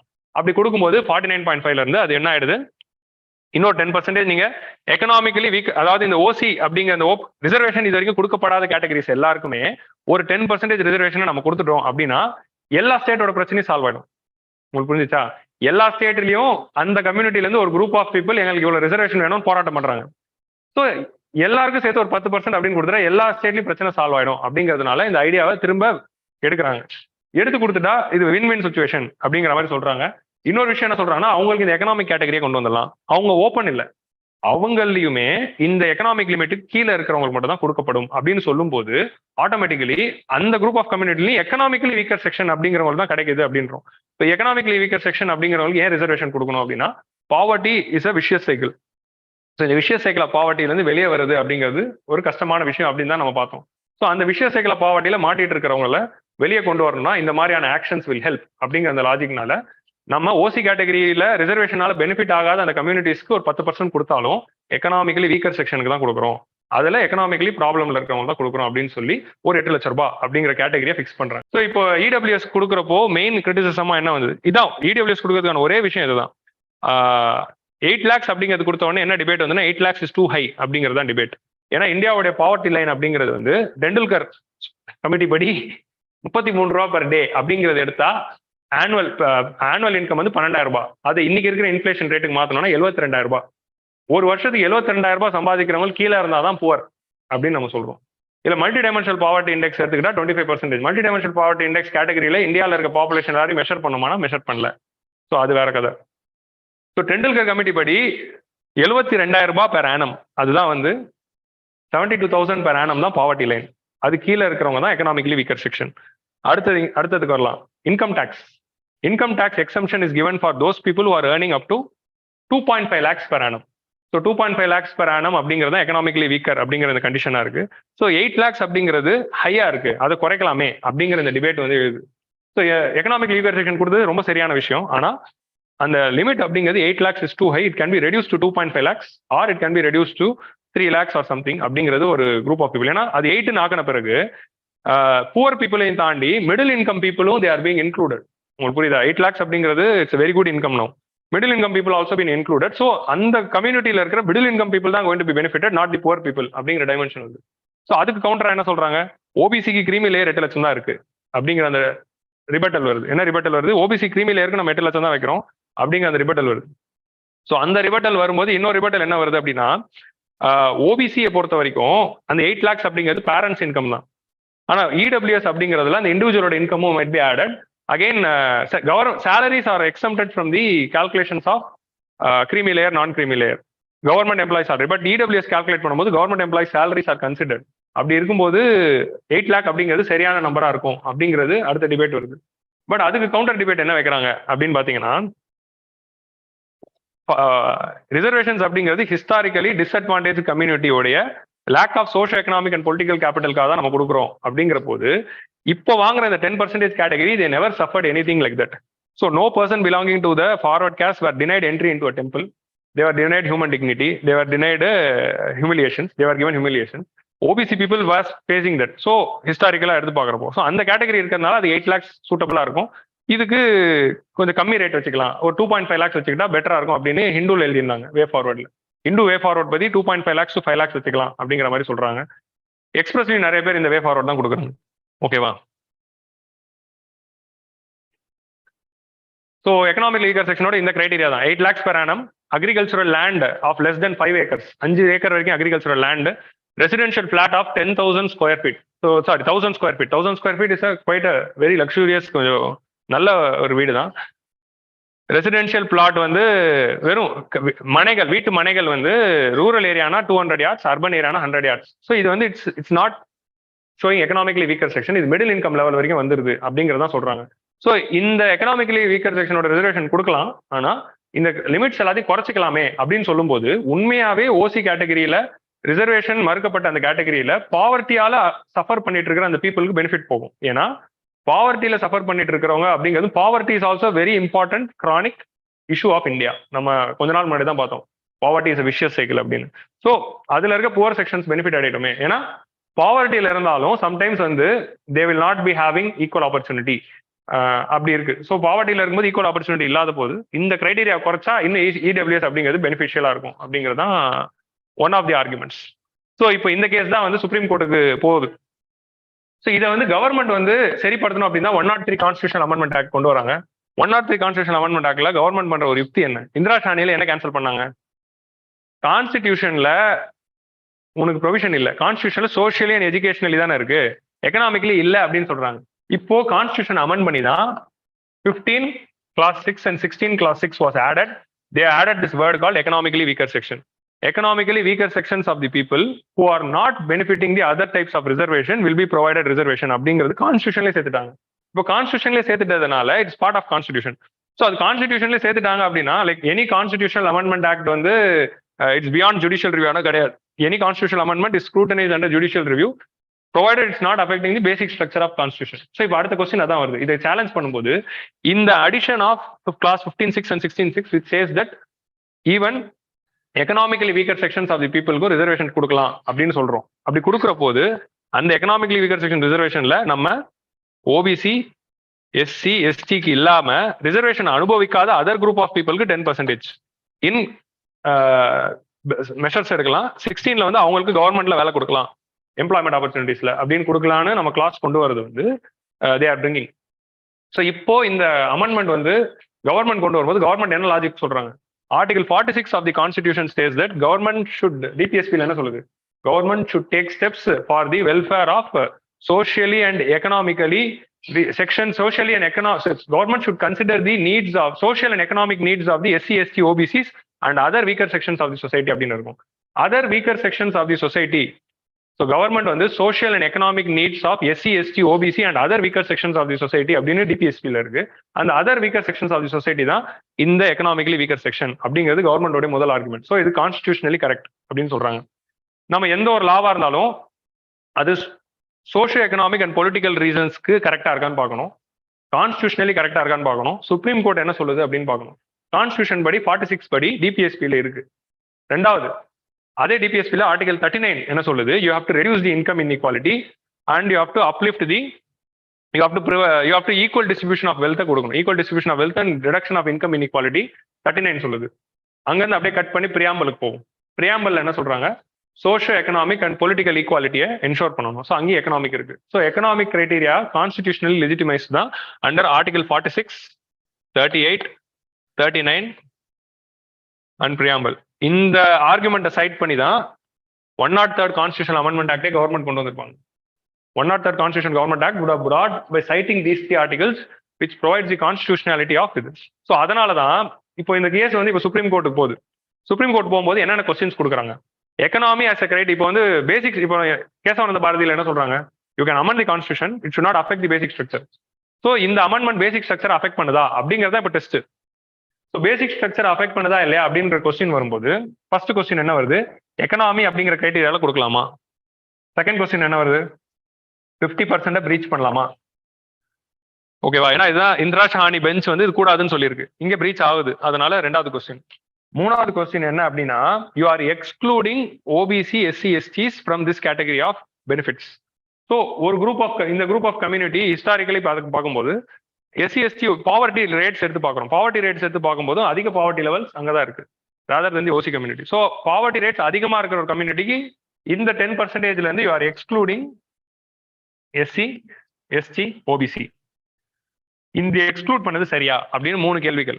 4வதா ஒரு சப் கேள்வி என்னதுன்னா, ஆர்டிகல் 15(6) and 16(6) கொண்டு வரும்போது என்ன கொண்டு வருவாங்கன்னா, நீங்க இப்போ 15(4) பாத்தீங்க, 15(6) பாத்தீங்க, ரெண்டுத்துக்கு நடுவில் 15(5) ஒன்று இருக்கு. 15(5) என்ன இருக்கும் அப்படின்னா, எஜுகேஷன்ல கொடுக்குற reservations is also applicable for private institutions இருக்கும். ஸோ இந்த இடபிள்யூஎஸ் கேட்டகரி பிரைவேட் இன்ஸ்டிடியூஷன்ஸ்க்கும் கொடுக்கலாமா அப்படிங்கிறது ஒரு 4வதான கொஸ்டின். பட் அது மேஜர் கொஸ்டினா எடுத்துக்கல. இந்த 3 கொஸ்டினுக்கு தான் இந்த ஜட்மெண்ட் வந்து இந்த ஜன்ஹித் அபியான் கேஸ்ல போயிருக்கு. இந்த கேஸ் பேர் ஜன்ஹித் அபியான் கேஸ். இந்த ஜன்ஹித் அபியான் கேஸோடைய ஜட்மெண்ட் தான் வந்து திங்கட்கிழமை வந்தது. இந்த 3 கேள்விக்கு பதில் தான் வந்து கொடுக்குறாங்க. இந்த 3 கேள்விக்கு பதில் கொடுக்கும்போது தான் 5 ஜட்ஜ் பெஞ்ச்ல 5 பேருமே முதல் கொஸ்டின் ஓகே சொல்லிட்டாங்க. ஆக்சுவலி 3-2 எல்லாரும் சொல்றாங்க EWS category is upheld by all the 5. It's not 3-2, it is 5-0. 5-0ல இருக்கிற 5 பேருமே முதல் கொஸ்டினுக்கு ஓகேன்னு சொல்லிட்டாங்க. Can economy be a criteria to provide ரிசர்வேஷனா அப்படின்னு கேட்கிறப்போ yes it can be given. ஏன்? கான்ஸ்டியூஷன்ல இருக்கு அப்படிங்கிறதுனால it is not unconstitutional.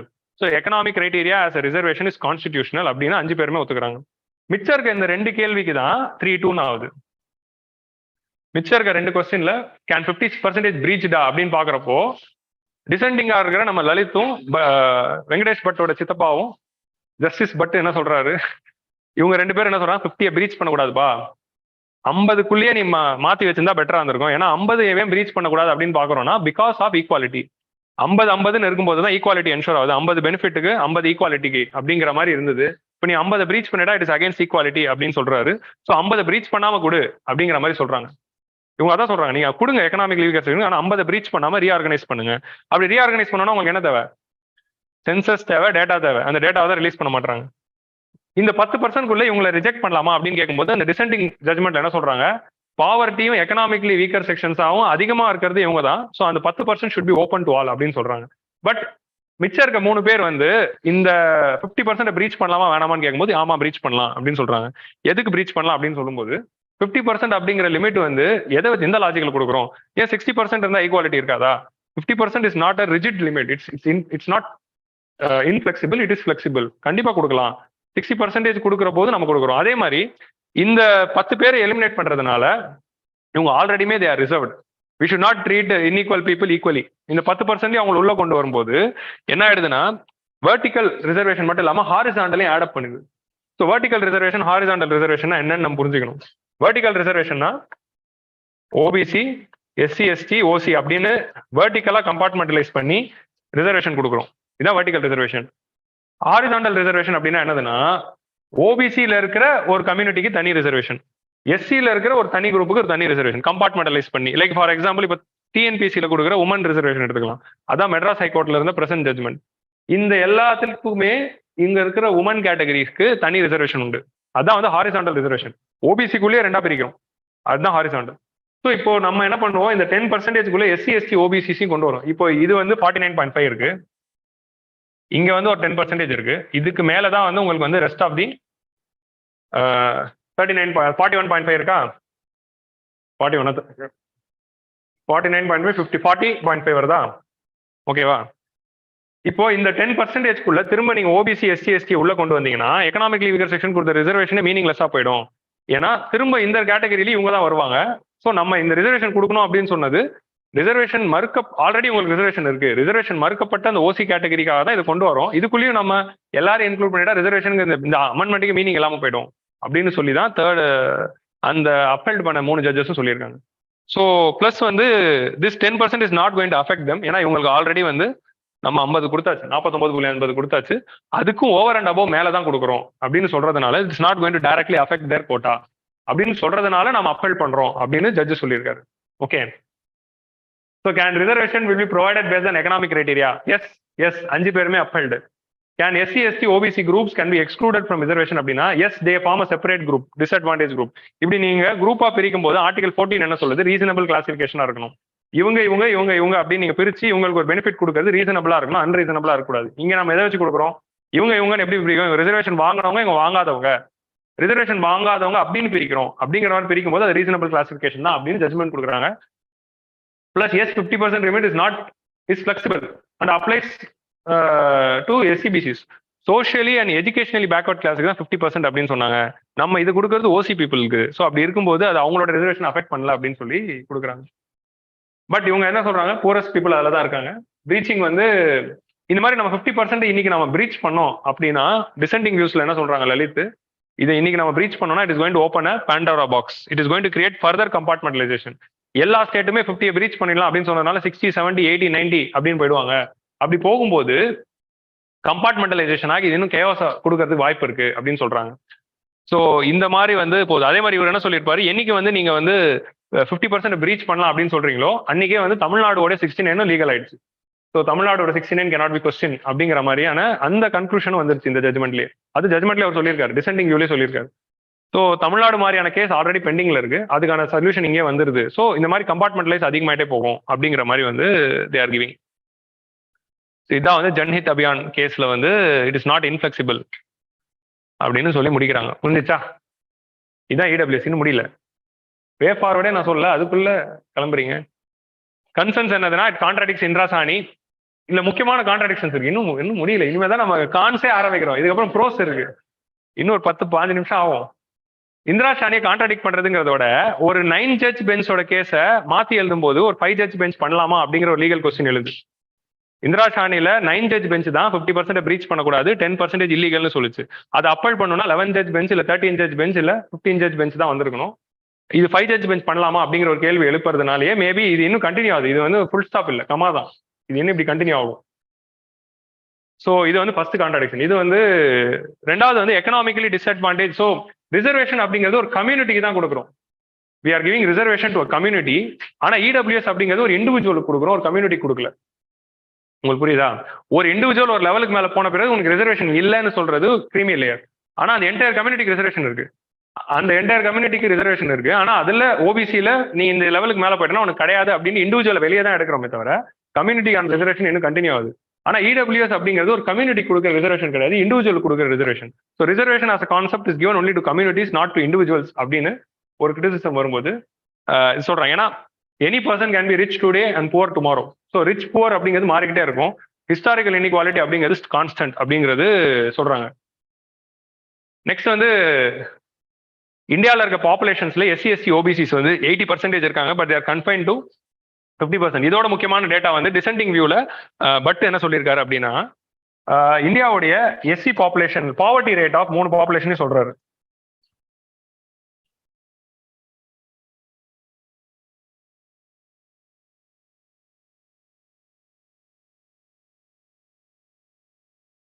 Poverty rate of populations வந்து சொல்லும்போது எஸ்சி பீப்புளோட poverty rate 38%. Of total SC 38% people are poor based on Tendulkar. ST people வந்து 48, ஓபிசி வந்து 13, 13% பாவர்ட்டி ரேட். ஓசி பீப்புள் அவங்களோட பாவர்ட்டி ரேட் 5.9 தான். ஸோ பாவர்ட்டி ரேட்டு இவ்வளோ கம்மியா இருக்கு.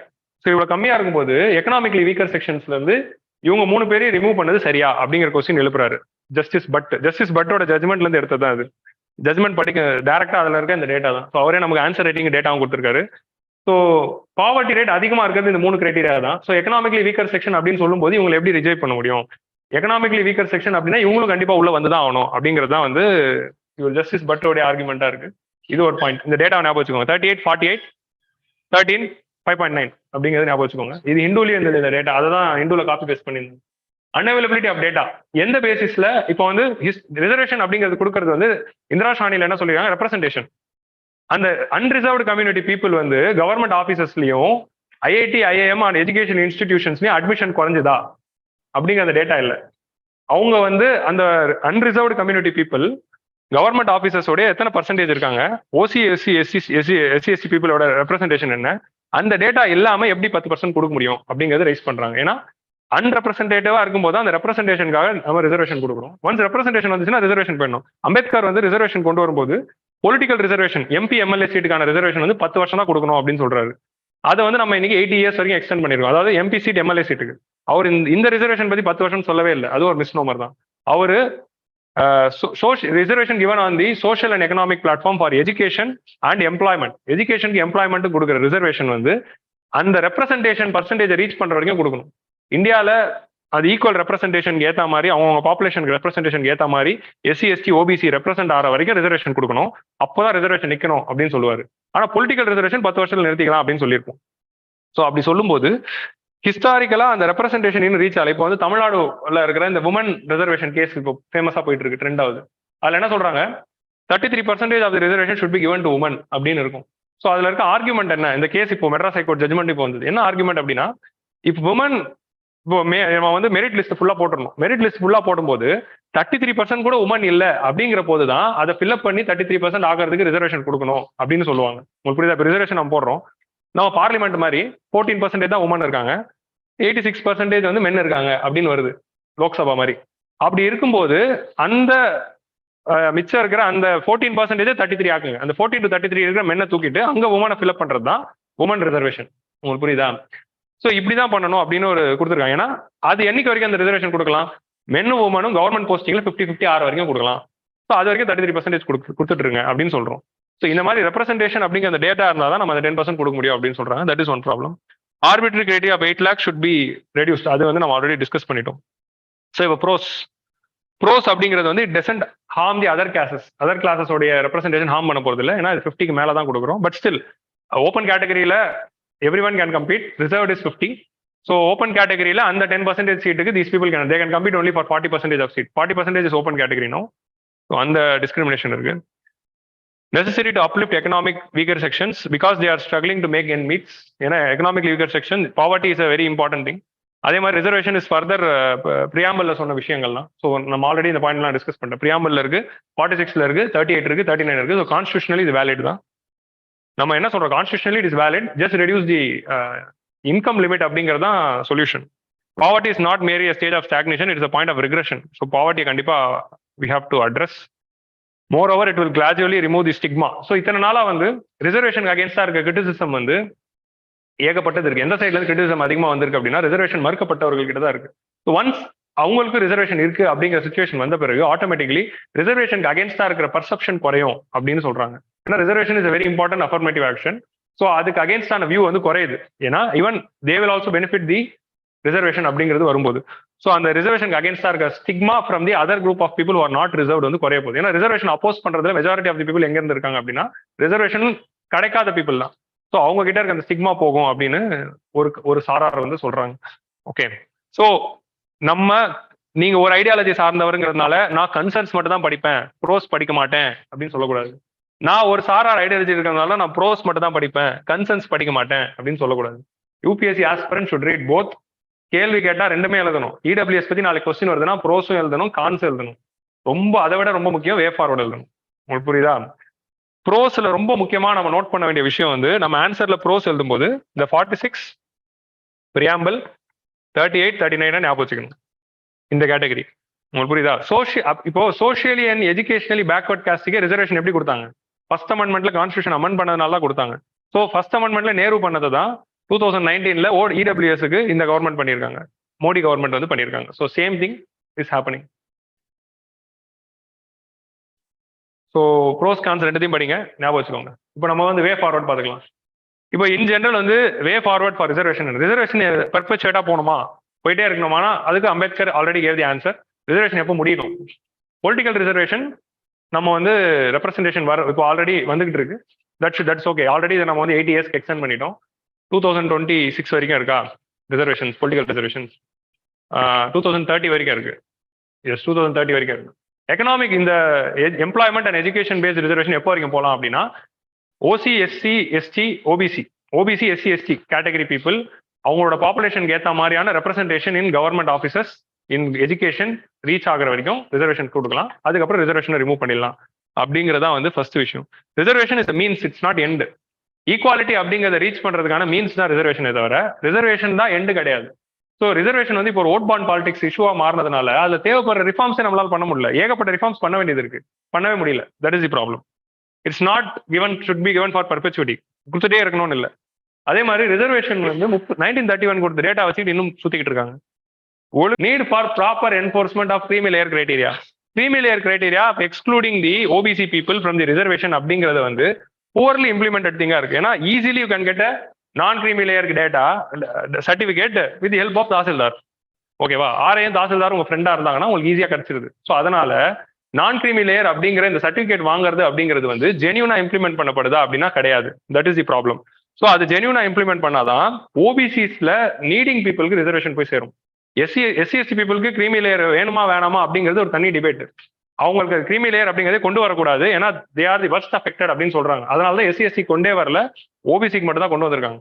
அப்போ ஓபிசிக்கு ரிசர்வேஷன் கொடுக்குறப்போ நம்ம என்ன கொடுக்கணும் அப்படின்னா, ஒரு குரூப் ஆஃப் ஓபிசி தான் எல்லாத்தையும் எடுத்துக்கிட்டு இருக்காங்க, ஒரு குரூப் ஆஃப் ஓபிசிக்கு போறதே கிடையாது. ஸோ அந்த எந்த குரூப்புக்கு ரிசர்வேஷன் போகணுமோ அந்த குரூப்புக்கு போக வைக்கணும்னா வாங்கினவங்க எக்ஸிட் ஆனால் போக முடியும். ஸோ அந்த லிமிட்டை ரீச் பண்ணோம்னா அவங்க எக்ஸிட் ஆகிறா அப்படிங்கிற அந்த கிரைட்டீரியாவை ஒழுங்கா இம்ப்ளிமெண்ட் பண்ணணும் அப்படிங்கிறது தான் இது. இந்த ஓபிசி கிரீமி லேயர் கான்செப்டை தாசில்தார் ஆஃபீஸ்ல ஒழுங்கா இம்ப்ளிமெண்ட் பண்ண வேண்டும் அப்படிங்கிறது வந்து சொல்றாரு, அறிஞர்கள் சொல்றாரு. Sub categorisation wherever possible. Sub categorisation wherever possible தமிழ்நாட்டில் எடுத்துக்கலாம். தமிழ்நாட்டில் நம்ம பார்த்தோம்ல ரிலேட்டிவ் பாவர்ட்டி அப்படின்னு ஒரு விஷயம் பார்த்துருப்போம். 9,000 ரூபாய் சம்பாதிக்கிறவனும் 3,000 ரூபாய் சம்பாதிக்கிறவரும் ஒன்னா அப்படின்னு பார்ப்போம். கரெக்டா? பாவர்ட்டி லைன் 10,000 ரூபாய் அப்படின்னா 9,000 ஆள் வேற, 3,000 ஆள் வேற. அதே மாதிரி எஸ்சி கேட்டகரியில பார்க்கும்போது மெஜாரிட்டி ஆஃப் தி எஸ்சிஸை விட அருந்ததியர்ஸ் அப்படிங்கிற செக்ஷன் வந்து வர்ஸ்ட்லி அஃபெக்டட் பீப்புளா இருக்காங்க. தே ஆர் வெரி வெரி பேக்வர்டா இருக்காங்க. அதனால தான் தமிழ்நாட்டில் என்ன பண்ணும், எஸ்சியவே சப் கேட்டகரைஸ் பண்ணி எஸ்சி அருந்ததியர் அண்ட் எஸ்சி அப்படின்னு ரெண்டா பிரிச்சிருக்கும். ஸோ அந்த மாதிரி சப் கேட்டகரைசேஷன் பண்ணும்போது வல்னரபிள் செக்ஷன்ஸ்க்கு ஒரு சீட் அஷ்யூர் ஆயிடுது. இப்போ rest of the SC people தான் அந்த என்டையர் சீட் எடுக்கிறதுக்கு பதிலா அருந்ததியருக்கு ஒரு குரூப் ஆஃப் சீட்டில் வந்துருது, மிச்சதெல்லாம் ரெஸ்ட் ஆஃப் தி எஸ்சி எடுத்துக்கிறாங்க. ஸோ அதான் கேட்டகரைசேஷன். தமிழ்நாடோட 69% ஃபுல்லா சப் கேட்டகரைசேஷன் தான். நமக்கு வந்து பிசிஎம்னு ஒன்று இருக்கு, எம்பிசின்னு ஒன்று இருக்கு, டிஎன்சின்னு ஒன்று இருக்கு, அப்புறம் பிசின்னு இருக்கு, அதுக்கப்புறம் எஸ்சியில எஸ்சி இருக்கு, எஸ்சி அருந்ததியர் இருக்கு. ஸோ இதான் சப் கேட்டகரைசேஷன். இந்த மாதிரி சப் கேட்டகரைசேஷன் எங்கெல்லாம் பண்ண முடியுமோ பண்ணுங்க. அப்பதான் வந்து இன்னும் பக்காவான ரெப்ரஸன்டேஷன் வரும். ஏன்னா ஓபிசி டேட்டாவை படி நல்ல கமிட்டி ஆச்சு, ஒரு கமிட்டி ரெக்கமெண்டேஷன் இருக்கு. Rohini committee, super. Rohini committee recommendation படி என்ன சொல்றாங்க அப்படின்னா, ஓபிசியோடைய மேக்ஸிமம் ஷேர் ஆஃப் ரிசர்வேஷன் வந்து ஒரு 20% ஆஃப் ஓபிசி காஸ்ட் தான் எடுத்துக்கிறாங்க. ஓபிசி காஸ்ட் நம்ம சொல்றோம் லிஸ்ட், அதுல 20% ஆஃப் தி ஓபிசி காஸ்ட் தான் என்டையர் 27 எடுத்துக்கிறாங்க. மிச்சம் இருக்கிற 80% of OBC caste are not taking. So Rohini கமிட்டியோட ரெக்கமெண்டேஷன்ஸ் வந்து we have to look it and we have to bring in. Reservation for women and transgender is very important. Transgender community கண்டிப்பா reservation கொடுக்கணும். அவங்களுக்கு reservation இல்லாததுனால தான் அவங்க இன்னும் வந்து ப்ராஸ்டிடியூட்ஸாகவும் பெக்கிங்லேயும் இருக்காங்க. ஸோ அவங்கள வந்து மெயின் ஸ்ட்ரீம் சொசைட்டிக்குள்ள கொண்டு வரணும் அப்படின்னா வேலை கொடுக்கணும், படிப்பு கொடுக்கணும். அவங்களுக்கு எஜுகேஷன்ல ரிசர்வேஷன் தான் முதல்ல கொடுக்கணும். ஸோ அதுக்கு நம்ம என்ன ஸ்டெப்ஸ் எடுக்கணுமோ எடுக்கணும். Transgender should be given reservations. அதுதான் வந்து டிரான்ஸ்ஜெண்டர் பில் வந்து ட்ரை பண்ணுச்சு, but it never pass in the Lok Sabha. ராஜ்யசபாவில் மட்டும் தான் ரிசர்வேஷன் கொண்டு வந்தோம், பட் லோக்சபாவில் பாஸ் ஆகல. So women and transgender, women with respect to political representation, ஏன்னா 50% population represent by 14% of MPs. So லோக்சபாவில் 14% தானே இருக்கு. So it should be increased. So ஃபைனலா வந்து இதுதான் வந்து நம்ம பார்க்குற விஷயம். ஈக்குவாலிட்டி அப்படின்னா 3 பேரும் வேற வேற லெவல்ல இருக்கும்போது எல்லாருமே ஈக்குவலா கம்ப்ளீட் பண்ணணும் எக்ஸாம்ஸ் அப்படின்னு சொன்னீங்கன்னா 2 பேருக்கு தான் ஈஸியா பார்க்க முடியும், இவரால் எதுவுமே பண்ண முடியாது. இதை சரிப்படுத்துறதுக்காக தான் ரிசர்வேஷன்ஸே வருது. ஹிஸ்டாரிக்கலி இவங்க டிஸ்அட்வான்டேஜா இருக்காங்க. இந்த ஹிஸ்டாரிக்கல் டிஸ்அட்வான்டேஜ் சரிப்படுத்துறதுக்கு தான் இவங்களுக்கு ஃபேவரபிள் ட்ரீட்மெண்ட், இவங்களுக்கு ஃபேவரபிள் ட்ரீட்மெண்ட் எதுவுமே கொடுக்கல. இவருக்கு அந்த பெஞ்ச் கொடுக்கல, இவருக்கு ஒரு பெஞ்ச் கொடுத்துருக்கோம், இவங்களுக்கு 2 பெஞ்ச் கொடுத்துருக்கோம். எதுக்காக? அப்போதான் 3 பேராலையும் ஈக்குவலா பார்க்க முடியும். ஸோ இவங்களுக்கு 2 பெஞ்ச் கொடுக்குற இதுல வந்து இன்இக்வாலிட்டி நம்ம பார்க்க கூடாது. ஈக்குவாலிட்டி அப்படிங்கிறது 3 பேருமே மேட்ச் பாக்குறாங்களா அப்படிங்கறத வச்சுதான். ஸோ இந்த மாதிரி நீங்க டிஃபரன்ஷியலா ட்ரீட் பண்றது மூலமா you can achieve the equality. Okay, so 3 பேருமே ஒரே பெஞ்சில் நின்று பார்க்கறது ஈக்குவாலிட்டி கிடையாது. Objective is to C match. Match பார்க்கறது தான் அப்ஜெக்டிவ். அப்படின்னா இவங்களுக்கு 2 பெஞ்ச், இவங்களுக்கு ஒரு பெஞ்ச், இவருக்கு பெஞ்சே கொடுக்காம இருக்கிறதுக்கு தான் ஈக்விட்டி. இதுதான் ரிசர்வேஷன்ஸ் பண்ணுது. பட் அதுக்காக நம்ம பர்பச்சுவேட்டா இருக்கக்கூடாது. ரிசர்வேஷனோட சொல்யூஷன் என்னதுன்னா இந்த வேலையவே ரிமூவ் பண்றது தான். That is liberation. ஆஸ்திரேலியாலையும் யூஎஸ்லயும் இருக்கிற மாதிரி வேலிகளை எதுவுமே போடாம கிரவுண்டை வந்து ஓப்பனா வைக்கணும். நம்ம ஊர்ல வந்து வேலி போட்டு ஏன் மூடி வச்சிருக்காங்க அப்படின்னா இவனுங்க வந்து மேட்ச் நடக்கும்போது நடுவில் ஓடி வந்துருவாங்க. ஆல்ரெடி அதனாலதான் சேப்பாக்கில் பாத்தீங்கன்னா நெட்டு கட்டி வச்சிருக்காங்க. என்னதுன்னா ஆல்ரெடி வந்து ஒரு முள் வேலி இருக்கு, கிரவுண்டுக்கும் இதுக்கும் முள் வேலி இருக்கும், அதுக்கு மேல நெட்டு, ஏன்னா பாட்டில் தூக்கி போடுறோம். இப்போ நீங்க ஆஸ்திரேலியா இங்கிலாந்துலாம் போனீங்கன்னா வேலியே கிடையாது, ஓப்பனா தான் இருக்கும். ஆனா அங்க வந்து அவங்களுக்கு தெரியும் உள்ள ஓடி வரக்கூடாது அப்படின்னு. அதையும் தாண்டி 2-3 பேர் ஓடி வருவாங்க. 2-3 பேர் தான் வராங்க. நம்ம ஊர்ல எல்லாம் என்ன பண்ணுவாங்க, ஒரு 6 அடிச்சாலே எல்லாரும் ஓடி போயிடு. பட் ஸ்டில் இங்க அல்டிமேட் சொல்யூஷன் என்ன அப்படின்னா, what is the final solution? Liberation is the final solution. You have to ensure that all the sections of the society are liberated from the clutches of the historic inequality. நீங்க வந்து இது எவ்வளவு percentage கொடுக்கணும், இது percentage ஏத்தலாமா இறக்கலாமாங்கிறது மட்டும் தான் பாக்குறீங்க vote bank பாலிடிக்ஸ்க்காக. அதை பார்க்காம இந்த போர்டை எப்படி ரிமூவ் பண்ணலாம் அப்படிங்கிறதுக்கு பாலிசி போடுங்க அப்படின்னு வந்து தாழ்மையுடன் தெரிவித்துக் கொள்கிறேன் அப்படின்னு சொல்லி, இப்படி இல்லாம அப்படியும் இல்லாம உனக்கு சொல்லிட்டேன் அப்படின்னு நீங்க நினைச்சிட்டீங்க. அப்படிதான் நம்ம ஆன்சர் ரைட்டிங் இருக்கணும், சரியா? ஸோ இடபிள்யூஎஸ்க்கு ரிசர்வேஷன் கொடுக்கலாமா வேணாமா அப்படின்னு ஃபைனல் கொஸ்டின் வந்துச்சுன்னா கான்ஸ்டியூஷனலி இட் இஸ் கரெக்ட், கொடுக்கலாம், அதான் சுப்ரீம் கோர்ட் ஜட்மெண்ட். ஸோ கொடுக்கணும். ஆனா வே ஃபார்வர்ட் அப்படிங்கிறத என்ன பண்ணணும், இப்படிதான் வே ஃபார்வர்ட் எழுதணும். So you should not be dropped that கொடுக்கலாம் கொடுக்கக்கூடாது அப்படின்னு, because poverty is also a problem அப்படிங்கிறது you have to understand. So overall liberation is the final solution. So with this will wind up this 3 hours. இன்னைக்கு அநியாயம் பண்றேன் நான், எனக்கே தெரியல. முன்னாடி எல்லாம் எடிட்டோரியல்ஸ் வந்து 1.5 மணி நேரம் போகும்.